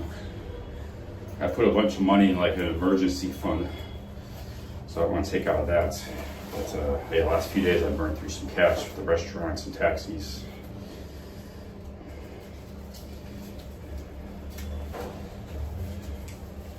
So this will be my 5th ATM withdrawal for $100. 5th or 6th since I've been in India. I still have some cash left, but I don't want to run out. Let's see here. Right.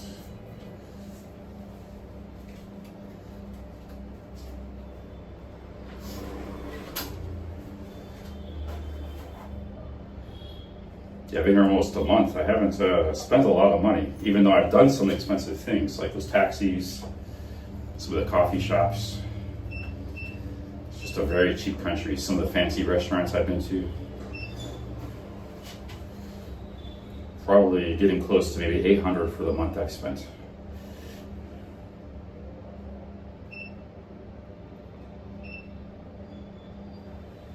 Which is very good. So I haven't like tried to be super cheap. If I was trying to be super cheap, stay in hostels, things like that, I mean, literally you can run on fumes out here. A little bit of money can go a long way, but I'm just, doing whatever. And it's still pretty cheap. I think this might be my 6th ATM withdrawal. I have to go look at my PayPal account. It's kind of expensive. They charge 200 rupees. There's an exchange fee, PayPal fee. So I lose like $10 every time I do the ATM withdrawal. But no, they let me take out $100 at a time. You can only take out 10,000 rupees max at a time.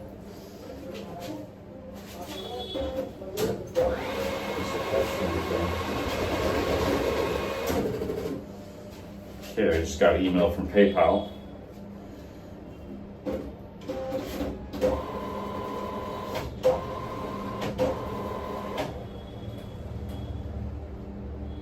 Dude, what's going on with this machine, man? Oh, here we go, guys. Okay, so we got. I don't want to take out more because I don't know if I'm staying in India much longer. I mean, I might stay here another couple weeks, or I might bounce to Thailand soon. Back to Thailand. But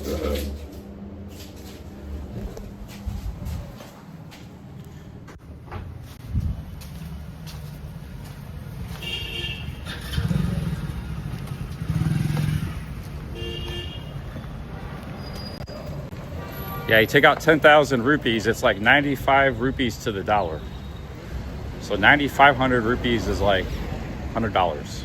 So if you're getting 10,000, that's like $105. Then the bank charges you $2, 200 rupees extra. And then PayPal charges me. They're not free like Charles Schwab. They charge me. I only have one debit card right now. I can get out of the ATM. This whole trip, I've only had one debit card. It's PayPal. So my other bank account, I don't have a debit card for it. The one I get my YouTube money. So I end up paying like 12 bucks in fees just for an ATM withdrawal. But there's really nothing, no other way to, you have to do that. You have to get cash. There's no other way to go about it.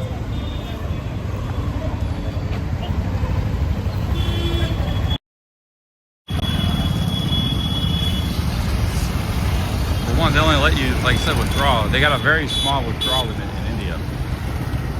How's it going? They only let you withdraw a little bit.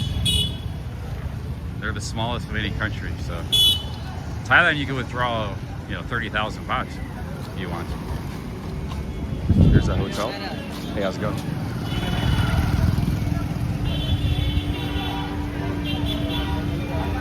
Yeah, here they only let you withdraw 100,000 rupees. Here's a hotel. Hey, how's it going? Hello. Hey, how's it going? Looks like we got some street food here.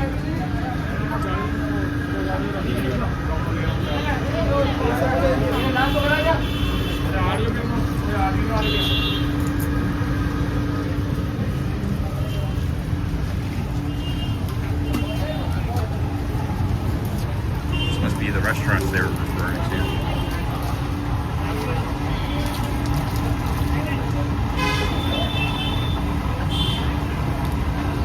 कचौरी खाएं कचौरी खाइएगा no English. अच्छा English you eat in kachori Kachori. Samosa Yeah, I've had kachori in Rajasthan. Samosa bread pakora Yeah. Is it good? Yeah, Yes. great. Great. Oh, great. It's great.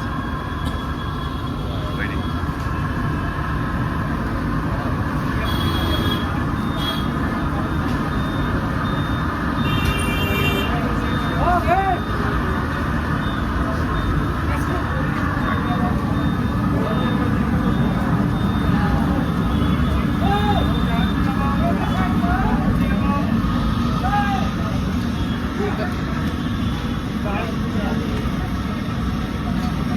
Looks like they got a green sauce for this kachori.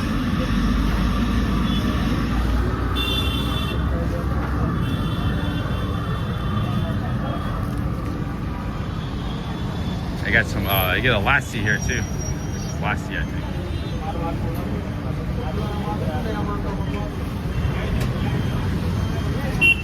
Yeah, street food item in Rajasthan, it's like 20-30 rupees, 20-30 cents. You see everybody's eating it. It's very popular. It's a fried food though, so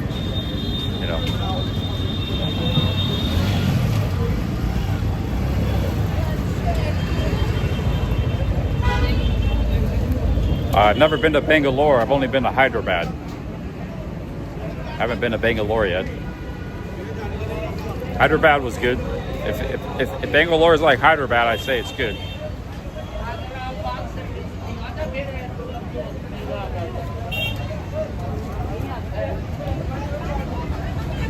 It looks like there's a lot of food and restaurants around here.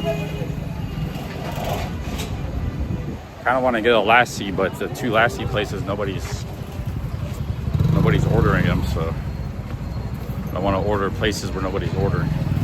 Not currently drinking.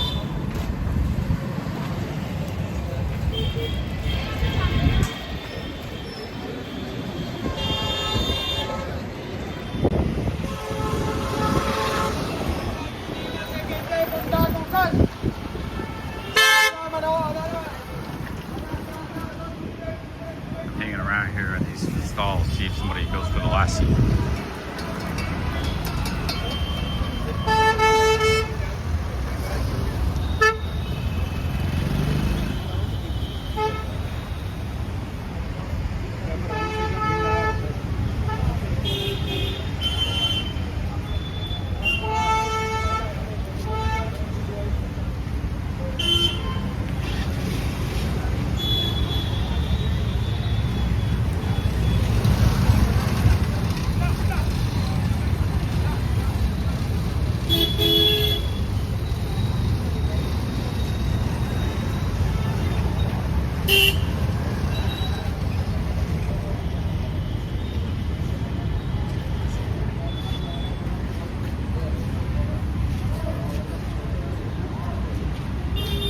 Nova says his parasites are breaking down. Good to hear it, man.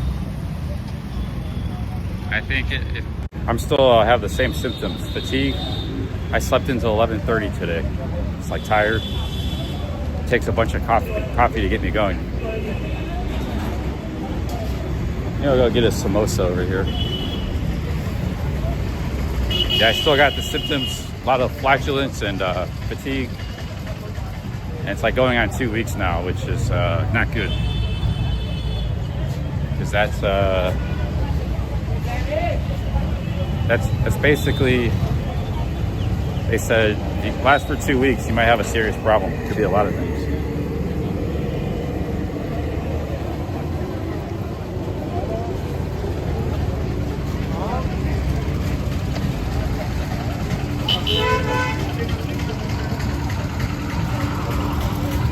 Oh, I've had this one before. Can I get this one? Chili pakora. White bread and potato. The chili pepper. Chili pakora. Yeah, chili pakora. Yeah. I had that in Jaipur. How much is it? 30 rupees? 25? One piece. 20. One piece. Oh, 1 piece. Take away here. Here, yeah, here. एक minute लगाओ. Yeah, I was eating this. 5 minute. एक मिर्ची लगाओ. मैंने बोल दिया इसमें मिर्ची है.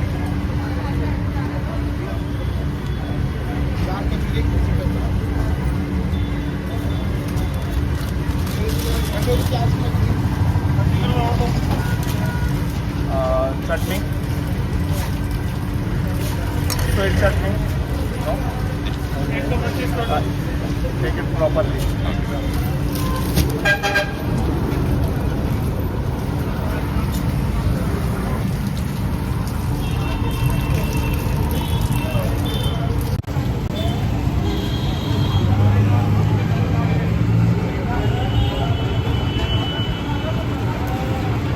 Alright, good. We got some, yeah, I was eating this in Jaipur. Just 30.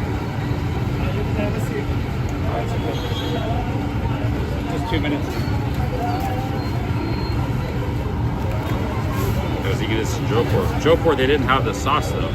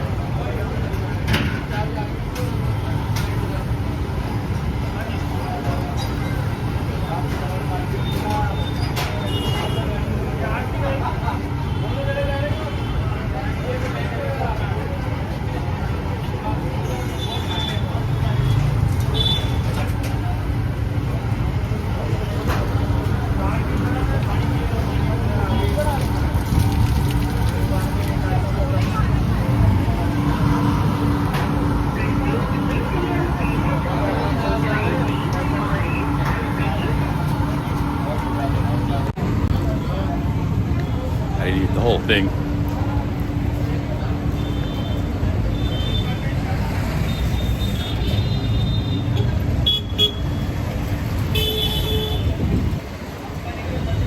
Get a lassi too.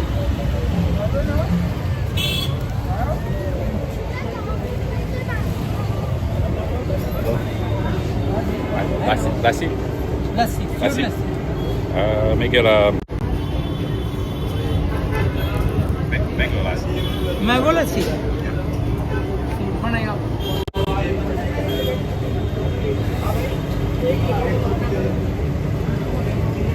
देखिए भाई यार.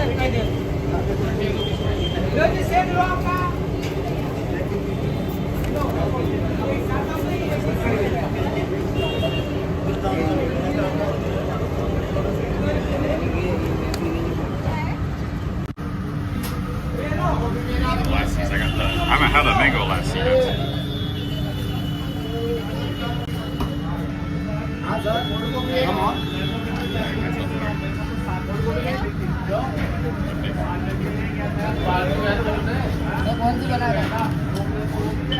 मैंगो ले रहा है आपको मैंगो Mango. मैंगो देना है मैंगो तो शेयर बोली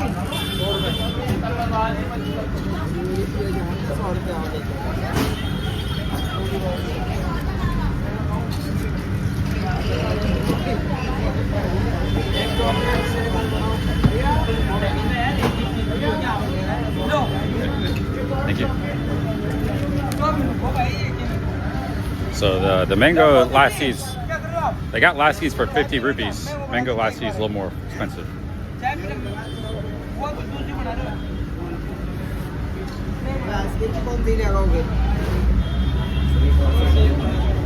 There's a tea stand here.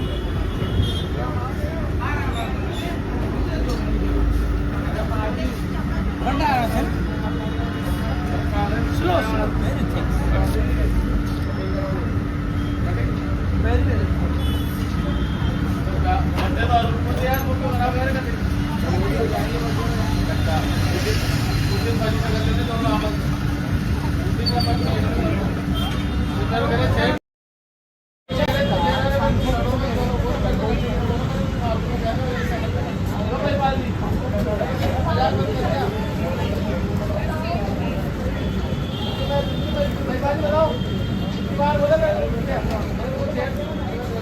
Yeah, lassi is really, really good if you've never had it before. You gotta try the lassi in India.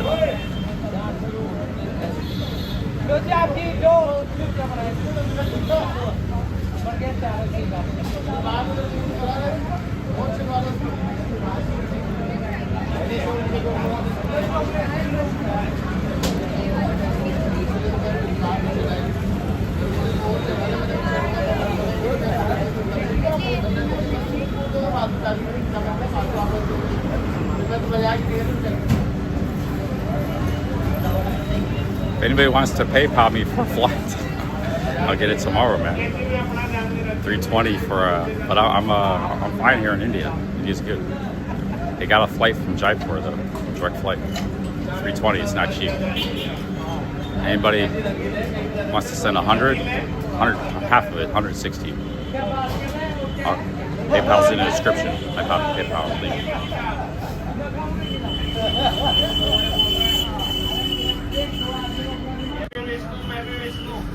But otherwise, I gotta stay in India for a while. I can't afford that flight; it's too expensive. 320. I only paid 100 to come here. Even from Delhi, it's like 200 to get back to there. So flight prices went up.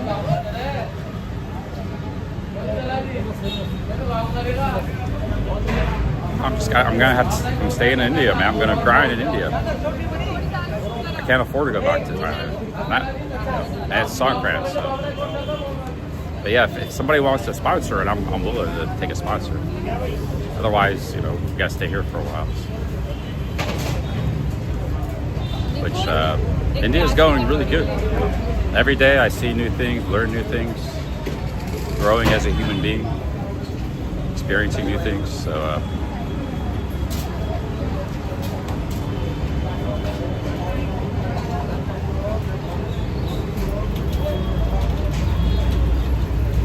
Yeah, I'll have to do the ivermectin every 15 days.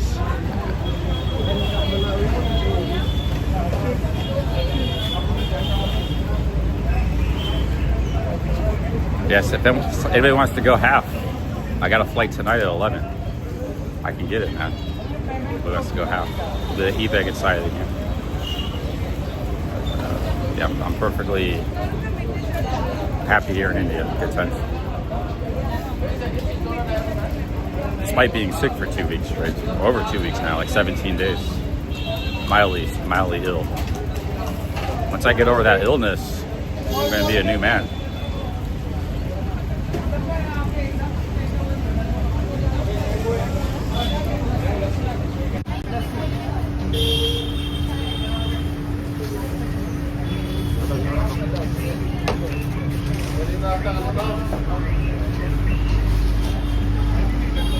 That's mango ice cream.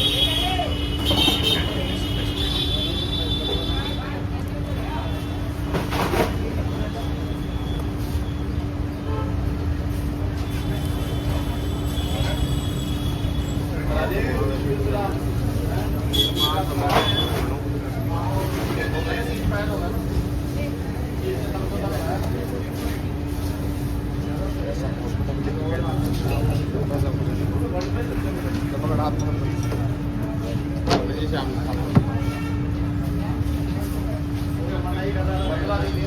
the lassi right there. So this is like a ice cream yogurt mix.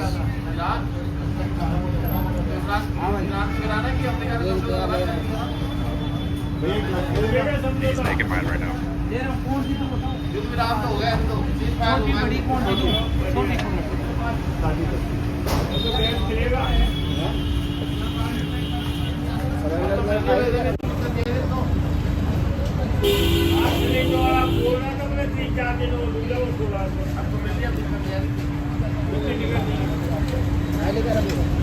I'll buy my own flight wherever I go next, but I'm just taking it, offering it if somebody's really keen on me going tonight. You know, I don't know what everybody's thinking, or I just made an offer.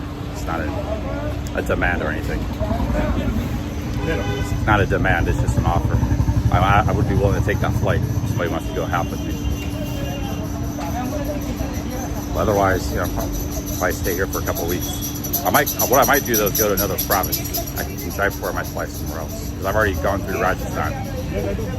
There's other places to see in Rajasthan that I haven't covered the whole province. I haven't been to Udaipur, haven't been to the Rat Temple, but we cover a lot of ground here in this province, Rajasthan.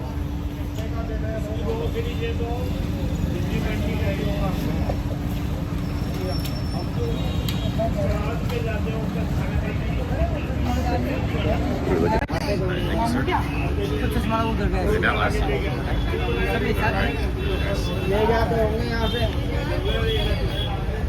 Maybe they're serving in clay cups.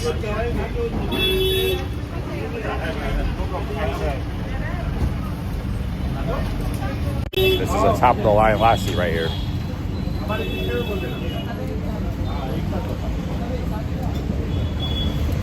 India street food side again.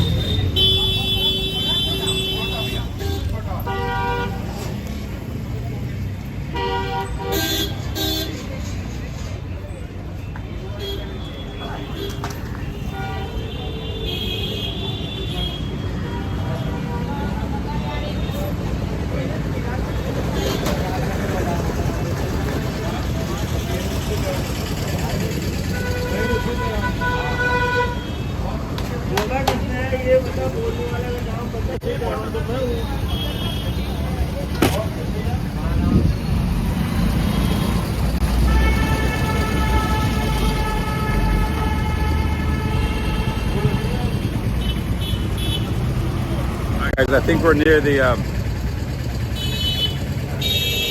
Palace of the Winds. I got my hat.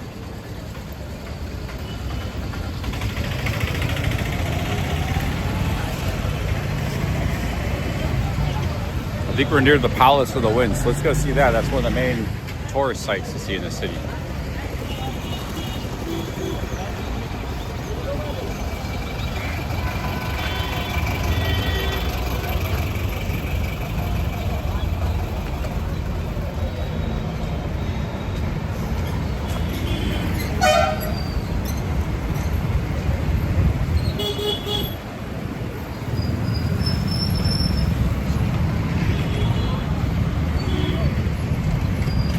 I've not been to the Taj Mahal. That's in Agra. But you can go to Agra after this if I wanted to. I could go to Agra from here, a train or bus. But no, I've never been to Agra or the Taj Mahal. Here's a whiskey store.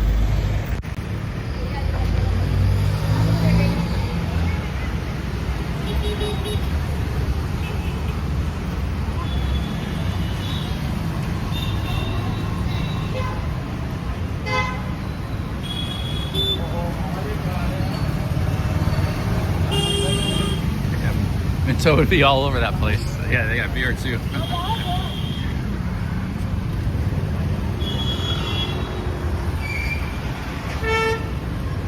I gotta check my maps.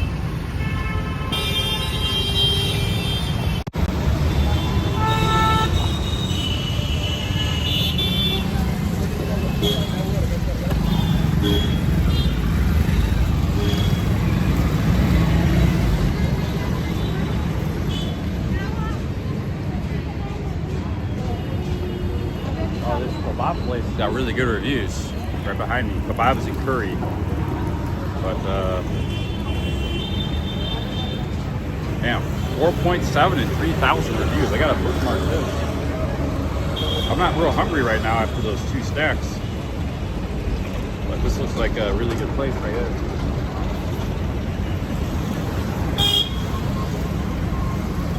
It's got really good reviews. Closes at 11. We got plenty of time. We need to go to the Wind Palace before it closes. It's 4:30. What time does it close? It closes at 7. We can have to walk down this road and we'll be there. Be there in 10 minutes. Hello.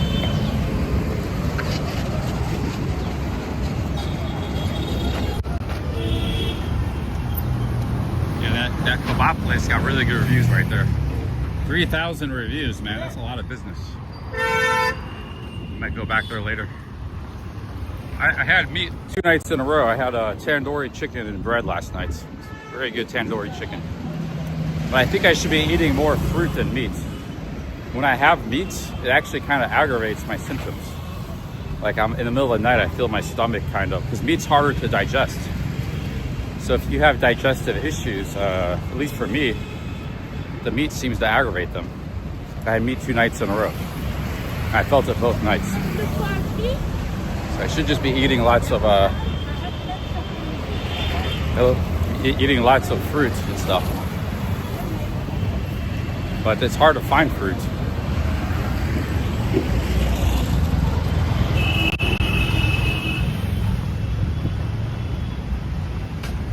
I think if we went to central or southern Thailand, the fruit would be more, or India, I mean, would be more abundant.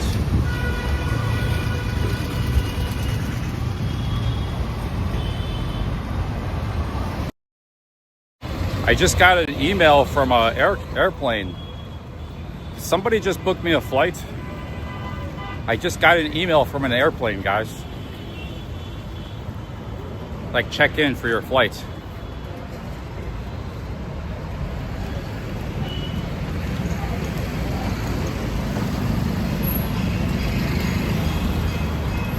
I gotta check my emails. Online check-ins. Oh, Bangkok. This is Bangkok to Kuala Lumpur. I was supposed to fly to Kuala Lumpur from Bangkok today.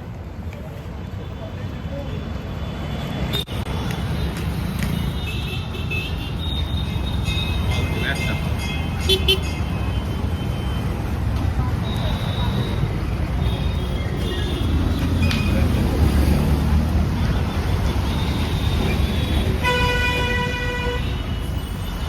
Now you can't see it, but there's a very beautiful temple right there. Yeah, I think that was a flight I booked. You know how you have to have a return flight? I don't know where that flight came from. I saw that a few days ago. It was a flight from Bangkok to Kuala Lumpur. I don't know where it came from. I don't think I booked it. Even if I had got one of those like return flight things, the dates don't match up. You got to get those 2 months, you know. I don't know what that's all about, but maybe I did book it, made a mistake. I don't know. But there's a flight going to Bangkok to Kuala Lumpur with my name on it.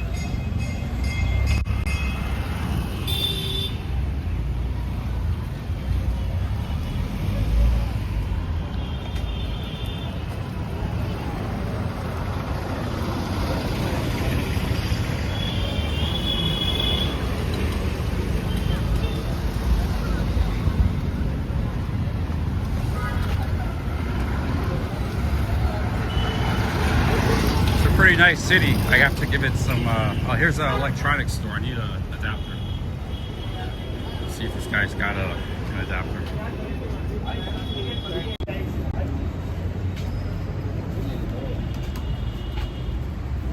Hello. You have a adapter, universal adapter. This adapter. Sorry.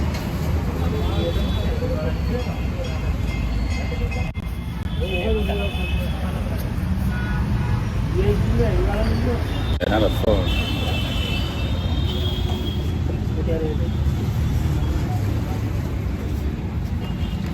Sir, I need something not for phone, for like computer. Computer, you know, adapter. This adapter you want? Not phone. I need a computer. You know, computer के लिए adapter कौन सा आता है भाई? Universal adapter. Universal adapter कौन सा आता है कंप्यूटर के लिए? Yeah, like that. No? I have only phone for you, only mobile. Hold on. Do you know where I can find?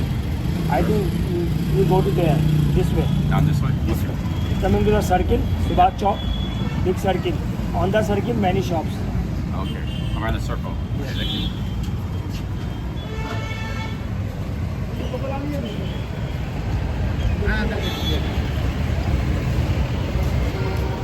Here's a herbalist. Hello, sir. I have irritable bowel syndrome. Feel my stomach feel heavy and gas. 2 weeks. 2 weeks. Pharmacy here. I don't know if it's parasites or what.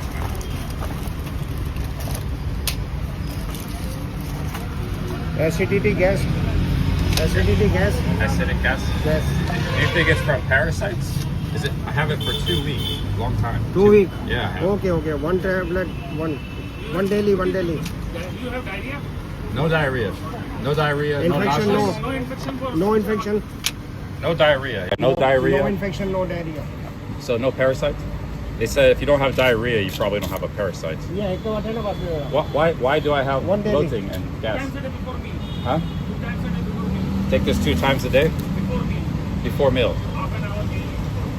1 time per day, two times a day before meal. All right. How much is this? Check right now. How much is it? 125. 135 rupees? Okay.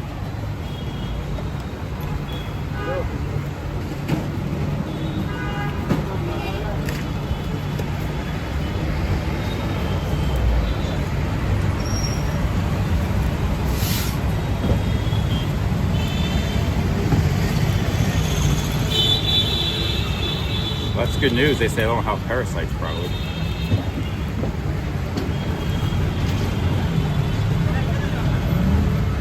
Just gotta take this. Yes. 30 or so. I think so.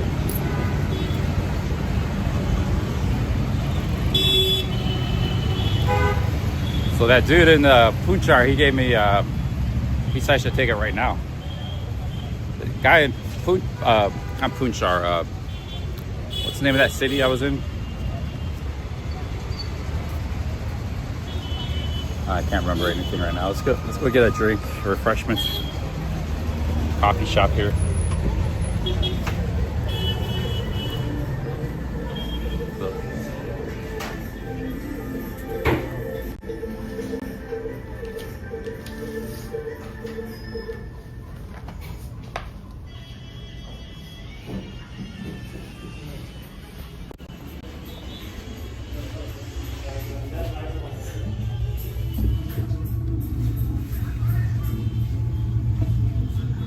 Sit here, just get a seat here.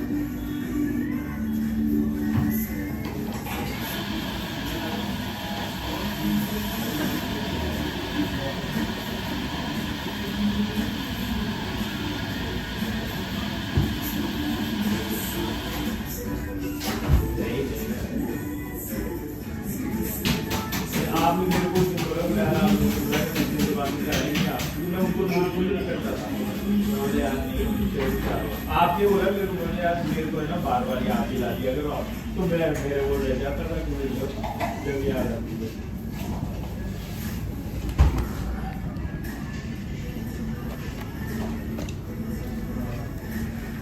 Chat numbers are growing nicely, 200 in the chat.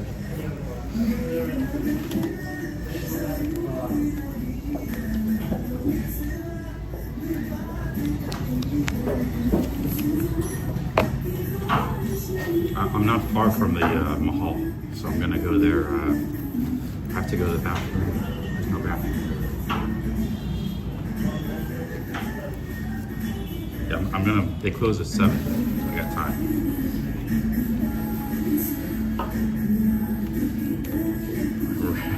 We're going to the Palace of Winds.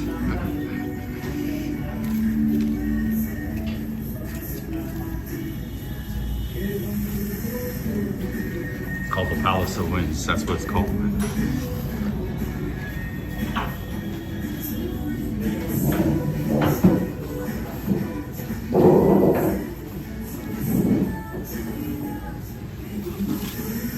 So here's that medicine.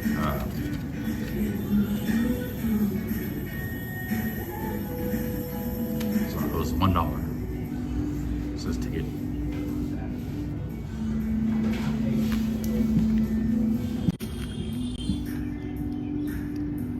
Resistant prolonged release capsules. It says you need a medical prescription to active kidney injury is adverse drug reaction to this product. Oh, maybe I don't take this then. Side effect is active kidney injury.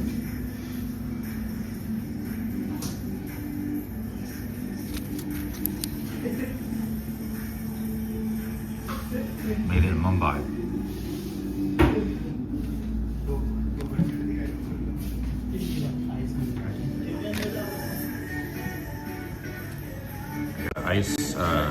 Ice mint. Look at this, mint latte.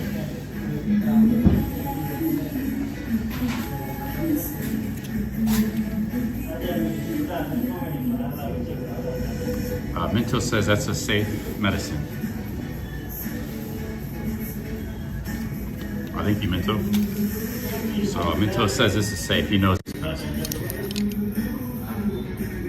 King Farm.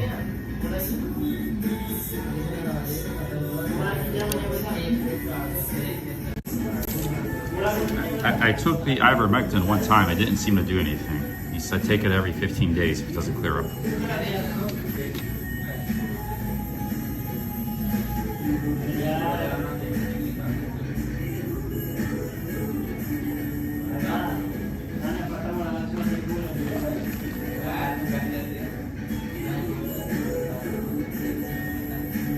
Chris says it'll make the gas worse.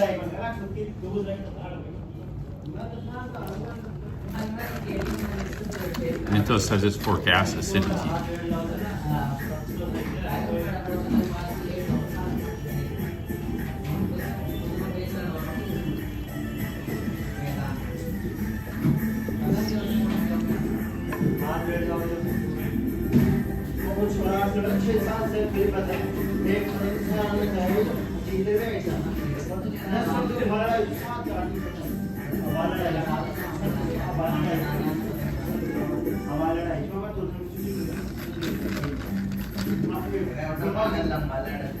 He says no more fried food. Yeah, maybe the fried food has contributed. Also meat. I had chicken 2 nights in a row. But normally, guys, I don't have any digestive issues. Like this is the first time I ever had this. My digestive system's always been very strong.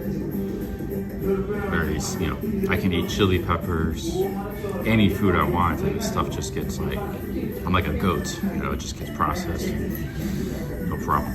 So I don't know where this is coming from.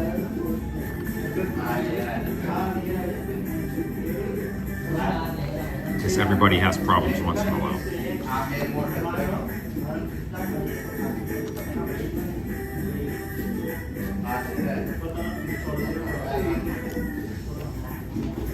Very good coffee. It's a mint latte. Never had this before.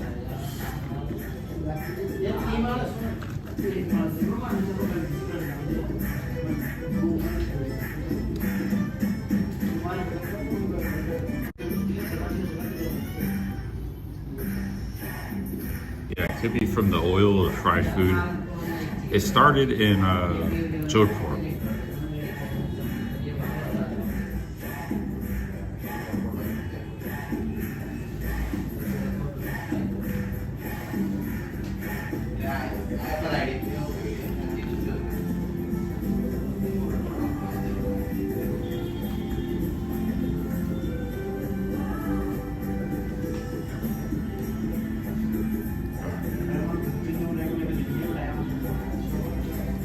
He didn't seem to think it's parasites. He said if he had an infection, it would be diarrhea and stuff, which I haven't had that.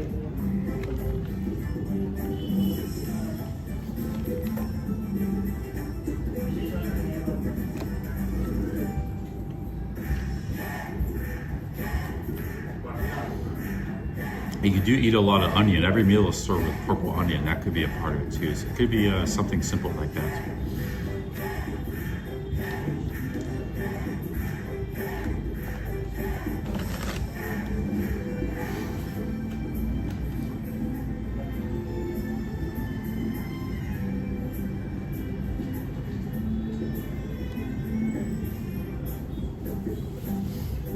Oh, you start eating sauerkraut? Yeah, I eat sauerkraut in America.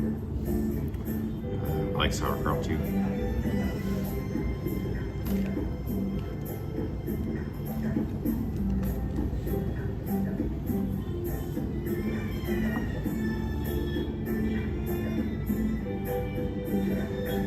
Well, no, I'm glad you're getting better, man. You said you have parasites in your brain and coming out of your mouth and stuff. So, yeah, Nova's been in the chat here the last couple of weeks saying you got parasites. He says it's clearing up now, so. He's from Australia.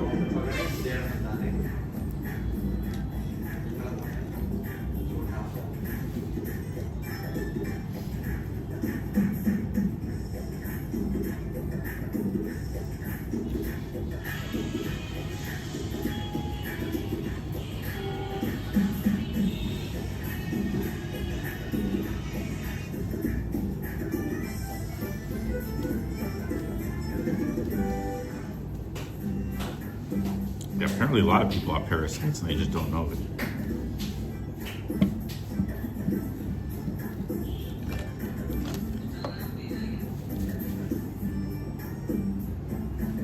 Not in your, oh, I thought you said you had it, they were infiltrating your brain too. Oh, okay, yeah.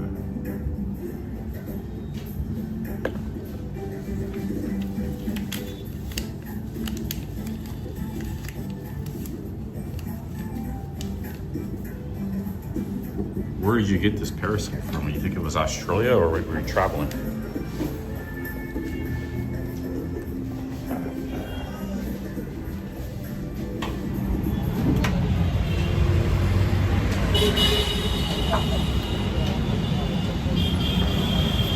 That's how I feel, man, too. Is I can do, you know, a couple months in India, Appalachian Trail, I can do anything too. Like, not everything you do has to be a walk in the park sometimes. But India, really, once you kind of get used to it, it's not really, if you can handle the food and not get sick, it's just like traveling anywhere else. It's not that challenging. People make too much of it. But the sickness is a real thing, and the food, yeah, so that's a big problem. But instead, if you can get over that, it's like traveling any other country.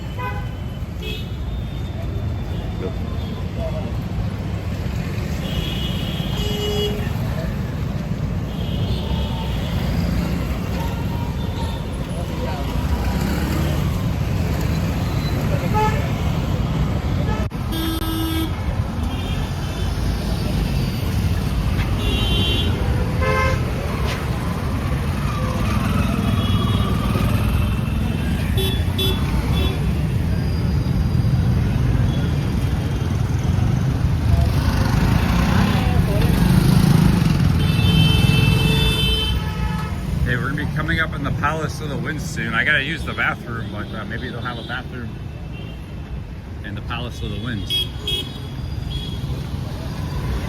It's gonna be an entry fee, probably.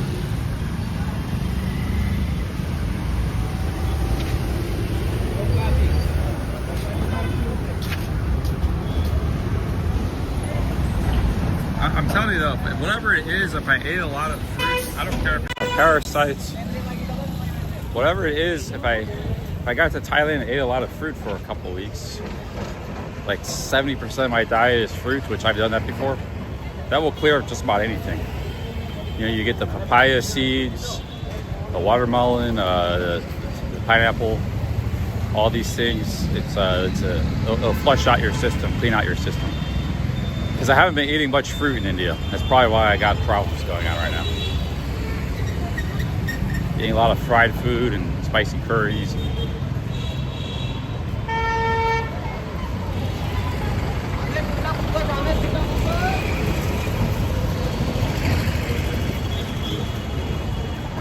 Yes, come, I will show you. Yeah, that's a horrific thing, Nova. But like you said, if you get through it, you know, you'll be like a new man. You'll be very happy. Your body will bounce back, and you'll be feeling good, and be back to your normal self.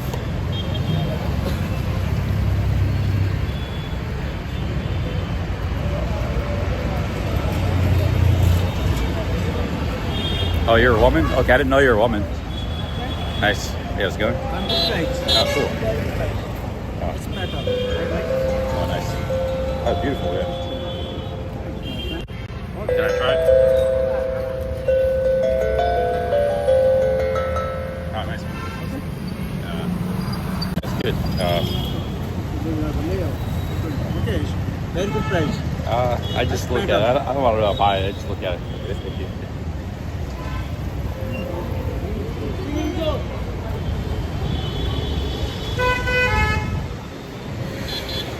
Yeah, I got bloating now, man. No more kachoris. That kachori wasn't very good. That guy said it was like really good. I had that same thing with the green pepper in the middle. I had the green pepper in Jaipur. It was a lot better there. That was not that good there.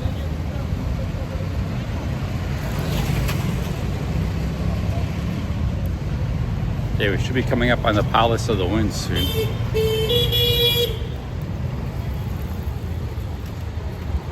I didn't get my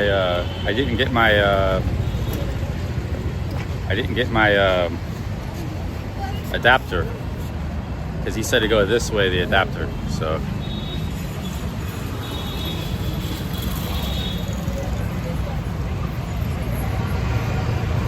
but I imagine we could find an adapter soon. Maybe I'll just get this tuk-tuk guy. I see there's people walking around selling stuff. We must be close to the look at these clothes. Really nice clothes.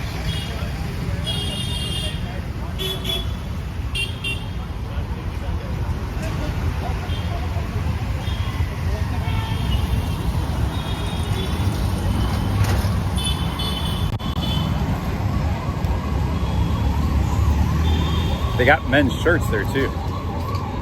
Got some nice clothes, nice shirts.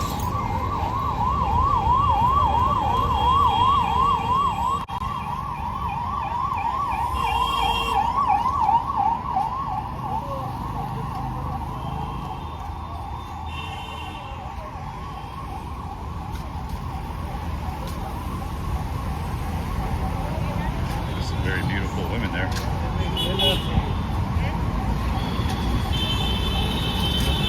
They are around, man. There's some real beauties.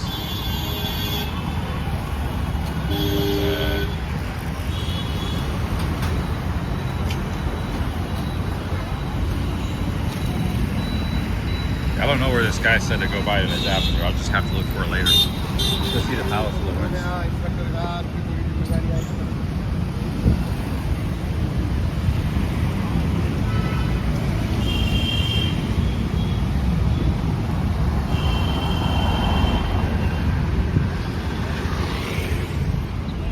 Walk on the sidewalk. We don't need to walk in the street. This is one place that has a functioning sidewalk. Enjoy it while you can, because it's rare in India. This is like a nice avenue.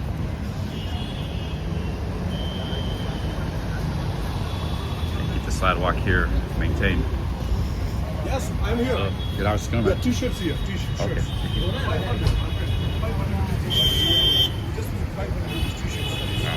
Good. Where from Germany? USA. Okay, nice. Not UK, USA. USA, good Yes. people, very good people. You should look some t-shirts. We got a nice t-shirts here. I'm wearing this shirt for 6 months. I have only 2 shirts. Then you buy One another shirt. one. So, It's better. so I only travel a small bag. I understand, but you should buy some smaller one, nice shirts. You know, I like this shirt because it dries. I wash it in the shower. But you should take one more, excuse me, to wear. All right, let me show me your shirt. Yeah, but I don't know if I buy it. No, Maybe it's no look. problem. You can have a look. You have this shop or that shop? This Or shop. something? No, that's my shop. Have a look. Let me show you. Good, how are you? How's it going, man? A lot of shirts. Just have a picture. I just show you.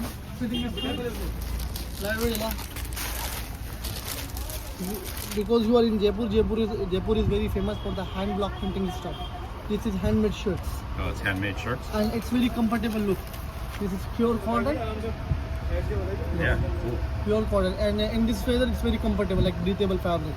Look, you feel very comfortable in this. Look, because hot nowadays, and look, I've got so many different print colors. You work in YouTuber? Yes. Yes. I'll better print these. Yeah, thank you. You should be show them the people. Let me see here. I think the internet is bad inside. I have to No, maybe you put can it get the Wi-Fi if you want. here. I might buy something. I'm gonna be quick though. Okay. I'll just put it here. Okay. Yes. Now is okay. Now is it better? दिखा ठीक.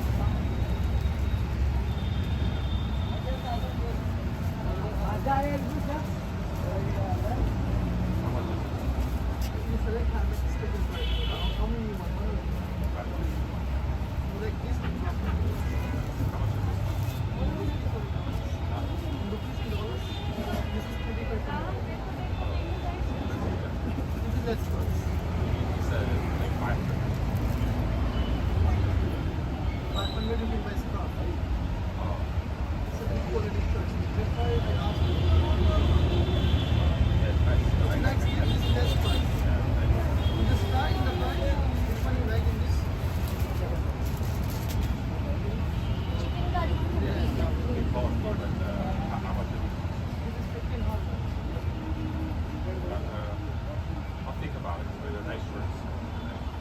How much do you think? Which one you like, this one or this one? We can talk about the price. This is nice. Now it's not I'm kind of low on budget. You can go for this quality, I mean this one. I'm just gonna work what I have money from. Right now. 2 weeks on. I thought it was like 500.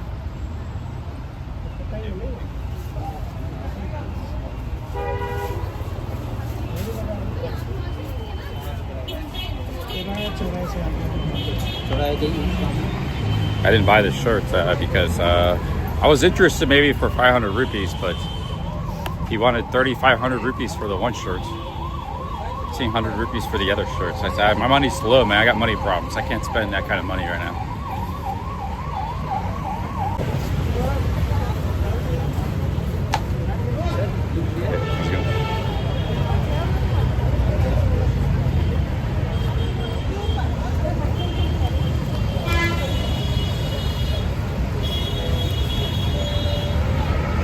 I just had to reset the internet because we're having internet problems.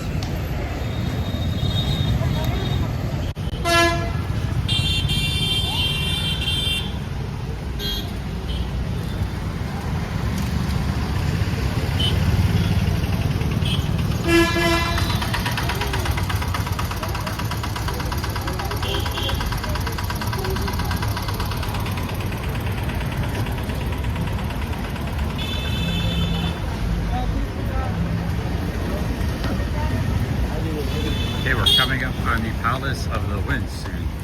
We're almost there. That's why there's all these shops. It's a big tourist attraction. In fact, look, this is it right here, I think. Wow, look at this.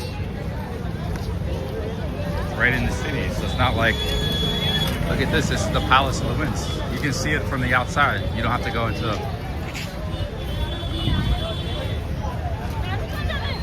Here it is, guys. Palace of the Winds. Check it out. Built in 1796. Just right on the streets, like a normal building.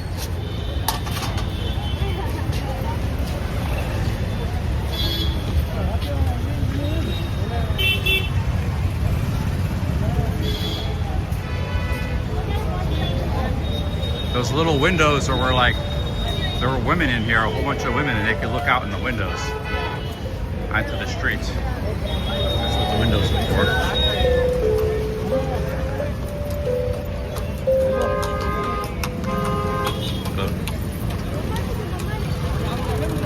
Where are you from? Where are you from? Rajasthan, okay. Sometimes I see people from like somewhere else on Andhra Pradesh or something.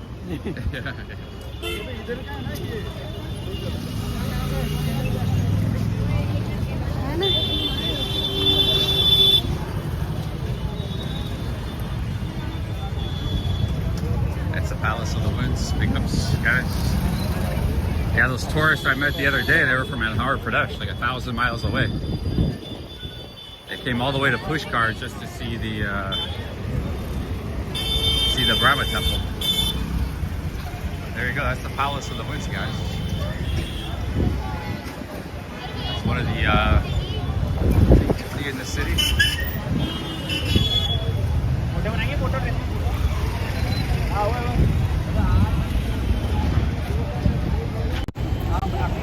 I saw some foreigners. I want to ask the foreigners, start asking them questions like, how you like in India. Have you had any problems with Delhi belly? But I haven't seen, that was the first foreigners I've seen today. 2 white guys. I was gonna ask them a question. They were walking away too fast.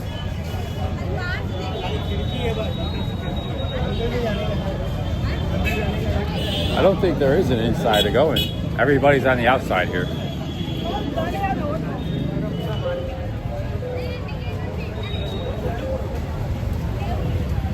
There's some more foreigners. So there's a few foreigners around the tourist site, but they were in a big group.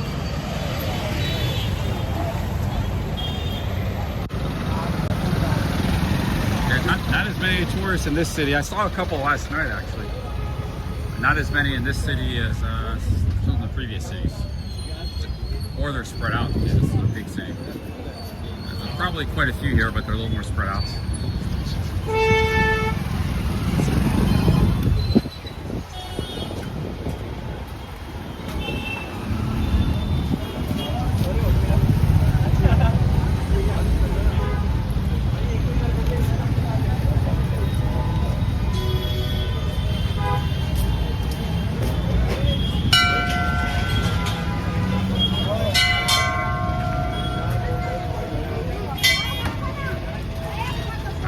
Thrown up.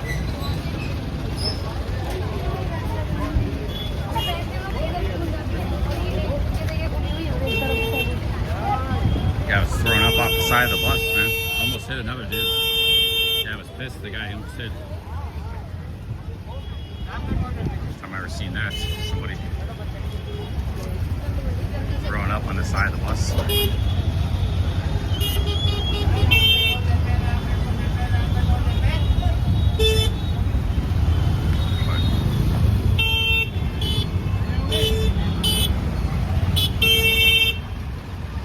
I wasn't even trying to film that. It just happened to be in the shot of my camera. So I don't know if you guys saw that, but I can't help it if something is on the side of my camera, man. Something just, there's, you know, can't control what happens in the frame of your camera. Hey, how's it going?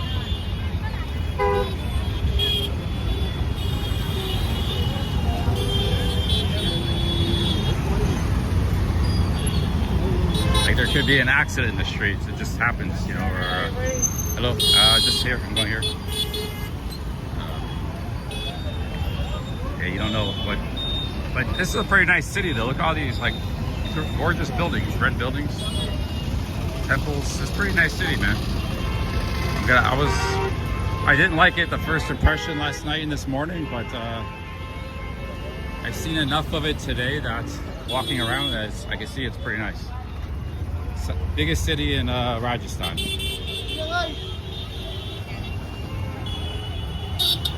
Yeah, there's a fort in this city. Every city's got a big fort. We saw the Palace of the Winds.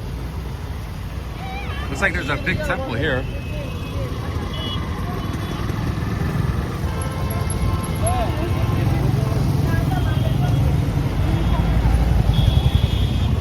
Actually, I've seen, again, it was in the frame of my camera. I wasn't really trying to film them, but there were 5 or 6 dime pieces just in the last 10 minutes, like incredibly beautiful.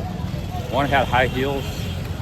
So maybe you guys aren't paying much attention, but there's been some unbelievably beautiful women in my camera just in the last 10 minutes. But I guess you gotta pay attention. You might miss it. Like smoking, unbelievable, man. If India was a little more liberal, I could go about and like film them and interview them a little bit. And actually, they're kind of rare. Like a lot of times they're covered up.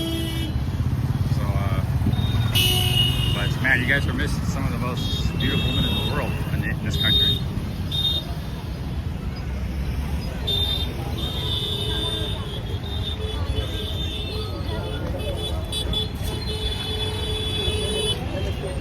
I've seen that throughout my travels. Hello. Throughout my travels here in Rajasthan. Delhi too, I saw a lot in Delhi.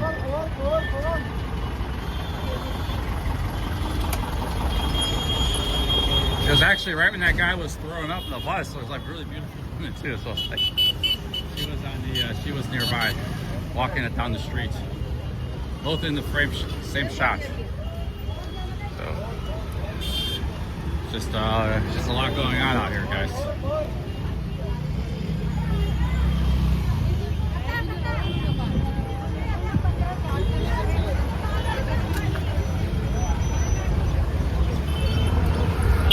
So, how's it going?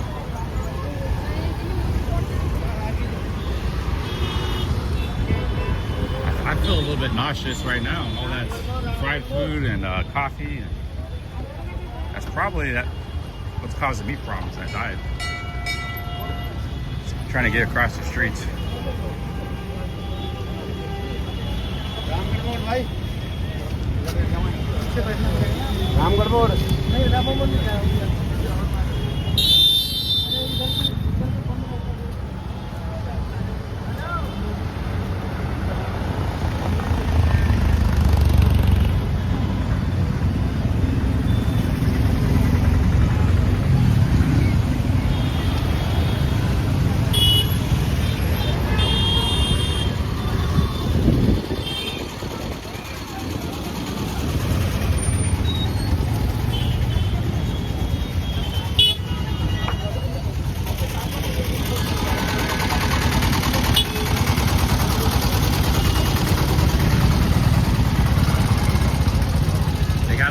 System here.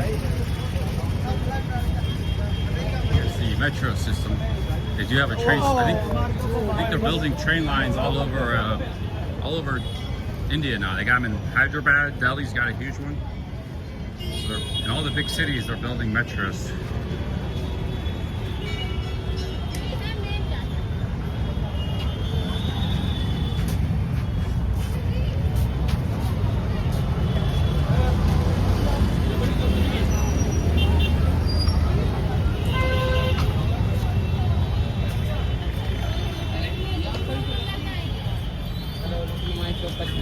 If it's so boring, don't watch.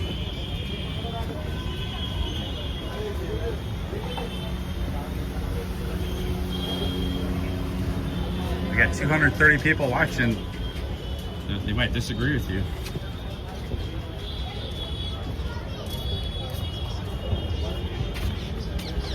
Yeah, actually drinking, sometimes drinking like hard liquor can't clear up. It can be like a medicine. Tequila, or it can just kind of like clear stuff up, man. High quality alcohol. Sometimes when I used to be like, I would feel a little sick 10 years ago, I'd be traveling, I would drink some alcohol, and yeah, it does seem to have like an effect. Not all the time, but sometimes. That could work. There's a whiskey store back behind me. We could try it. We walked right by. I don't know what I got, man. In 2 weeks I've had IBS syndrome. I never got that before. Like a stone in my stomach and a lot of flatulence. So I don't know what it is. It's not going away.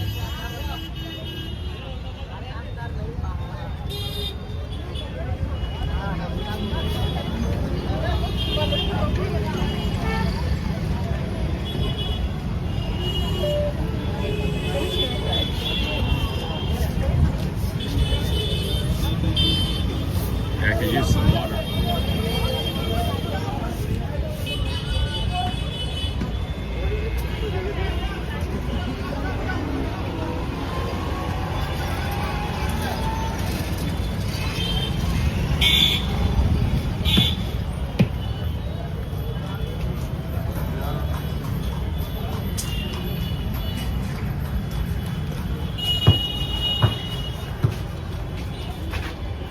There's a really nice temple there. I saw the entrance from the street. It's like a Hindu temple.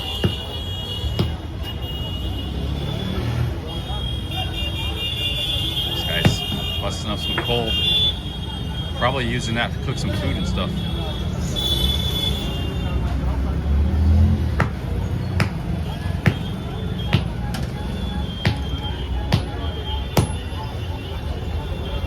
Because there's a run on cooking oil. They might be switching to coal to cook, you know, for the cooking oil, because of the war, there's like a shortage of it.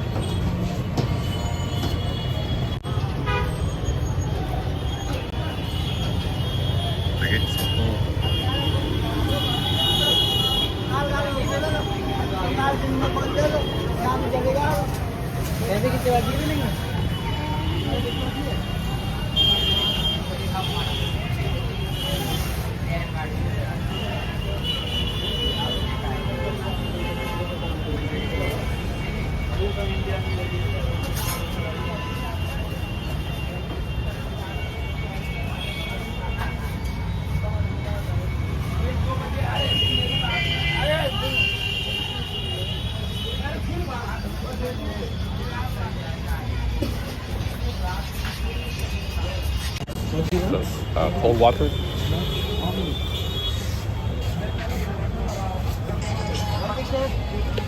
Uncle, 2 दिन बाद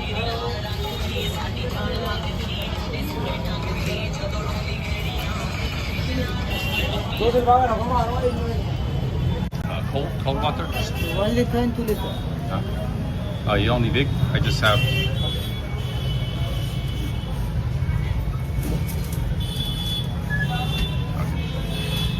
Thank you. This is 20 rupees, 20 cents for a bottle of 1 liter bottle of water.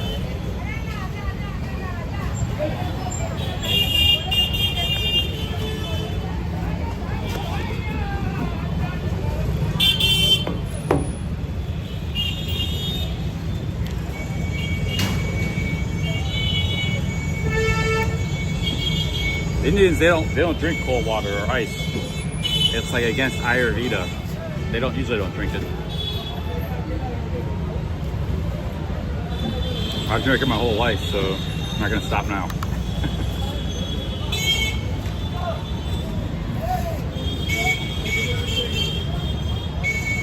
Actually, they'll ask you like, you want normal water or you want cold water?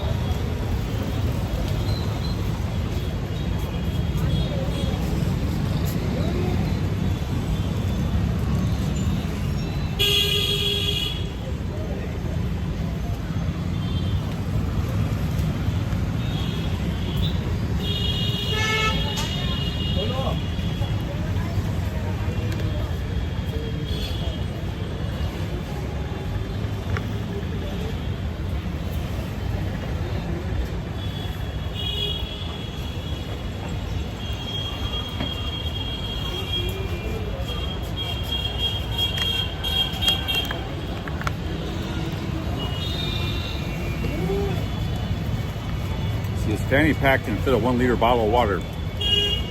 That's good size. I have to design my fanny pack that way.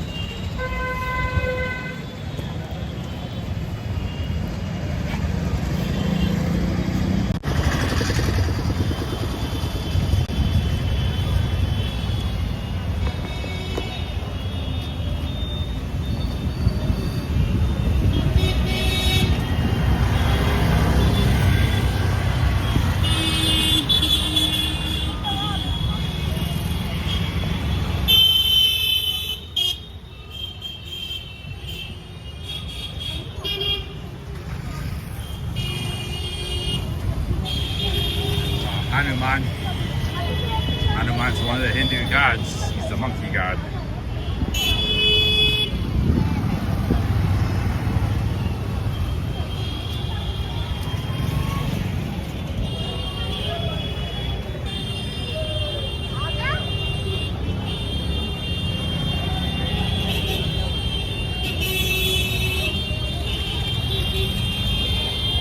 Well, I have a personal logo. I'm not sure, maybe not. I'm gonna make it unique. JJ Kane, if I do make a like a personal one of these, I'll make it unique, but maybe without a logo. Or like logo inside the bag or something. I don't really like logos and stuff.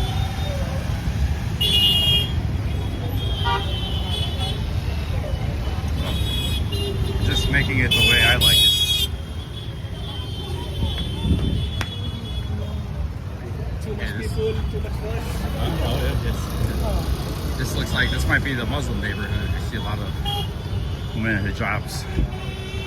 All these cities, they got their own Muslim neighborhood.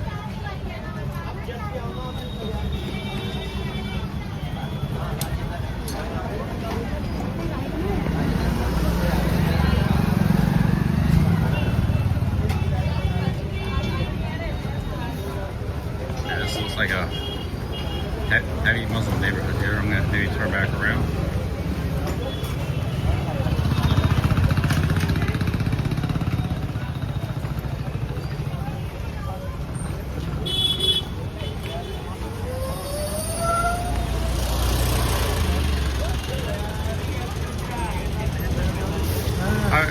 I've been in a lot of Muslim neighborhoods. I'm not adverse to going.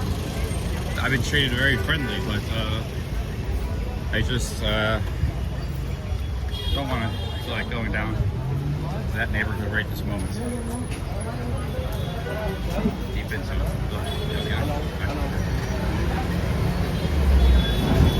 The juice den.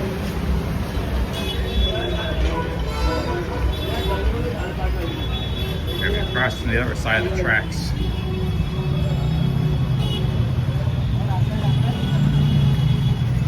Yeah, it's all good.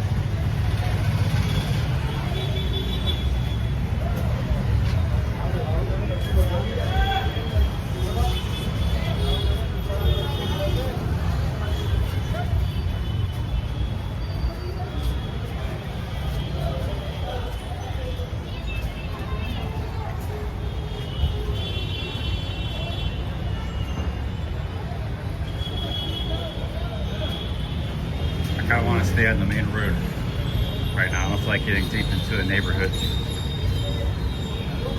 Some of these neighborhoods, they swallow you up. You get deep into like the twisty streets. It's like you're lost in a labyrinth. I'll stick to the main road for now. But this road is very interesting. Anyways, the buildings, the shops, really cool road. And it has a sidewalk. Got a little tunnel here. Very cool road. This is like a covered shopping street, maybe built like 200 years ago, 150 years ago. It's like all these shops have been here for a long time.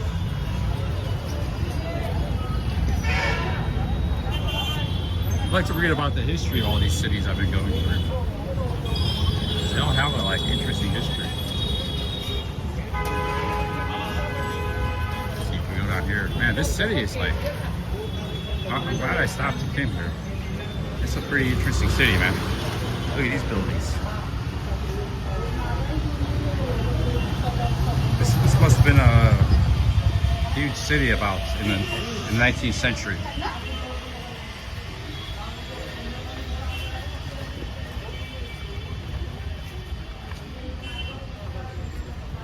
Very interesting city.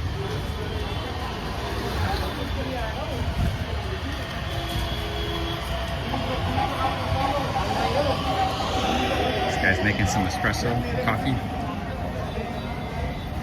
So that's probably a cheap place to get coffee. A rare, just exploring, walking around. I'm just kind of wandering around, yeah. First time in Jaipur. Huh? No smoking. Thank you.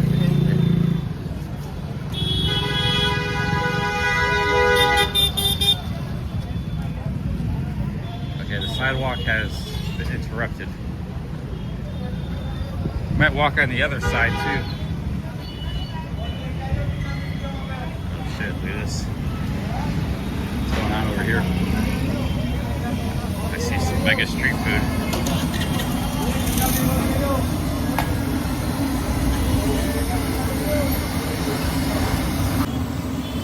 That's a lot of, that's a giant walk, man.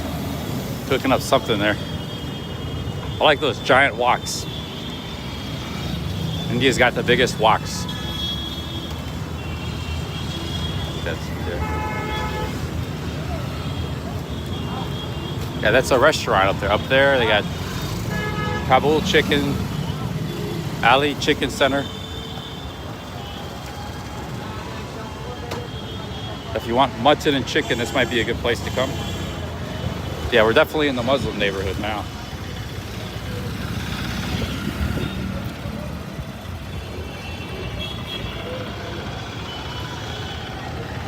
But so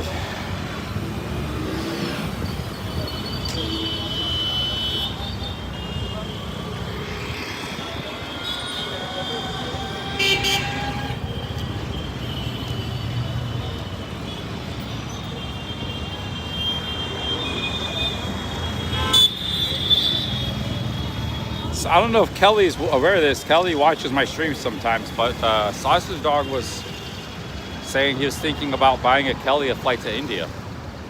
I said, you know, he needs a round trip. That's going to be very expensive, but Sausage Dog has sent me big super chats in the past. So he might be serious. The Sausage Dog, I don't know if Sausage is watching, but somebody sees him in a chat, get the word of him. You know, I could be in India for a while longer, so if he wants to do that, guys need to get on the ball. You're looking like $1,500 to get Kelly to India. It's not cheap round trip tickets right now. Maybe cheaper, but actually he's in DC, so you might be able to get it cheaper. Hello. But I don't know. Even if you paid for his even if you paid for his flight, I don't know if he would go because you know he has expenses here. I would stay and wait for him and help him in India.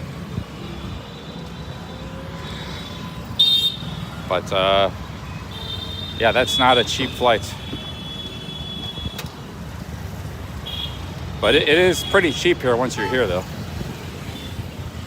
The flight's very expensive.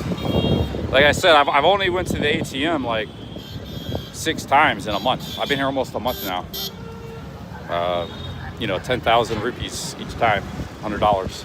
I booked some hotels. I paid a few things with credit cards. I had some real life super chats, a little bit of this and that, but I don't think I've spent $800 on this trip so far.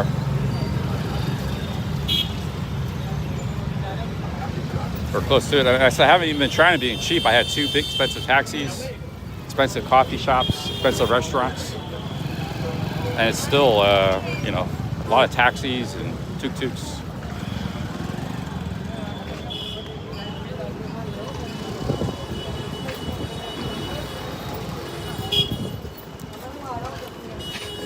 Down here. This is an incredible city, man.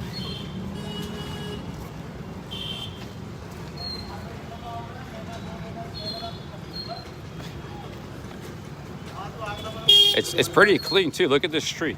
It's like this is pretty clean.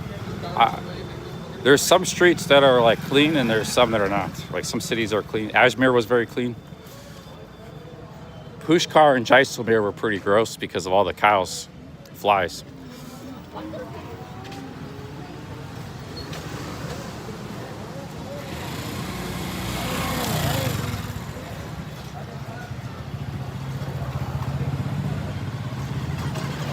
But they're nice cities. I mean, I like both of them. They're very unique.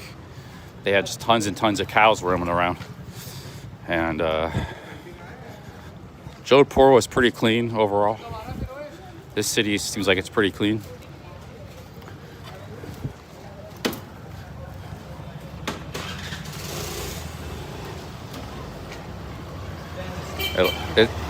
The ironic thing is Pushkar and Jaisalmer, they're like the smaller cities. They're very small.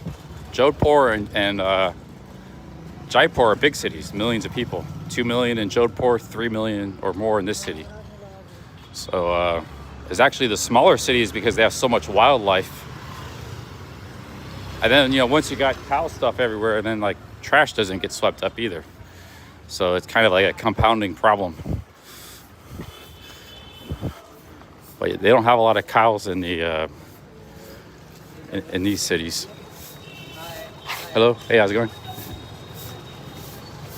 And the bigger cities, and they're cleaner. Hello. Hello. Hello.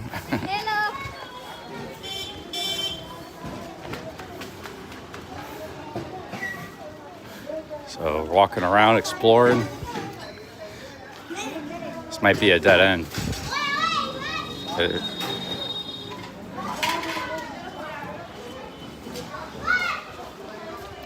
Got some street dogs here. It's not every day they see a vlogger walking down the street. This is like their hometown.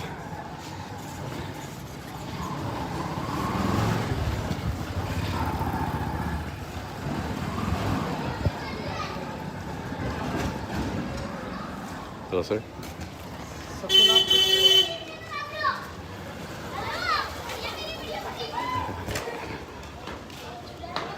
Hello, hey, how's it going? Oh, shit. She dropped her shirt. Lady dropped her shirt from the balcony. I think she was trying to wash it. Yeah, these alleyways are interesting. Jaipur is an interesting. Hey, how's it going, man? Jaipur is a really interesting city, man.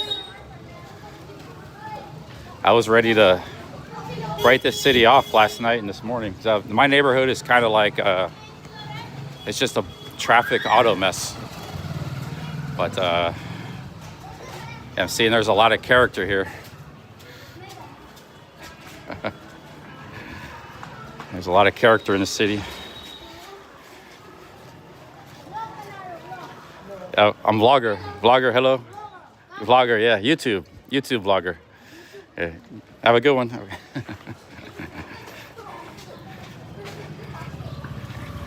Seems like the kids understand English. I just don't know what to say to them. Stay in school. Don't do drugs. What's that? YouTube. I'm a YouTuber. What's that? Oh. Yeah, just walking around. All right.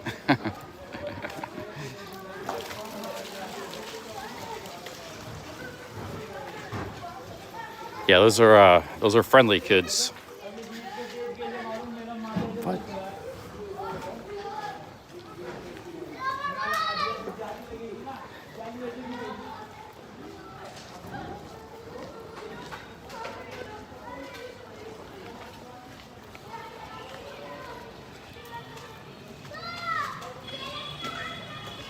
Yeah, this is like a Muslim neighborhood, but everybody's pretty friendly. I don't have to be scared because of the Muslim thing. I've walked through a lot of these type of neighborhoods.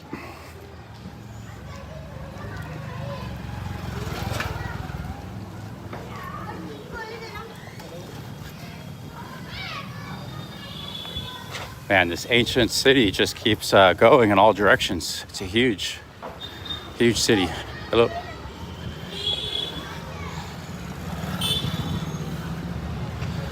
Yeah, this is an incredible city for urban exploring. Yeah, that was that big pile of trash. They sweep the trash up. So that was probably where they were accumulating the trash for. Let's get back on the main road. We kind of cut into that neighborhood and then cut back out. But sometimes you kind of get trapped in those neighborhoods, or it's hard to get out of them. That one we were able to kind of circle around. You don't get trapped, but it's just kind of like you got to retreat in a different direction, and that time it worked out okay. That whole walk, all this walk and stuff, it's just my sense of direction. Like I went through that whole neighborhood, or a part of it. I didn't use Google Maps or anything. Just wandering, exploring. Hello. Oh.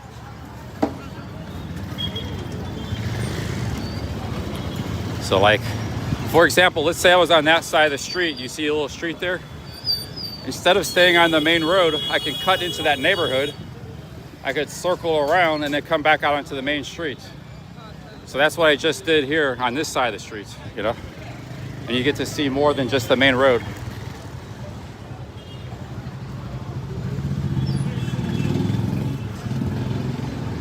But sometimes the streets don't always work like that. Like you might come into a dead end or something, and you got to come back out the way you came. You know, so that's what I do. It's called urban exploring. And I don't use the Google Maps unless I'm kind of I need to. I use it occasionally. It is useful, the Google Maps.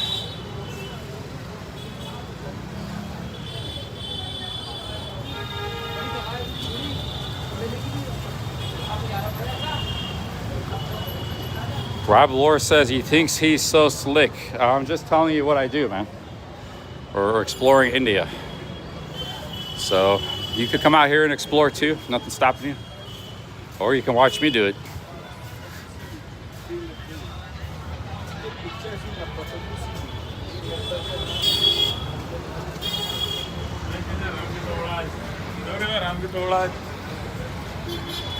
No, those aren't favelas. Those are just inner city neighborhoods. They're actually nice old buildings.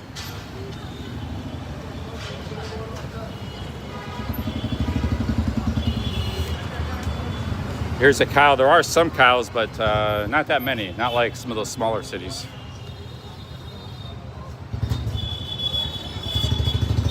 Here we got some rice. 1 kilo of rice, 115 rupees.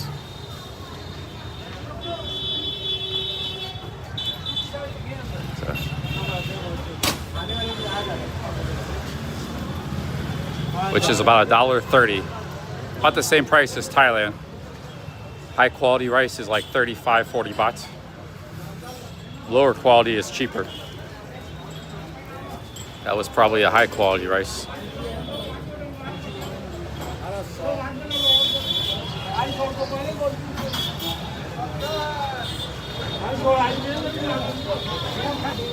Yeah, let's go. Sorry. Oh, you fix a motorbike engine. All right. Repairing the engine. All right, cool. Okay. little engine shop there.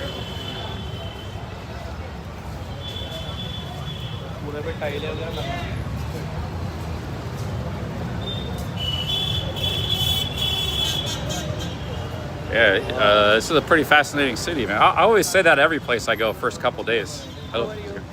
First couple days I say that, then I get tired of the city. First 2-3 days.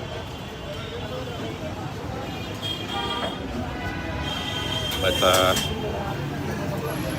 there's a tea stall. Let's get us tea here.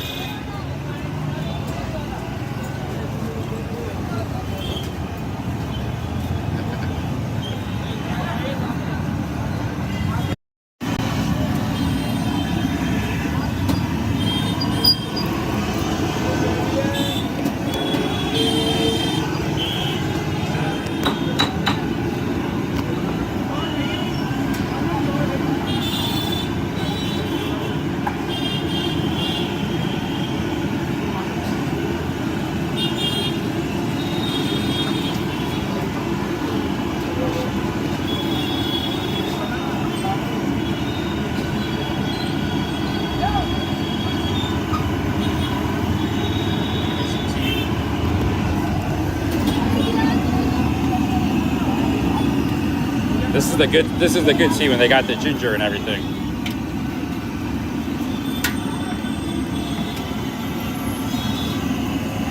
Oh man, that's amazing. That's the sugar. Put in the sugar. This guy's a tea master here.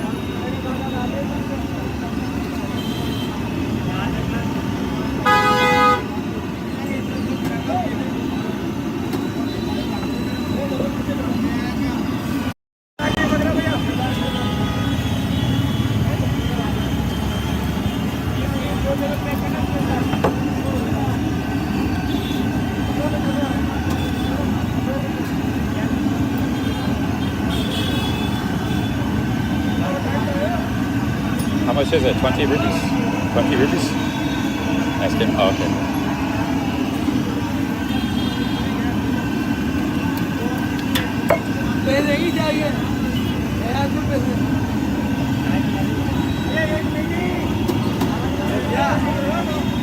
All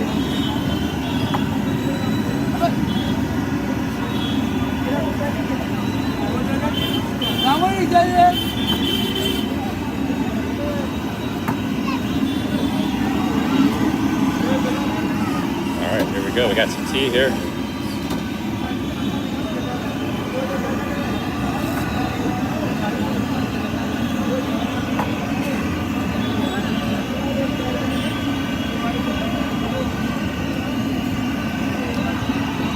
I've done a few shorts today. I just did a short of this guy.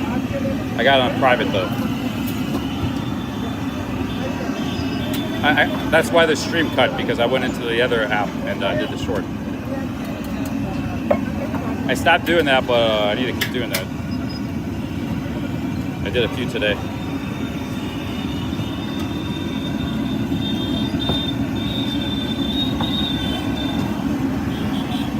Yeah, these guys are artisans, man, masters.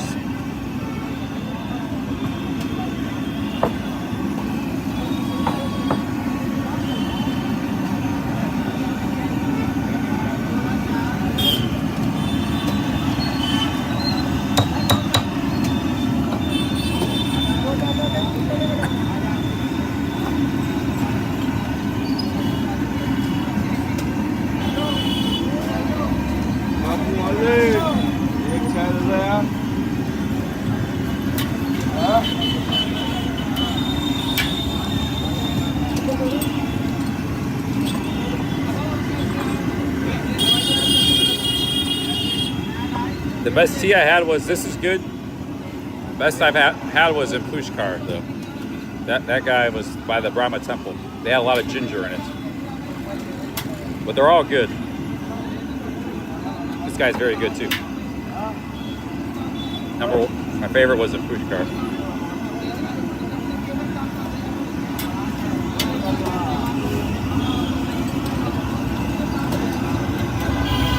Yeah, all it is milk, sugar, and tea. That's all milk there. I don't think they put much water. A little bit of water, maybe. It's a lot of milk.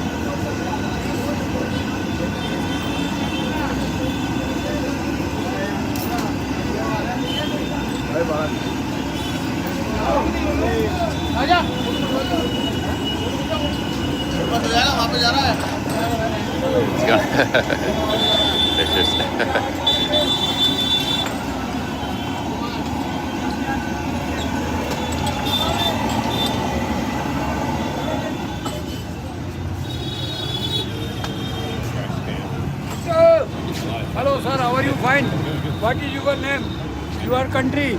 Country? USA. Okay, how much you bought? My name is Asifan. Okay. Where are you from here? Yeah, Ramkumar.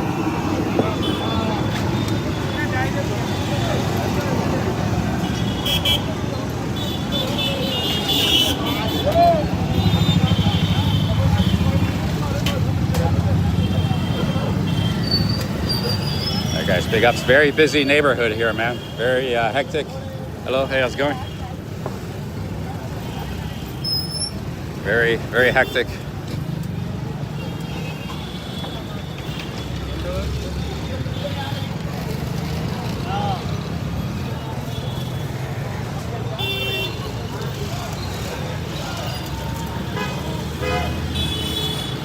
I didn't want to eat meat today, but there's a kebab place back where I was by the Palace of Winds that looks very good. Has very good reviews. I kind of want to try that place out. I don't have a desire for any meat. I had meat 2 nights in a row. I could get the non-veg or the veg meal.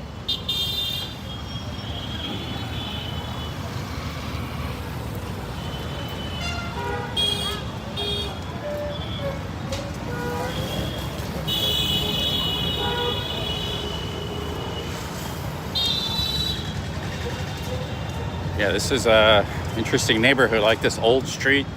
If it's raining or sunny, they got like a covered.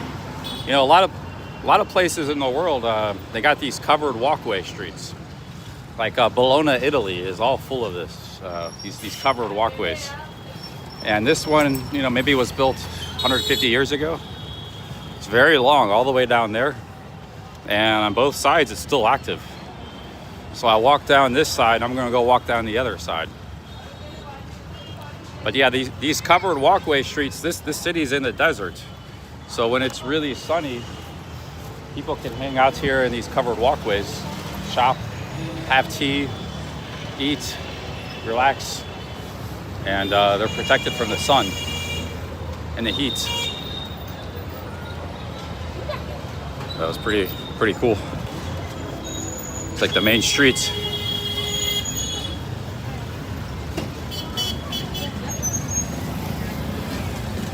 Yeah, it's getting really hot in India. Thank you. It's getting really hot in India, so it gets as hot as 115 degrees here, like 48 Celsius.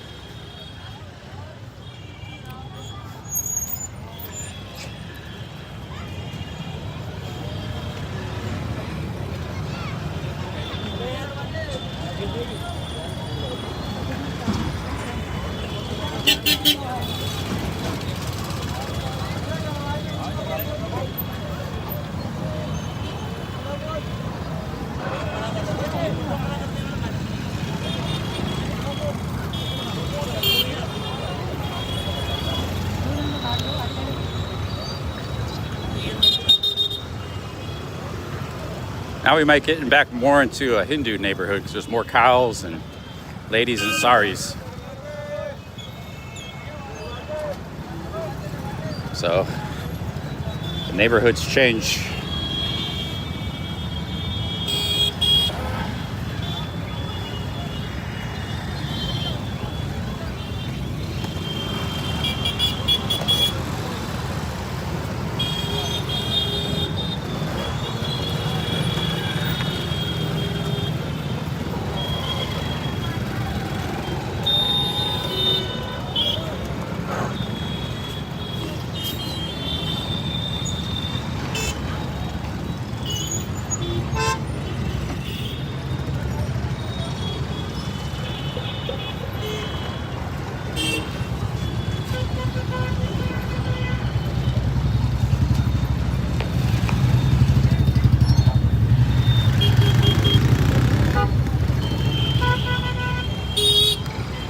Cow tent.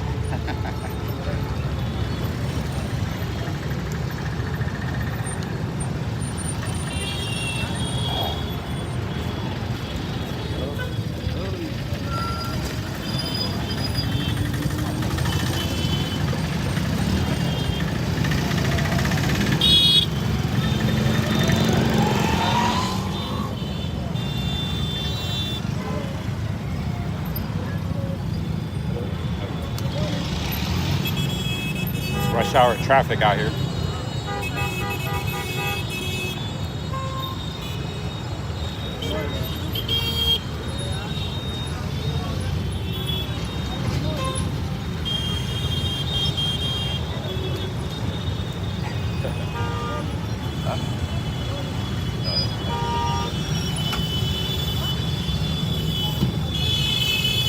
got some big horns. He looks a little bit injured, man. I wish I had some food for him. He's an old cow or he's injured.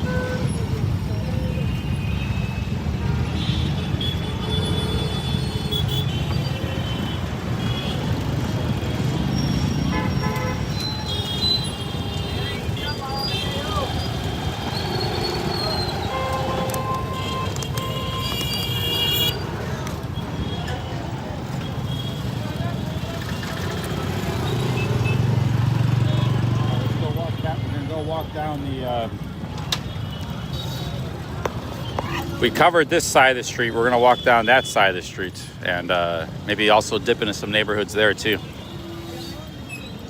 What's that? Oh. This cow's right in the middle of the traffic, man. They just stand right in the middle of the traffic.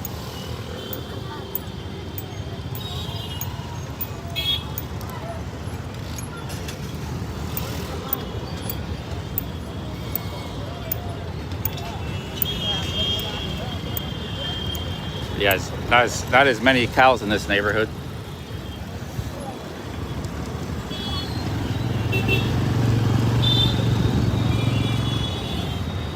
I mean, in this city.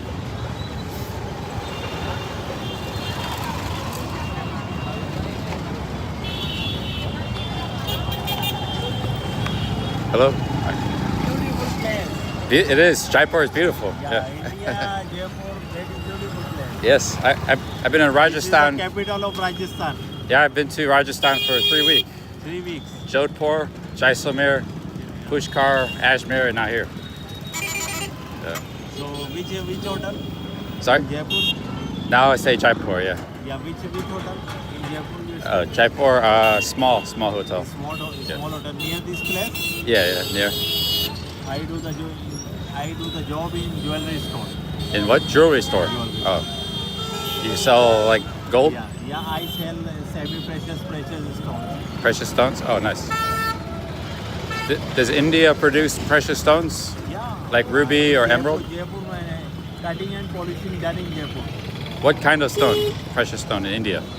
In India, you find all the gemstones. Yeah? And in Jaipur, the making of gemstone. Okay. 95% gemstone cutting polishing done in Jaipur. Oh, biggest in India, Jaipur, yeah?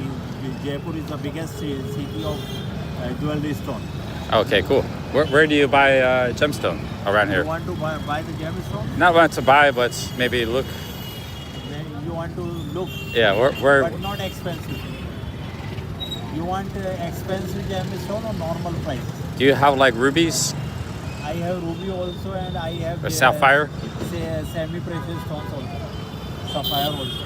Okay. Semi-precious. I have right now semi-precious stones in my pocket. Oh, in your pockets? Yeah. Can you show me? Yeah. We take the seat here. Okay. All right. I'm just curious, but thank you for showing me. No problem. Sit. Less than 1,000. That's 1,000? So I tell him the price. Okay, I give you 800, 700 for one necklace. It's beautiful. This is green onyx, guys. Yeah, this is green one. This comes from Rajasthan? Yeah, this is also making from Rajasthan. Okay, cool. Thank you. If you want, so I give you. If you like this for necklace, for ring, Yeah. you also make this for necklace. I make a necklace. Yeah. This is very cool. This is very for birth, for lucky also. This is also Yeah. for luck also. This is people believe for luck. Your name? My name Billy. PD. Yes. My name Ibrahim. Ibrahim. Ibrahim. Okay. Can I buy one from you? You want to buy this? Maybe. Yeah. Maybe I give to somebody for good luck. I give you this 1,000 1,000. or 800. 800. Okay. Okay. You take Just one, yeah. one piece. One piece, yeah. Okay. You give me all for 800? Yeah, I give, if you want, I give you 800. All of them? All piece. This is complete one Oh, necklace. so one piece is 200 maybe. One piece is 200. Okay. You want green one? Yeah, I'll take the green one. Yeah. Okay, beautiful look. Okay.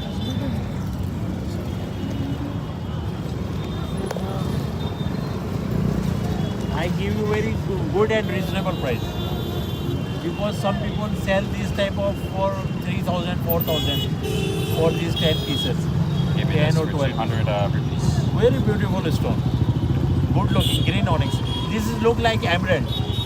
Yeah, emerald. Emerald comes in precious stone.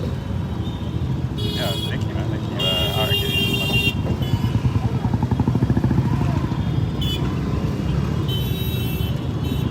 Okay, nice to meet you. A little extra. Okay. Nice man. Nice to meet you. Okay. Yeah, good luck. I gave him 300 rupees.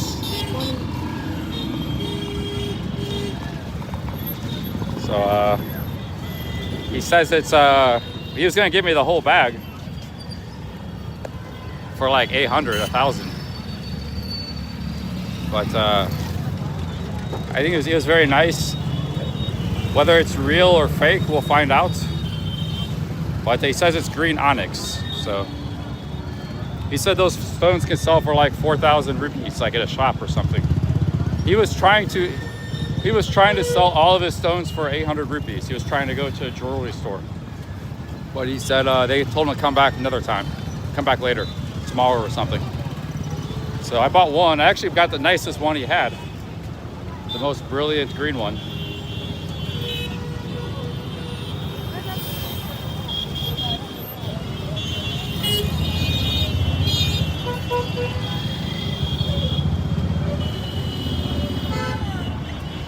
But if it's fake, it's fake. We're only out $3.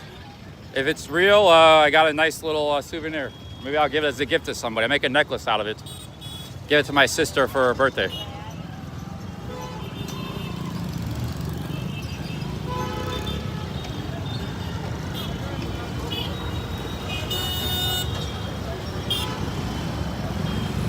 Okay, let's go down this street.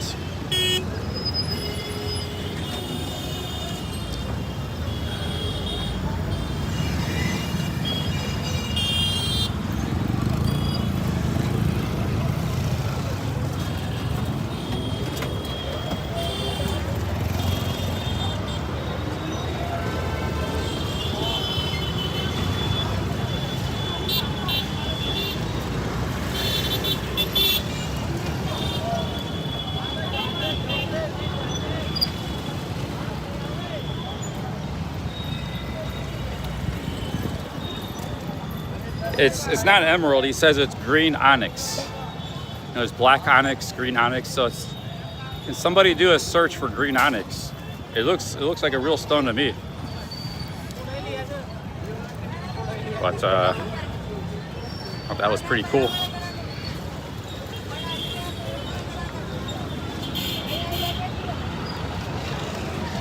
That cow's camera shy. Camera shy cow. Man, we got another covered street. Look at this. They got more covered streets. Jaipur is a cool city, man. I'm just in like the worst part of it, the auto-oriented part of it. Jaipur is a really cool city.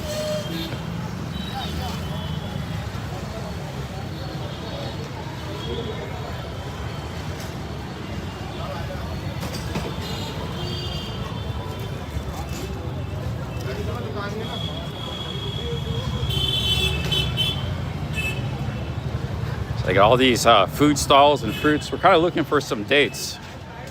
I need the high quality dates and hey, how's it going? Dates and an electrical adapter, which I haven't seen. Those are really hard to find.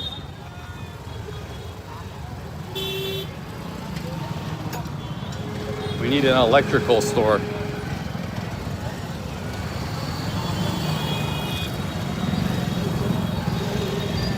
Yeah, this just keeps going up and down these streets. Oh, actually, I could cross there.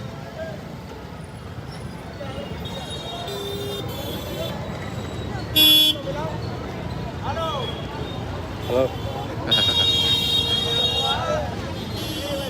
I say people are pretty very friendly here, man. This is all food places here. Very friendly people. This is all pasta.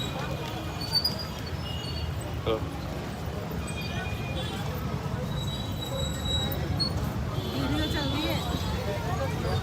Spices. Teamwork, ginger.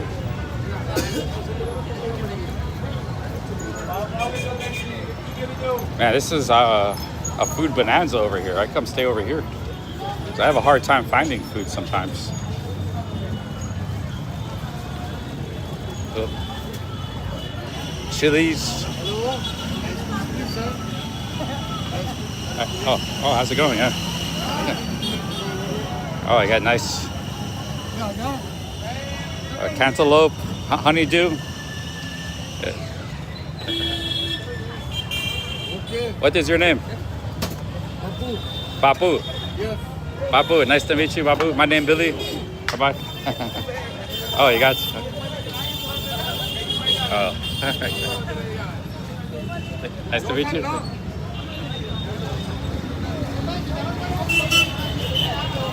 Oh, it's Babu.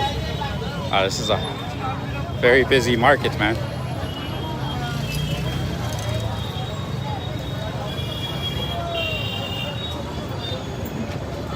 Yeah, there are some hotels over here. You could stay over in this area. A lot of food, fruits.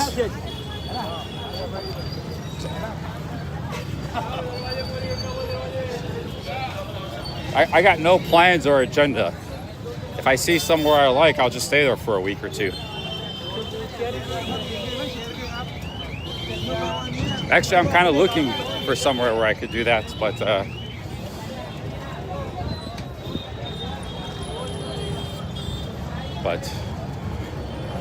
I'd probably rather do it. If I'm going to do that, I'd rather do somewhere like a beach area, though, like Goa or Kerala. But this city's a pretty nice city, man. A lot of character, a lot of food, friendly people.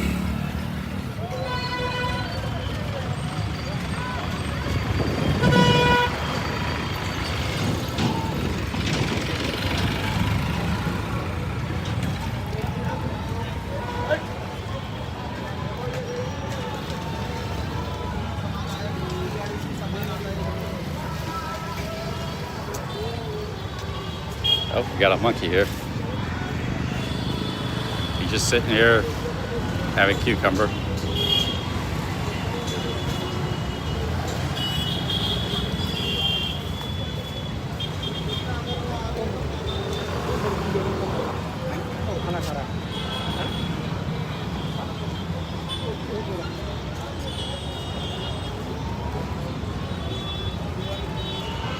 Nah, dude, that guy's got some teeth, man. Got some serious teeth. You had a... Got his on me filming behind the monkey. Hey, big ups, London Manny. London Manny says you'll PayPal me. Oh shit, I got a super chat too. Sorry guys, I was distracted.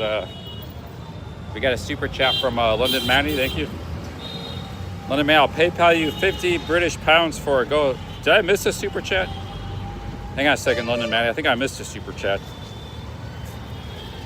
No, we didn't miss any super chats. Like, London Manny with the 5 British pounds. Thank you. I'll PayPal you 50 British pounds for Goa. All right, dude. How about this? I already searched the price. It's $80, $90. I can fly to Mumbai first and spend a few days in Mumbai, then fly to Goa. If you PayPal me 50, I'll go ahead and do that. So I'll buy a flight to Mumbai, then I'll go to Goa after that, either bus or flight. So we'll get to see both. I've never been to either place. Mumbai is a big city, but you know, I think my strength is coming back. Or maybe I just had a lot of coffee today. I wake up feeling like crap the next day.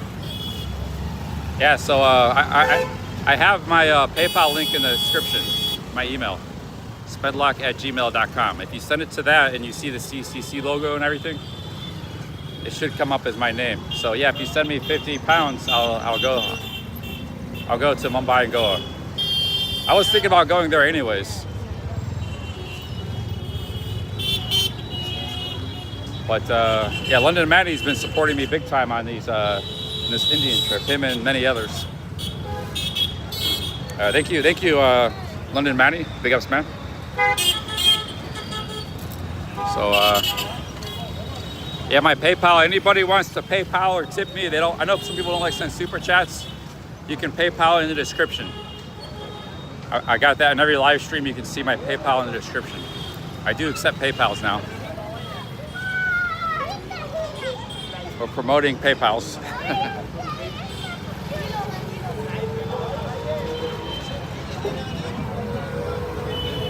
PayPal or super chat accepted on this channel.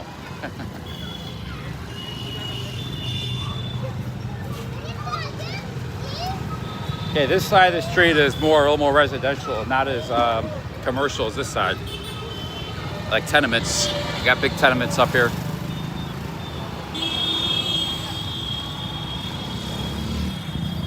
I guess there's tenements on that side too. Look at those places.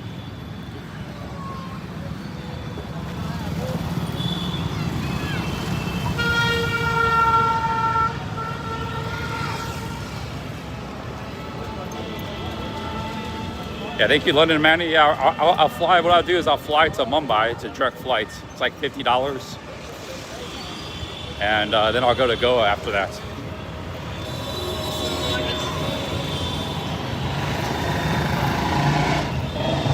Yeah. I'm not really in a rush to leave India, you know. Sometimes my morale drops though. Especially if I'm not feeling good or I wake up early in the morning. First thing in the morning before I have coffee, my morale's low. But a lot of times, hello. A lot of times in the afternoon, the evening, after exploring, I'm actually very invigorated, you know, enjoying India. So, friendly people, very interesting scenery. Hey, careful kids, you're jumping around in the streets. So, yeah, man, I'll stay in India. I do want to see Goa.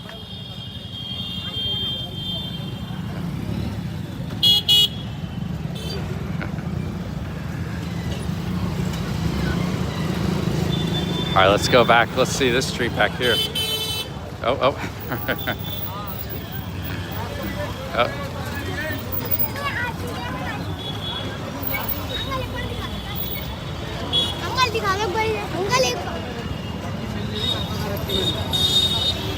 We got a few people camera shy around here. Oh.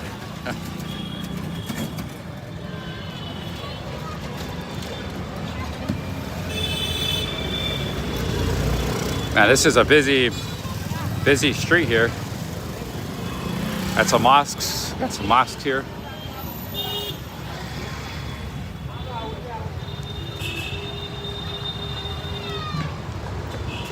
Yeah, London Manny, just let me know when you send the PayPal. I'll check the PayPal. Maybe I'll get the flight booked tonight. This is a nice city. I can stay here. I only got 2 nights in my hotel, but the last 2 cities have been really good. Ajmer, which includes Pushkar. Ajmer was a great city, and oh shit, look at this barbecue over here. Ajmer in this city is a very good city. Got some serious Muslim barbecues, kebabs going on here. Oh, it's going, yeah. Oh, that's a kebab, yeah. Hey, bro. Hello. Hello, how are you? These are kebabs. Serious, dude. Hello. That's tandoori chicken. That's what I had for dinner last night. Oh yeah. Oh, looks very good.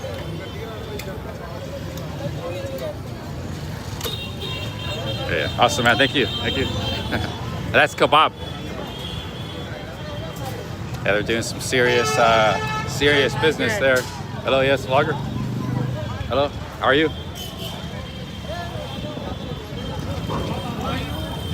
Hey, how's it going? All right.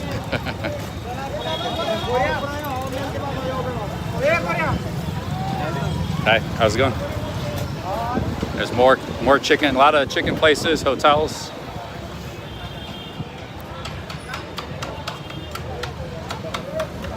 They got kebabs. So yeah, like if you want to eat meat while you're in India, you gotta look for these kind of places. Usually in the Muslim neighborhood. The Hindus they don't eat meat. They just eat veg. They call it vegetarian. I like both. I had meat 2 nights in a row.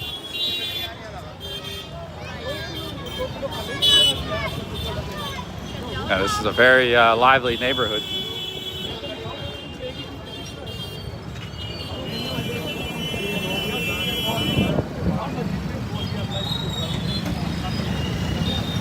Hey, you go back into this street, you really get the labyrinth.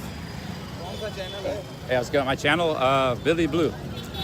My YouTube channel, YouTube Billy Blue. Weird. Oh, your friend wants to know? Oh, okay. Okay, yeah, I'll show you.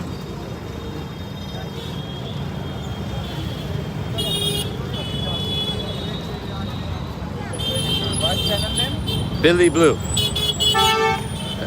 You enjoy India? Yeah, India is good. Yeah, very good, very good. That's my friend. Oh, your friend. Oh, inside. Okay. His friends in the car. They want to know my channel. Hello. Hey, how's it going? You want my channel? Oh, okay.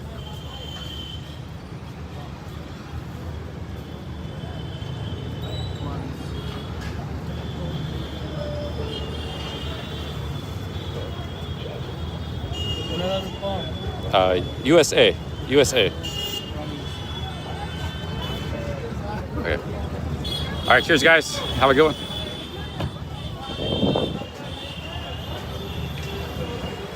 Yeah, they want my channel. So.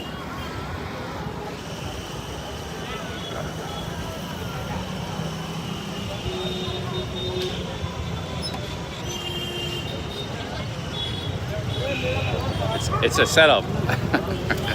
I've given like 100 people my channel, man. I was a little bit, hey, how's it going? I was a little bit, you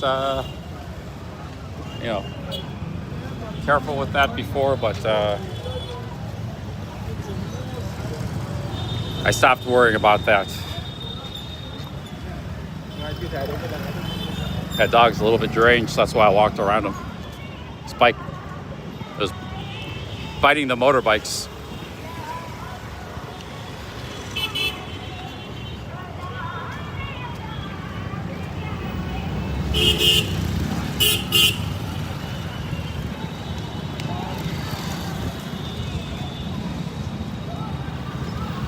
Yeah, I have 4,000 cards I made from the CCC channel. I actually did that when I first started my channel 8 years ago. I only handed out like 200 of those. So I got like 3 boxes of these cards, little cards promoting my CCC channel. India would be amazing for that, to hand out, bring a whole box of them and just hand people, because I tell people the channel, they don't understand. I say Billy Blue, they can never find it, or they don't understand what I'm saying. So I have to actually type it in for people on their phone, like every time. But I could just give them those cheap Charlie cards and they would know, you know. Hello, hey, how's it going, man? How are you? Huh? Allah Baba here? Oh, okay. No money. Huh? No money. Oh, okay. Yeah. Nice to meet you, sir.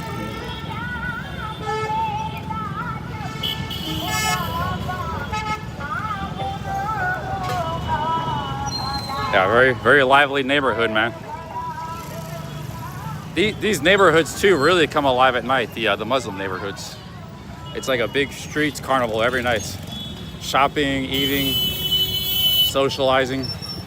Very lively urban life out here in the Muslim neighborhoods. I mean, all the neighborhoods, but the Muslim neighborhoods especially seem to be like India on steroids. You look at those alleyways back there, man. You know, a lot of energy in this neighborhood. A lot of shopping going on here.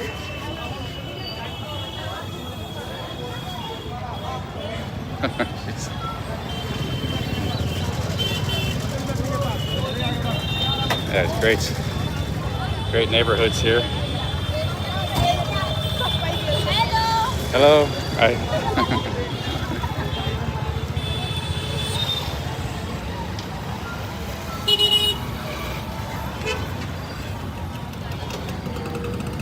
There's Alibaba going by.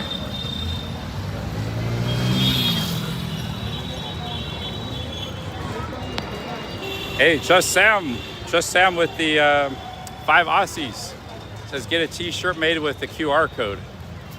Yeah, that could work too. Actually, Chocolate Man had that. He has like a big QR code on the back of his t-shirt. He gave me one of those shirts. Yeah, big ups, Just Sam. Thank you for the 5 Aussies. Thank you very much. Yeah, that's a good idea. I like the business card has been around for a long time, and the reason the business card is so effective is because you give them a physical thing that they keep and remember. You can tell somebody something and they forget it, you know, a minute later. But business cards, they don't. That's why business cards are very effective. I think it's better than the QR code as well. So you give them a nice piece of paper with a little design. You know, they might just throw it away, but people are generally curious what my channel is, so they would probably just look it up. Thank you, Just Sam. But those cards I have, they don't have a QR code.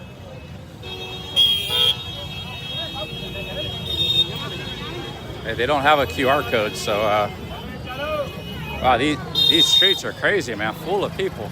I can't even walk down there. Hello. Let's get back to the, I guess back to the other part of the city. Very. Hey, big ups, London Manny. He says check PayPal. All right, thank you, London Manny. I will do that. Thank you, London Manny. I'll check my PayPal. So we'll go ahead and buy a flight to Mumbai and then Goa next. We'll get to Mumbai and Goa. I could skip Mumbai and just go straight to Goa. But Goa is not going to be content like this.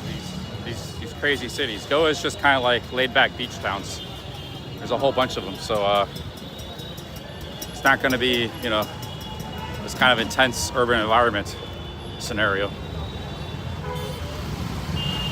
But I do want to go there, so I'll just go there and maybe do a little bit of vlogging or streaming and relax.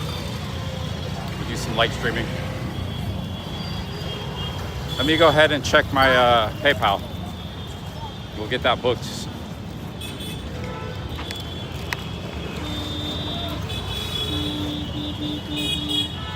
I will say the internet has worked very good, so I think we could stream anywhere in India. So let me check my PayPal.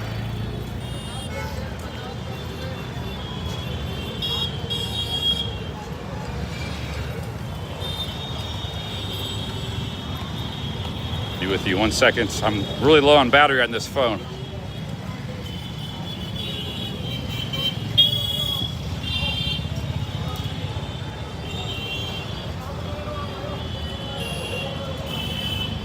All right, yes, we do have we have 2 PayPals today.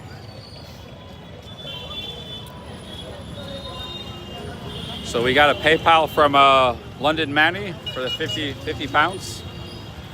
That pays for our Goa flight. And we got another guy gave us $10. Thank you very much to people that sent the PayPal. Thank you guys.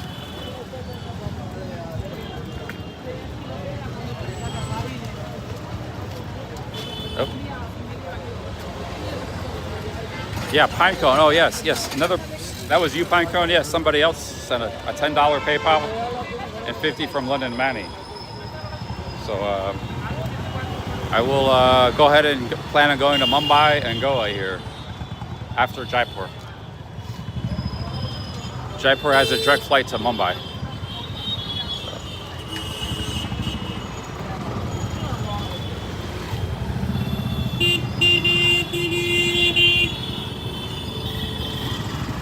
All right, big ups, guys. India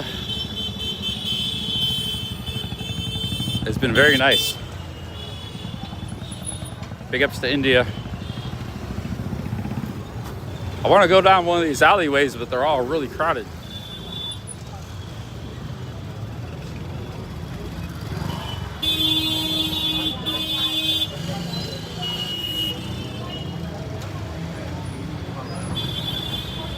Okay, we're back at the Palace of Winds. Beautiful sunset here.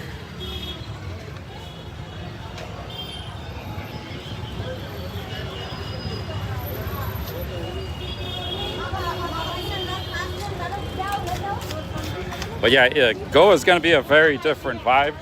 It's just going to be kind of these laid-back beach towns. I've seen enough videos, I kind of know what to expect. And I've been to a couple other Indian beach towns in Kerala that are similar. So it's just going to be very relaxed. Maybe I work on some exercise and just hang out at the beach, do some swimming, and take it easy. We'll find a decent, cheap... Well, actually, there's different beach towns, though. There's like 20 different beach towns. So we'll maybe go to a few of them.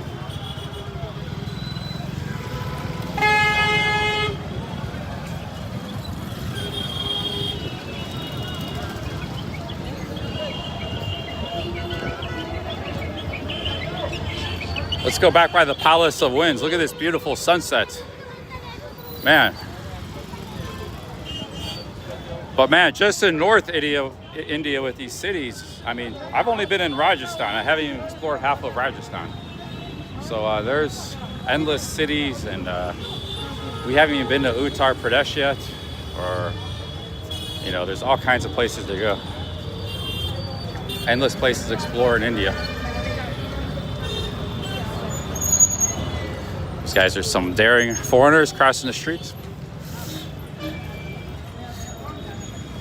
I'm gonna find some foreigners to talk to. I want to ask them if they got Delhi belly, how they like India.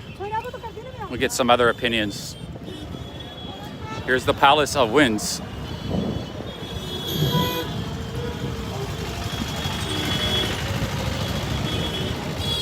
Oh, hello, hello.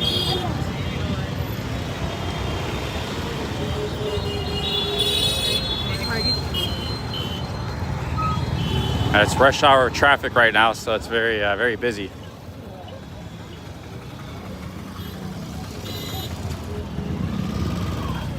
Hi, hello. Good, how are you?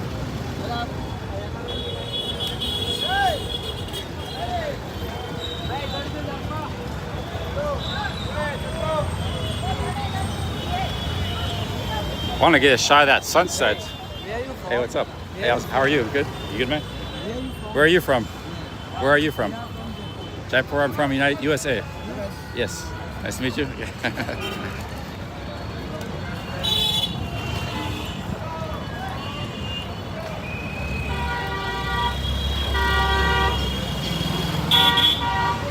Okay, guys, there's the Palace of Winds right there.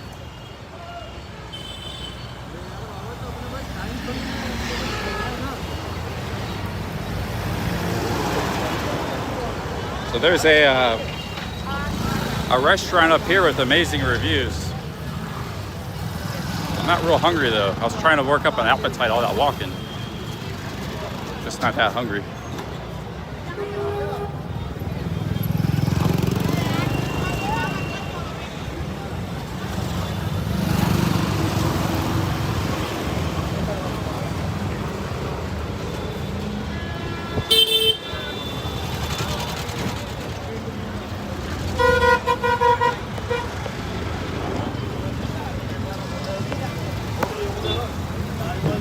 Palace of Winds right behind me.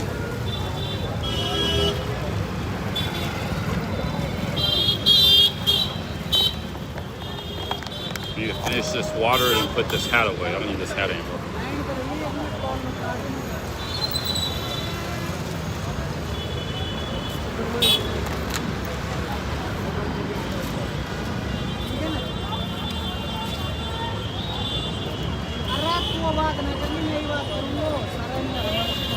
I want to take this stone to a jewelry shop and see if they say it's really green onyx. I got this stone. I'm kind of proud of this purchase. I think that was the real deal of that guy there. I had a good, you know, sometimes I go by my gut. I had a good feeling about that guy. So I got this stone I bought. It's supposed to be green onyx. And I got the best stone he had. Hey, I got it for 200 rupees, but I gave him 100 rupees extra just out of niceness. So I want to ask him, see if it's really a real green onyx or not. It could be glass, yeah.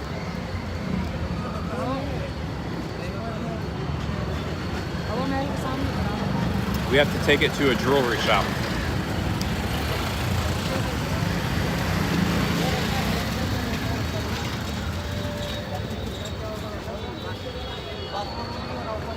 I mean, it might be glass. Yeah, I had a good feeling about that guy with my gut sense. I wouldn't have spent more than a few bucks. So he got me. Here's a jewelry store right here. But this is this looks like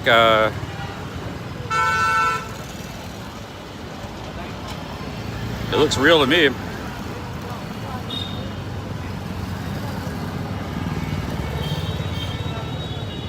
Because that was all he had. He had a little bag of green onyx, and he was taking to sell the whole bag for 700-800 rupees.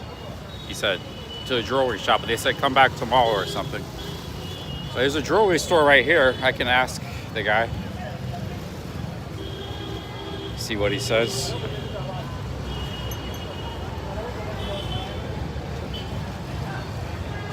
There's a jewelry store here. Hi, how are you? I just have a question. I just bought this stone. I think it's, you know what stone this is? Let's see. What kind of stone is that? It can be onyx. Green onyx? Green? It can be. It can be? Not sure? Onyx is never natural. Huh? Onyx is never come natural. Cheapest stone. Cheapest stone, but it can be grade or onyx is good stone. It can be aventurine, it can be onyx. It can be Orion, can be onyx. But onyx isn't natural, it's made in a laboratory.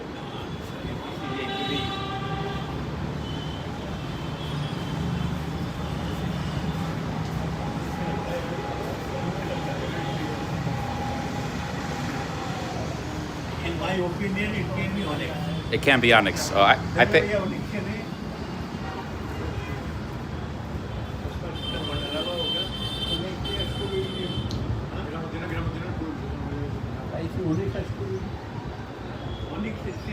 Onyx, it can be semi-precious. I think semi-precious. Semi-precious onyx. I pay 300 rupees for it. Too much? Maybe that's no for looking 300 rupees, nothing. Good price? Okay, thank you. Okay. Yeah, I see it says it's onyx, semi-precious.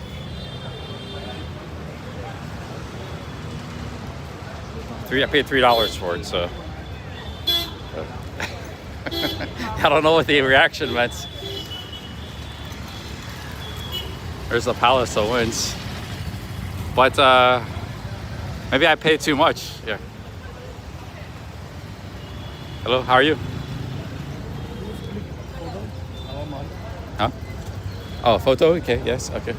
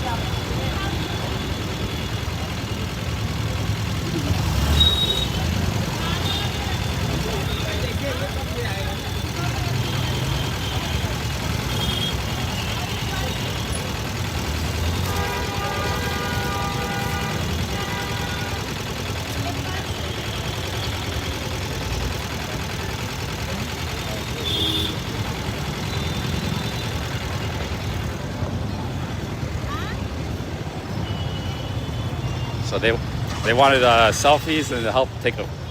They wanted pictures of them by the temple, and then a selfie with me as well. So happy to oblige.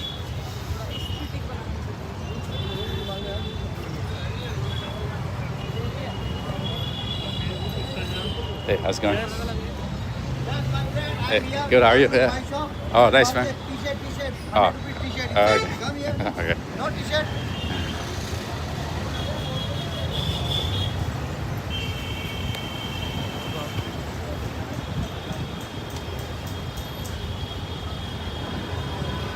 Hi guys, big ups. Might go get some food. I'm not really hungry.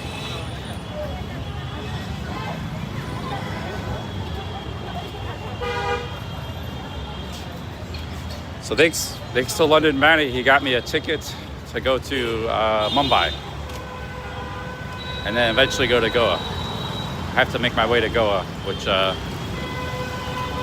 or I could skip Mumbai and go straight to Goa, but I gotta transfer. Have to transfer in Goa. Hello, how are you? How are you? Good, how are you? Good. Oh, close. You have clothes? You from? I'm from USA. USA, Yes. powerful country. They're backing Iran, backing the Iran. I- USA. And from last time, they say, if you don't stop, I will do from your long time, you never seen that. And then I tell, in the night, yesterday, Yeah. 4 o'clock, 5 o'clock, they will be compromised. They say, okay, Yeah, they make ceasefire, yeah. Yeah, What do yeah. you think about that? That's very good. Oh, yeah. That's very good. Yeah. Because both people, they have lost. Yeah. Not only Iran, he lost. Not America also, they lost. Yeah. You know, America. many fighter plane, many. Saudi things. Arabia Yeah, lost. yeah. Dubai, yeah, everybody is big problem. Yeah. Yes. Yeah, USA, USA. man. All of 6 months in India. I've been here for 1 month so far. Delhi and Rajasthan. It's the best architecture. Jaisalmer, You Jaipur. already been 1 month. Has it been more? Already 1 month. Still more? Maybe one more. South or north? Maybe south next. Kerala? Yeah. Kerala, Goa. Yeah, Goa, Kerala. Should go Kerala more better. I've been to Rajasthan for 3 weeks. Jaipur, Jaisalmer, Pushkar, Ajmer, and then here. And Jaisalmer. Not. You go Ranthambore? Where? Ranthambore to see the tiger. Here in Jaipur? Not after Jaipur. Jaipur maybe you can say 200 kilometers far from here. What name is it? Ranthambore. Ranthambore. Yeah. Okay, I'll look it up. Yeah, I haven't This seen. is the forest. They have tigers? Yes. Oh, okay. But you go the early, like a morning, like about 4 o'clock, like mostly American come with the big cameras to watch the tiger in this month. But because of you war, so no more American there. It's expensive to come. I was in Thailand. I come from Thailand to here. Okay, that's why you have a cheaper. I can't fly back to America. It's too expensive. Too expensive. Yes. How much? $1,000? Yeah, it's like 1,500 or something. Sitting. This store? Yeah. Okay, I can take a look here.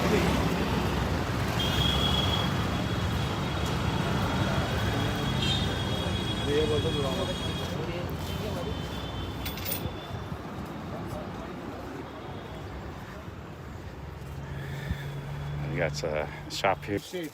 Huh? Sit like this for Shirts. see like the shirt. Your size I have. Can I show you? Yeah. It is huge thing, sir. Call me. How much are these shirts? Yeah, don't worry, my friend. You are in the right place. Okay, I gotta go, so I gotta go. I appreciate that. You're very kind. I respect you because it's not expensive. You just take one shape. It's good luck for us. Okay. Yeah, Jaldi. Like this for this shirt. You choose the color. Thank you.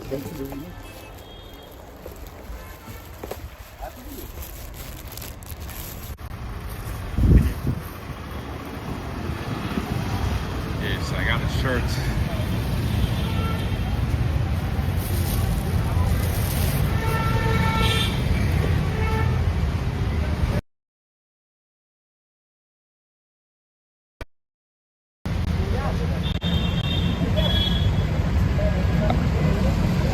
When you buy a guy was pushing a hard sell. Hey, how's it going, man?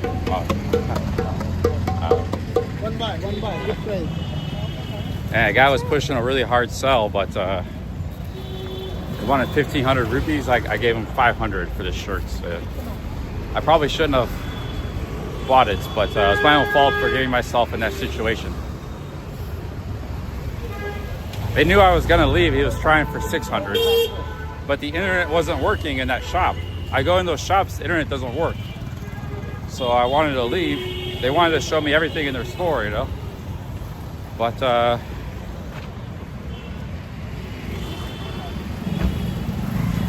they're pushing for 1,500 rupees at first, and they knew I was gonna leave the store and not buy, so they just gave it to me for 500. So the real price is probably like 300 rupees. They're happy with, you know, but. Well, I didn't really want this shirt that much, so I shouldn't have bought it anyways, but I bought it. Maybe I'll end up liking it. Wow, look at this building. Valley.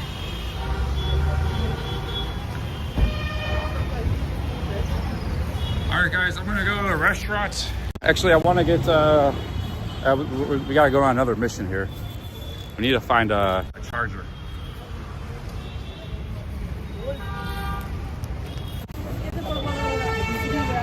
I was out here last night walking around where my hotel is, and there's nothing really going on at night. So you guys are seeing, you know, the best of the city right now. So we won't be streaming too much at night. So I'll be ending the stream probably in about an hour or two.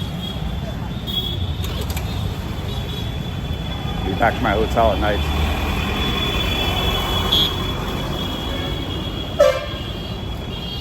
I need to find an electrical adapter before I go back to my room.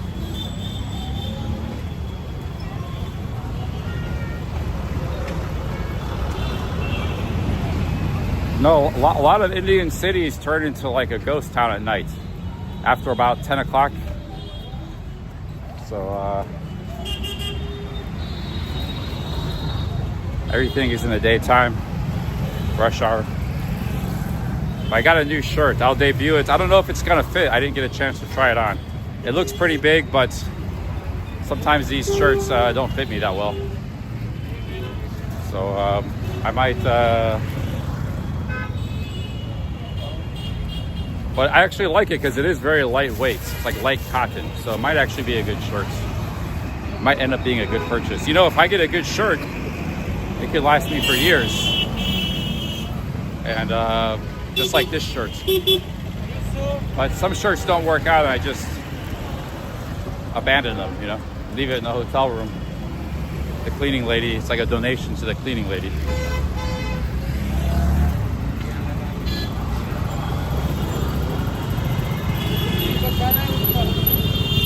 Hello.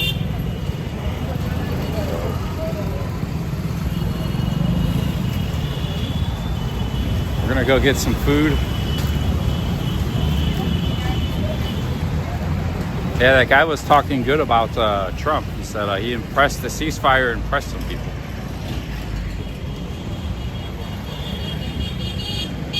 Nobody wants to see a bunch of war.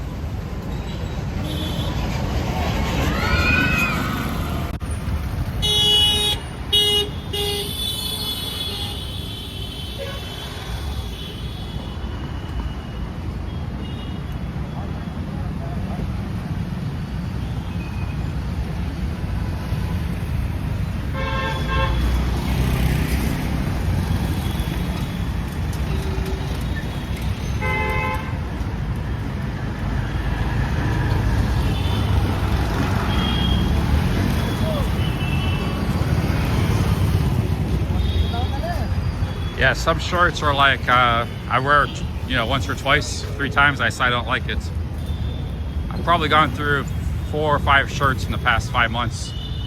When I started this journey, you can see my videos, I had a green wool shirt, which I had with me, I had for a couple of years. But wool eventually breaks down. So it started to have holes in it, the wool. So I just left that behind because it had holes in it. And that shirt had to be replaced. But like the Elvis shirt, I just decided I didn't like it. And there was a couple other shirts like that. But mostly it's just been this shirt.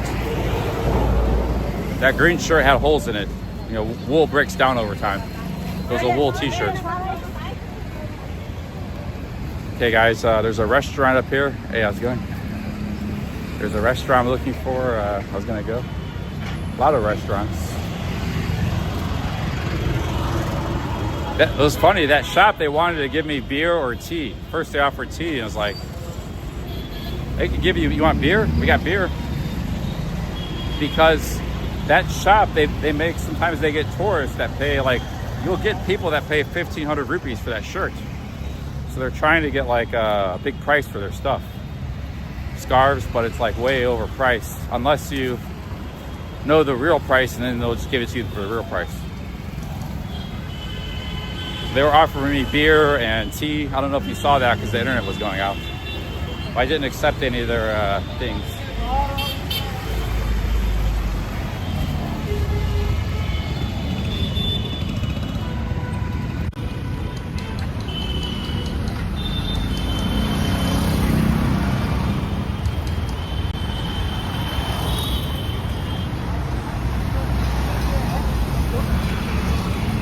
Okay, there's a restaurant around here somewhere. It's got really good reviews. No, I didn't, they were very nice. I didn't have a problem with them, but I didn't really want their goods all that much in the first place. And the internet was cutting out. So it was interrupting the stream. Here's the restaurant.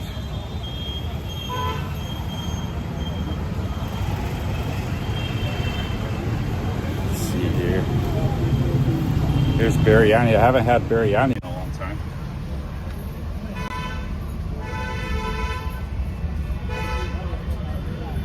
I was eating a lot of biryani in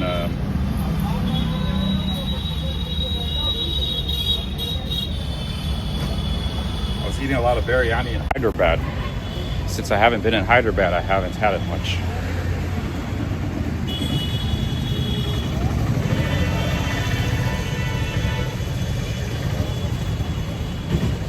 Hey Michael, just this shirt actually just worked out for me. It's the right size. It's not too small, not too big. Yeah, Michael in the chat here, he gave me this shirt in Ubbanarachitani. And it dries fast, so it's just worked out well. The next shirt you give me might not work out so good. Very particular.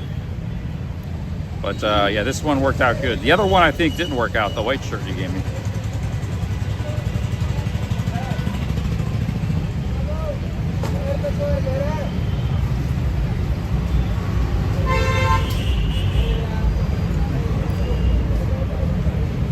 So this place has really good reviews, 4.7, 3,000, but there's nobody there.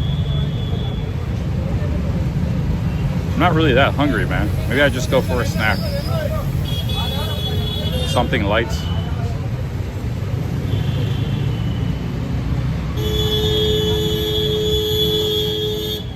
Looks a little expensive too.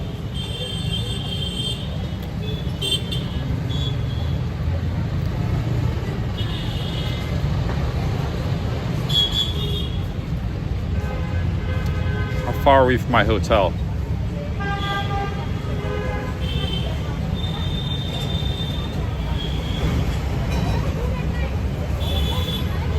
Let's go back over by my hotel. There's a place I had yesterday. It was really good. We'll go eat there.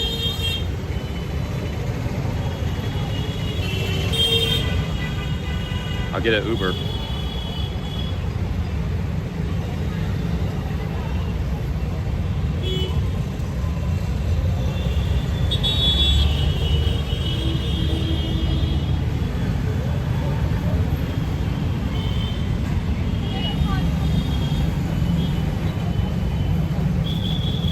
Damn, my hotel's like 2 miles away.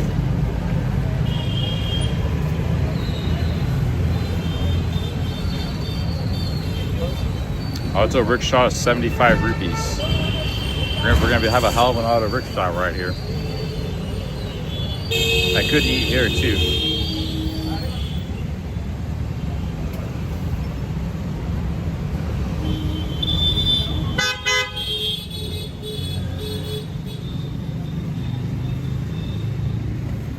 Actually, I don't want to get the Uber because they don't know where to pick me up. This is too busy of an area.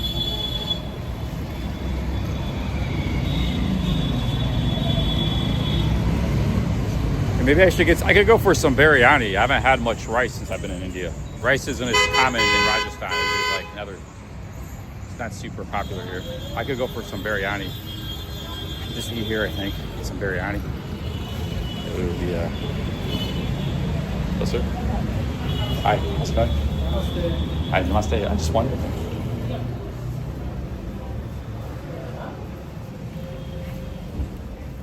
Sir, can I sit here? Can I sit here? Okay. Got a nice restaurant here.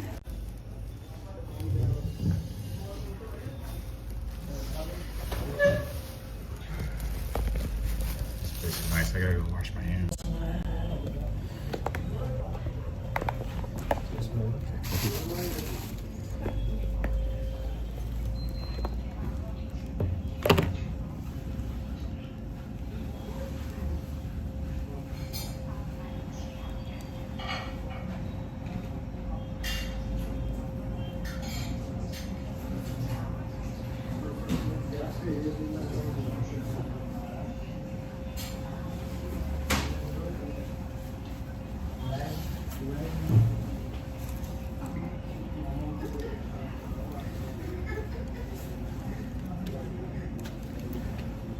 This is a very beautiful restaurant. Here's that shirt I got.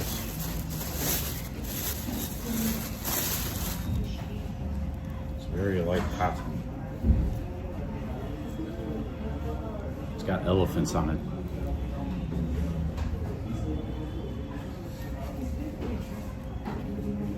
I think this is probably a good shirt in hot weather. It's very light cotton, so I think it might be a good shirt. I didn't want to pay more than 500 rupees. That was my max.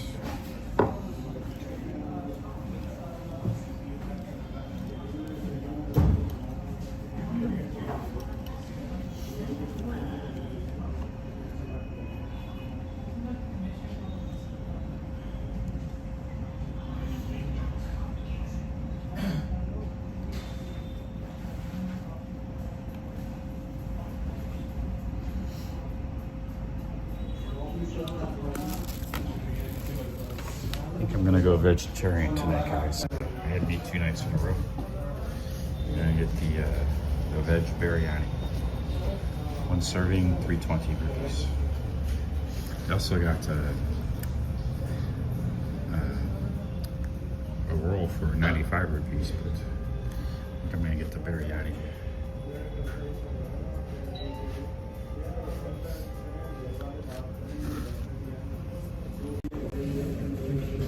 You got chicken biryani for 420.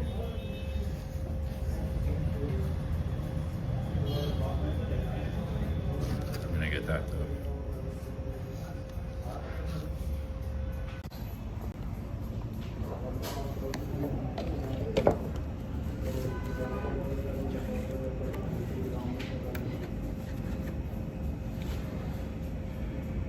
Well, they have a lot of locations. This is like a chain. They have one in Ajmer, 10 in Jaipur, and other. These are all in Jaipur. One in. These are all in Jaipur. And Gurgaon, that's by Delhi.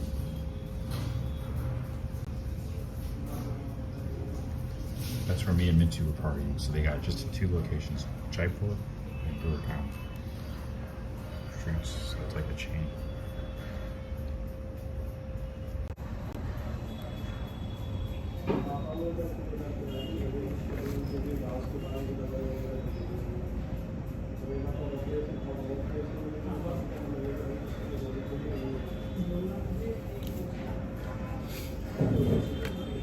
Yeah, I already washed my hands, Mario. I just did.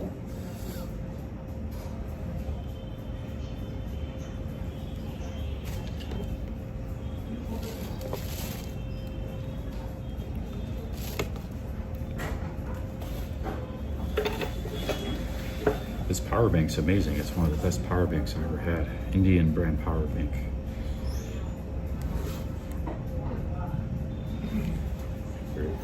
Very good power bank. My phone's already at 95%.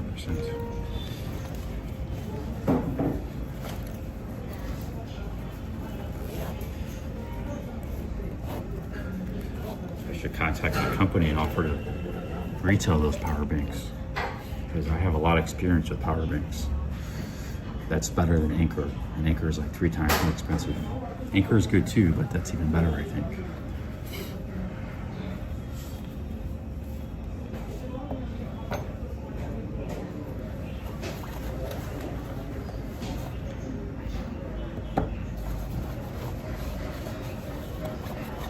Yeah, I bought that for $18 in Delhi, 1,800 rupees. Anchor is like $50. That was retail in a mall. That's something I could sell on my YouTube store. Power banks. Everybody needs power bank. That's a good one. I can vouch for it. Because nobody puts power banks through more stress than a live streamer.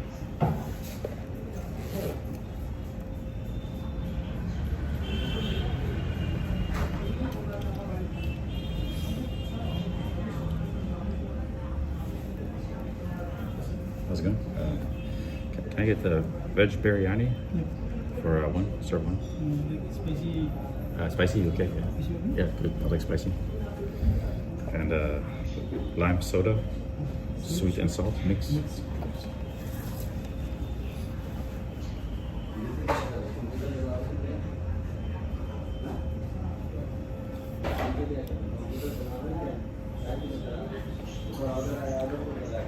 I can market that power bank, because this is an Indian company. They're making a very good product.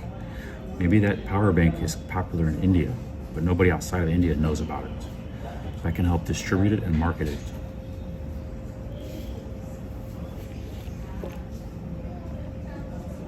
I could contact the company directly. So I've been using your product. I really like it. Maybe I can work with you guys. And, you know.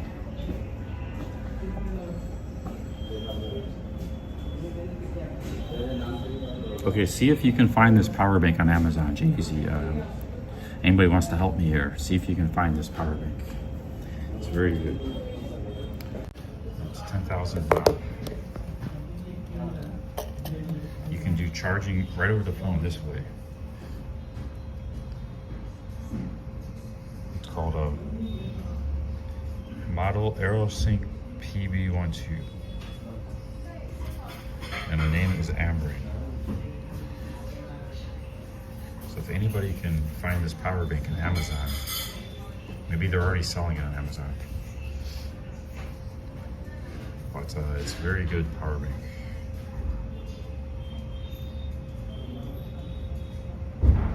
It's small too, it's small and lightweight. Oh, you got some nice size too.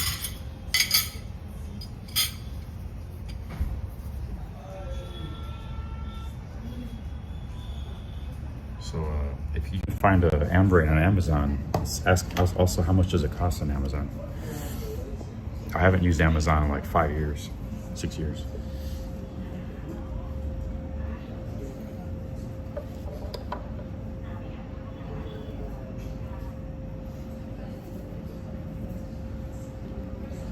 Here's the name of the company again. Bossy Truth says he uses their headphones. They're very good.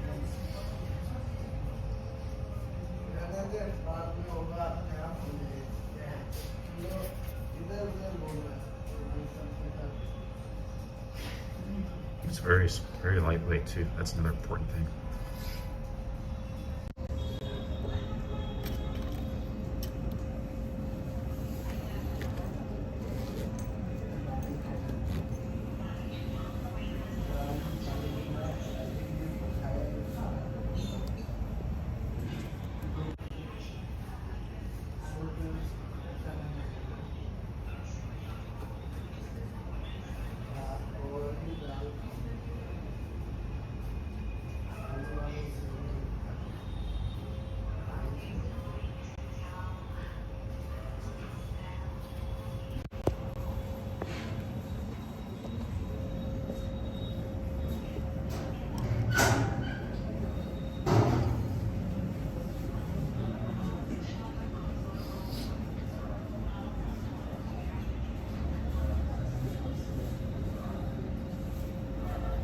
Yeah, I still have the other shirt I bought in Pushkar. I still got that shirt.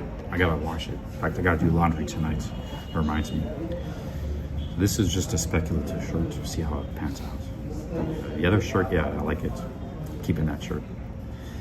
I haven't washed it yet, so I gotta see how it dries and washes. It's an important test. Ambrain power banks are not on Amazon. There you go. Oh, they sell on eBay Australia for $14. Okay, yeah. Well, if you need a power bank, get that one. It's a good one. So,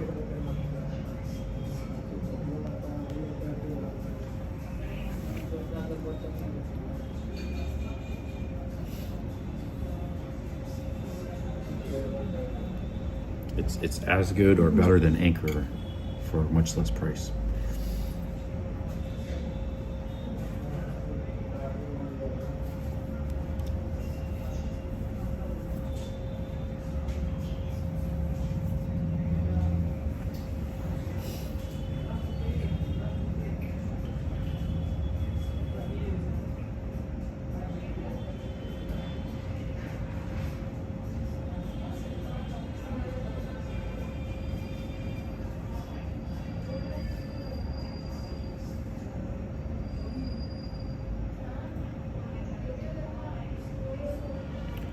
Brian, I was in Cambodia a few years ago. I was in just for 3 days. I did a visa run. I was in Phnom Penh for 1 day, Sihanoukville. I did a 12-hour stream at Sihanoukville. I had never been to Sihanoukville before. That's when it was run by the Chinese, which I've mentioned still is. Chinese casinos everywhere. But yeah, Cambodia is okay. I mean, it's a very small country. It's just a few cities. One of those cities is dominated by Chinese casinos, Sihanoukville. So it's like, you know, I know people are interested in Cambodia because they're looking for an alternative to Thailand with easy visas. You know, Cambodia does have that, but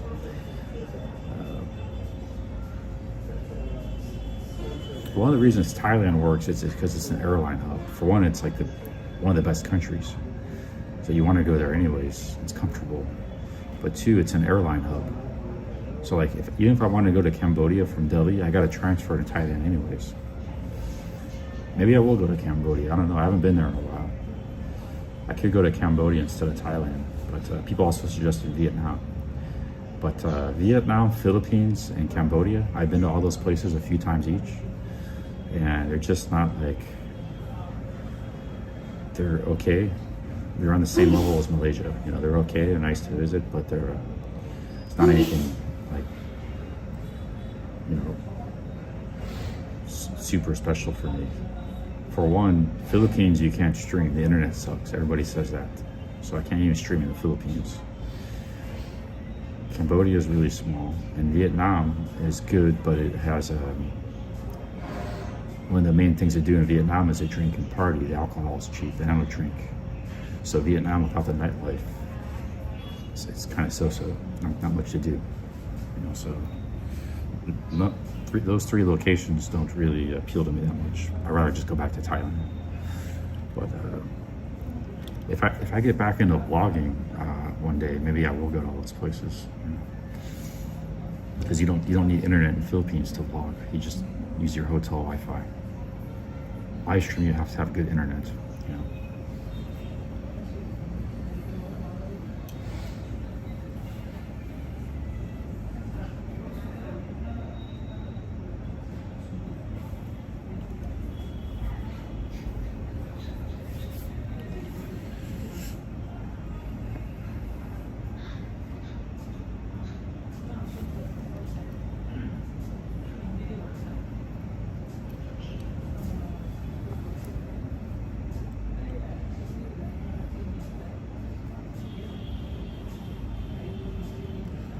But right now, London and Manny PayPal me money to go to Goa. So we're not even gonna go to Thailand right now. We're gonna go to Goa first. He PayPal me £50. Paid for my flights. So we're gonna be in India for probably another few weeks, at least a couple of weeks, 2-3 weeks.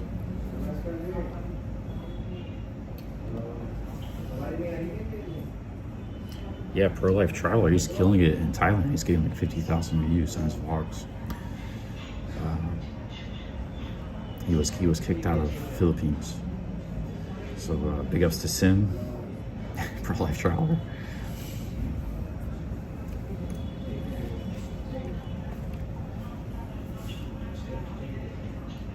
Yeah, we're not leaving India, guys. We're gonna stay in India for a while.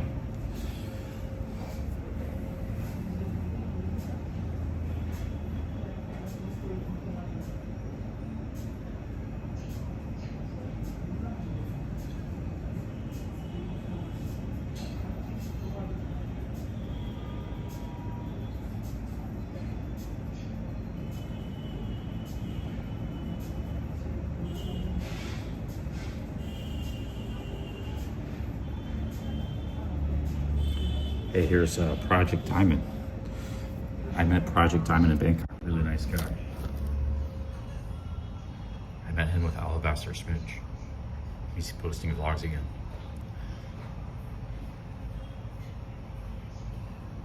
He's from London, but he's a very nice guy. And he heard of me before. He saw my channel. He knew who I was.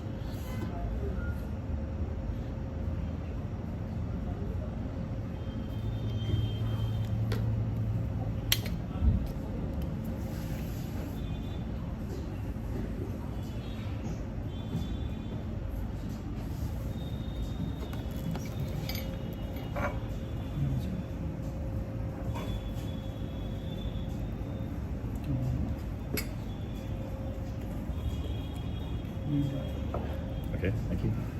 Wow, look at this biryani. He was deported from the Philippines.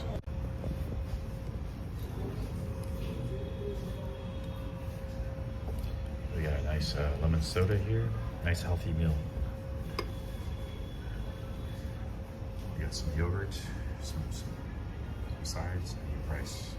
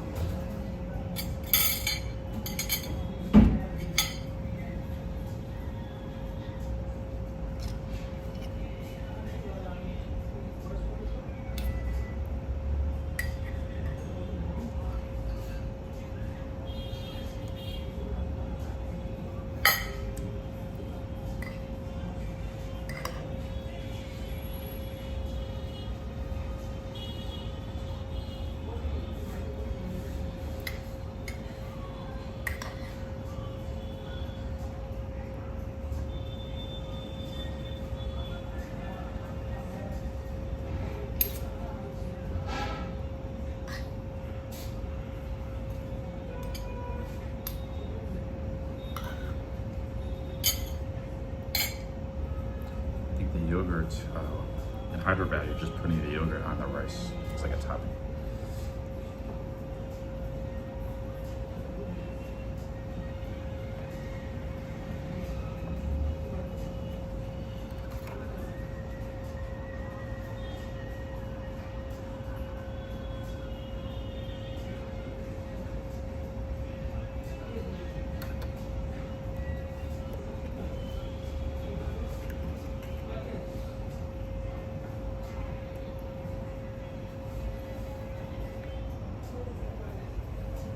What you do with the biryani, vegetable biryani, is you put some yogurt on it, and then this green mint sauce. You can also put this stuff on too. It's a nice rice dish.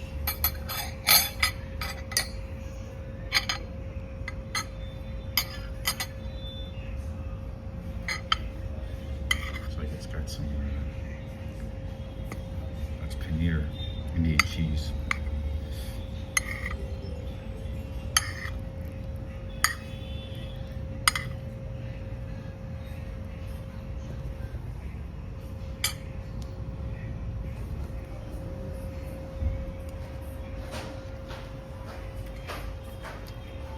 Yeah, that's good. Very good.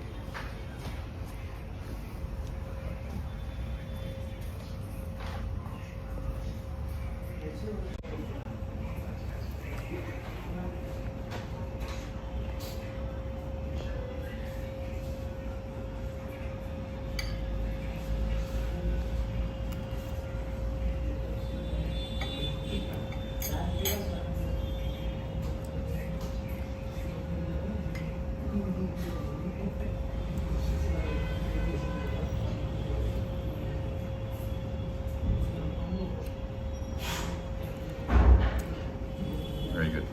The thing about biryani is kind of like spices in the rice.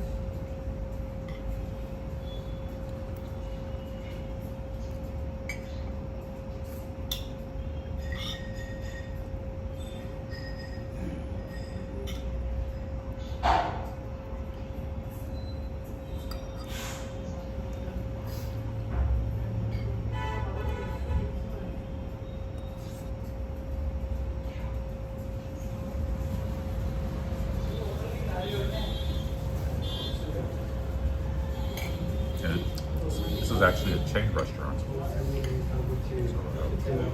there's like 15 of these in Jaipur.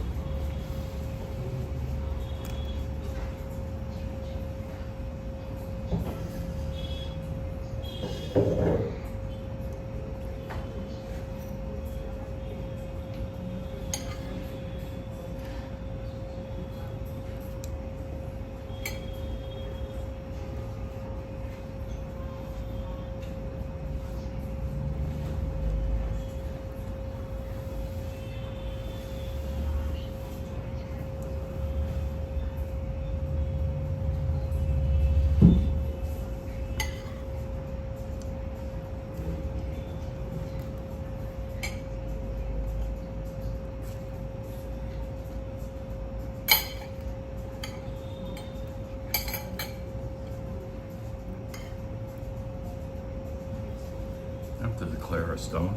I only paid $2 for that stone. So I'll have to declare that.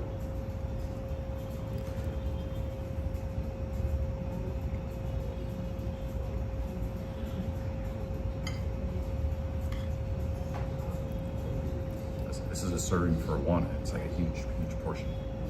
I can't eat all this.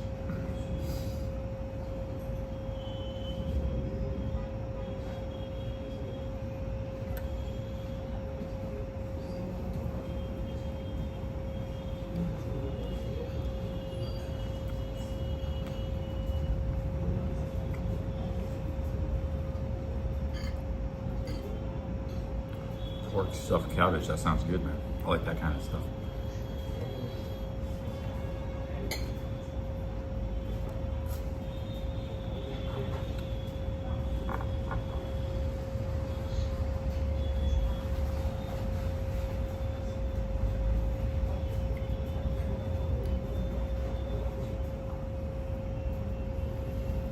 All right, hey, you guys, Posse Truth, enjoy your dinner, man. Posse Truth, he's from India. He's about to be too.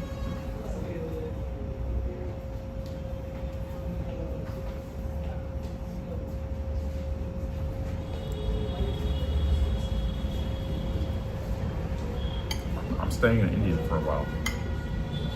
I might go back to Thailand eventually, but I can't go back right now. There's too many problems.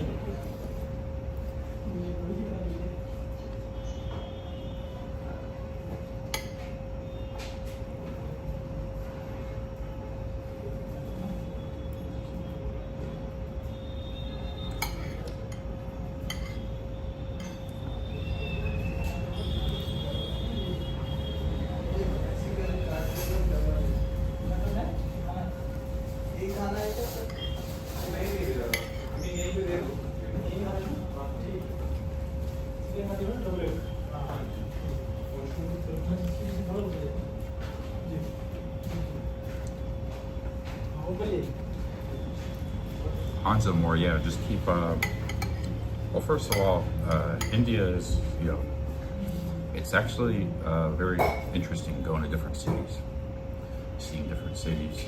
I've been very impressed with Jaipur today, so I'm having a good time in India. Other than I just got sick for a while. So, and India's been very good to me with the, the spending and the super chats and stuff, and the content. So we're just gonna keep doing what we're doing in India. There are days where I feel like, a little bit, my morale's a little low, but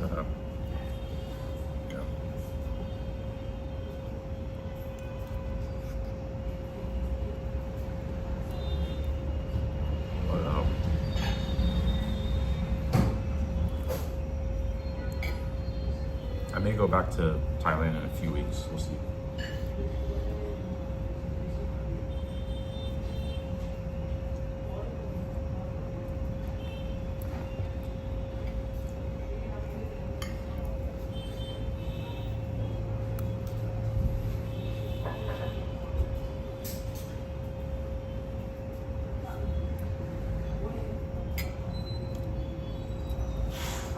Paprika, yeah. Hungary is known for their paprika. Also their Tokaz wine. Mateo, you ever had Tokaz wine? That's a Hungarian wine. It's like a white wine.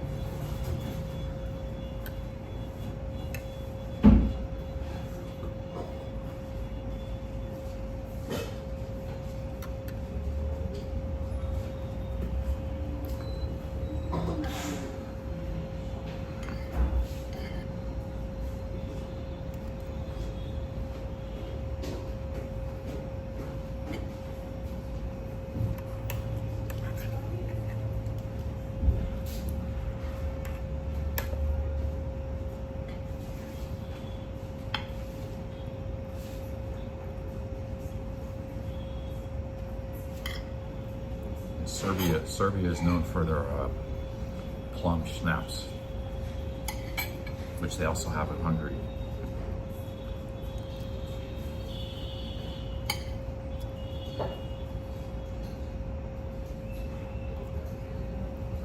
So guys, what did you think about the live stream today? Was it a good stream or?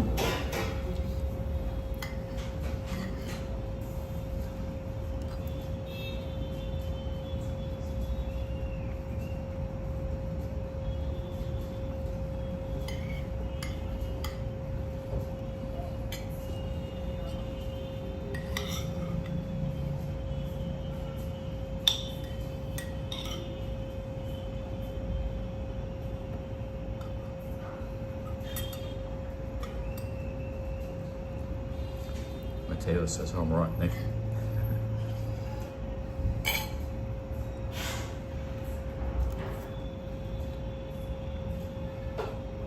Okay, and you said you didn't interview any foreigners. I didn't really get the chance. There weren't that many. There was a few by this temple or this palace. But yeah, I didn't get the chance.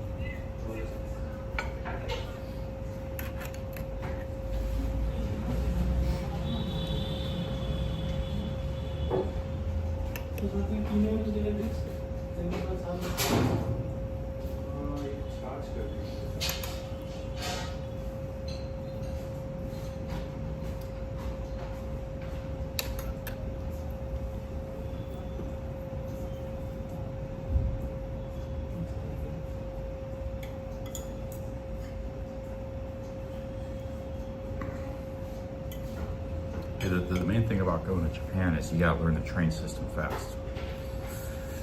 The main thing is just get a Suica card.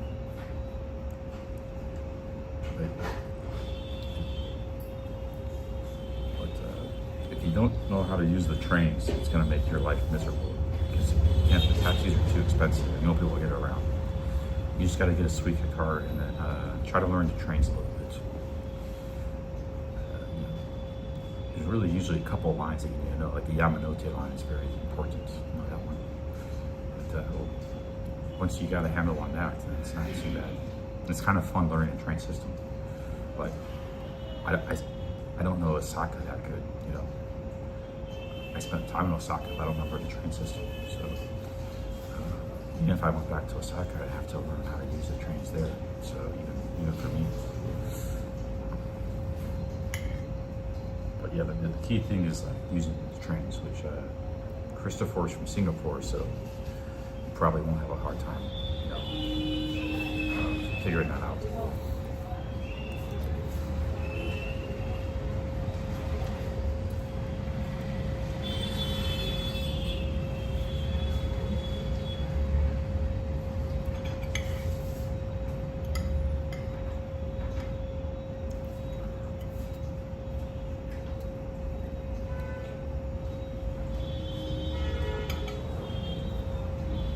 That pen wasn't thrown, it was shot like a missile. There's no way anybody could have thrown that. It was like a projectile. It must have hit like a car, and the force of it sent it flying. Almost hit them.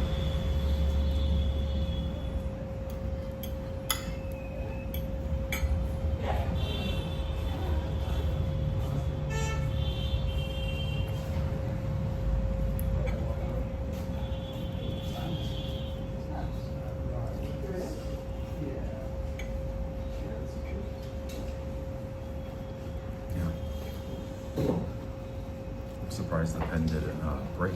I don't know what happened.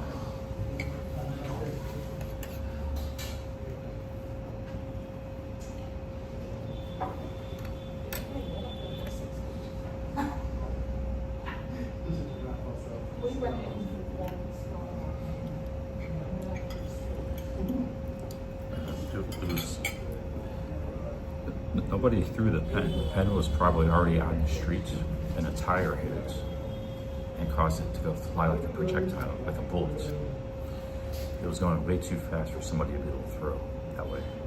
It was just an accident.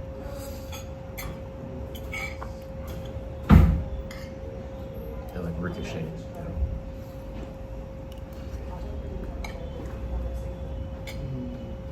If you know anything about ballistics, there's no way that pen could have been thrown by somebody. It was just an accident.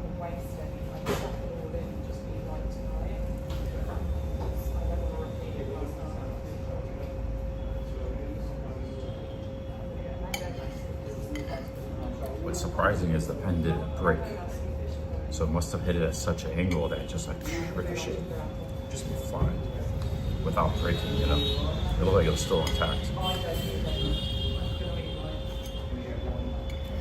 But it like shot, must have hit the car, yeah, it hit the car, and it bounced off the car, like 1 foot in front of me. So had that hit my head or something, you know, it could have took out an eye or something, you know?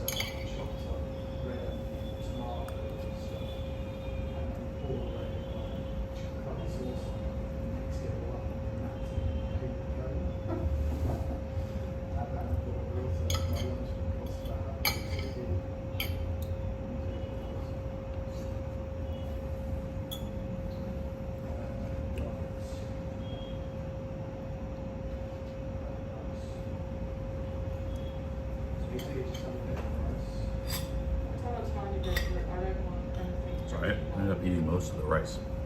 My appetite was bigger than I thought it was.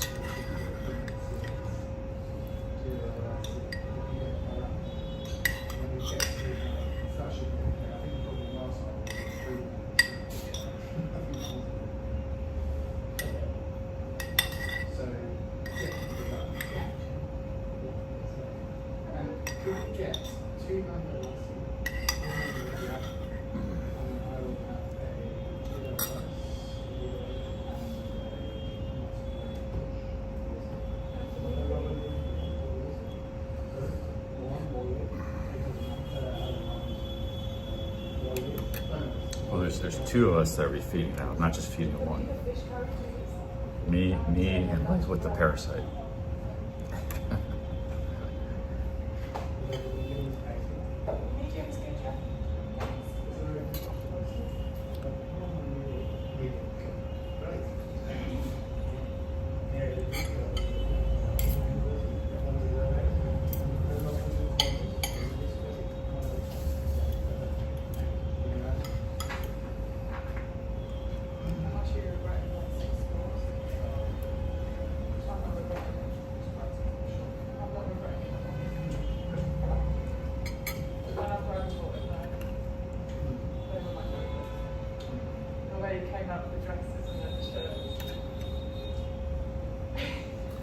I'm not buying any dresses today.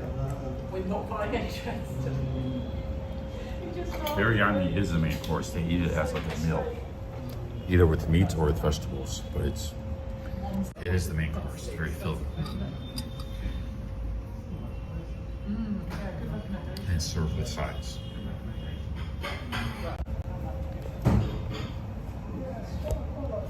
I do.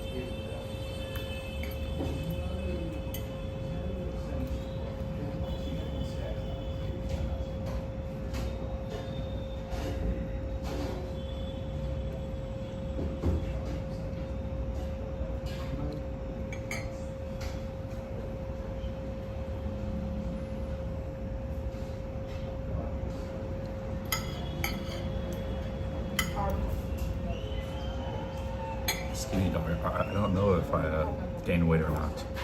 I haven't been on a scale in a long time, but when I left Thailand, I was still pretty low weight, 88 kilos. I think I probably gained a few kilos. I think India, I gained a few.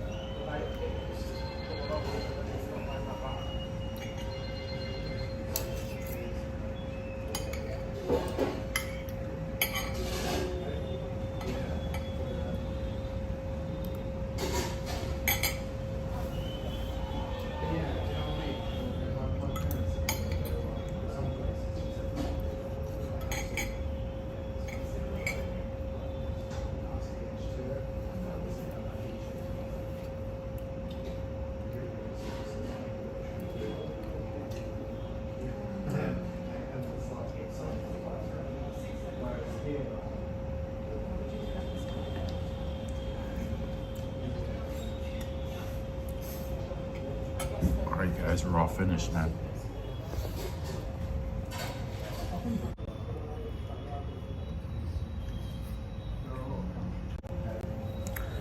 Alright my dudes, I'm gonna end the stream. Big ups to everybody. I will thank you for the super chats, and thank you to London Manny for paying my flight to the next Indian city. I'll probably fly out of Jaipur instead of going back to Delhi. But yeah, big ups guys.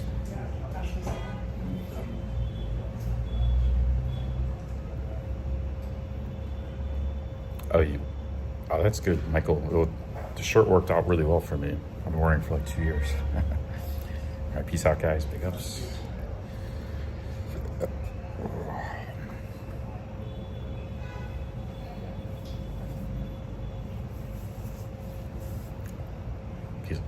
Big ups, everybody. Thanks for the super chats.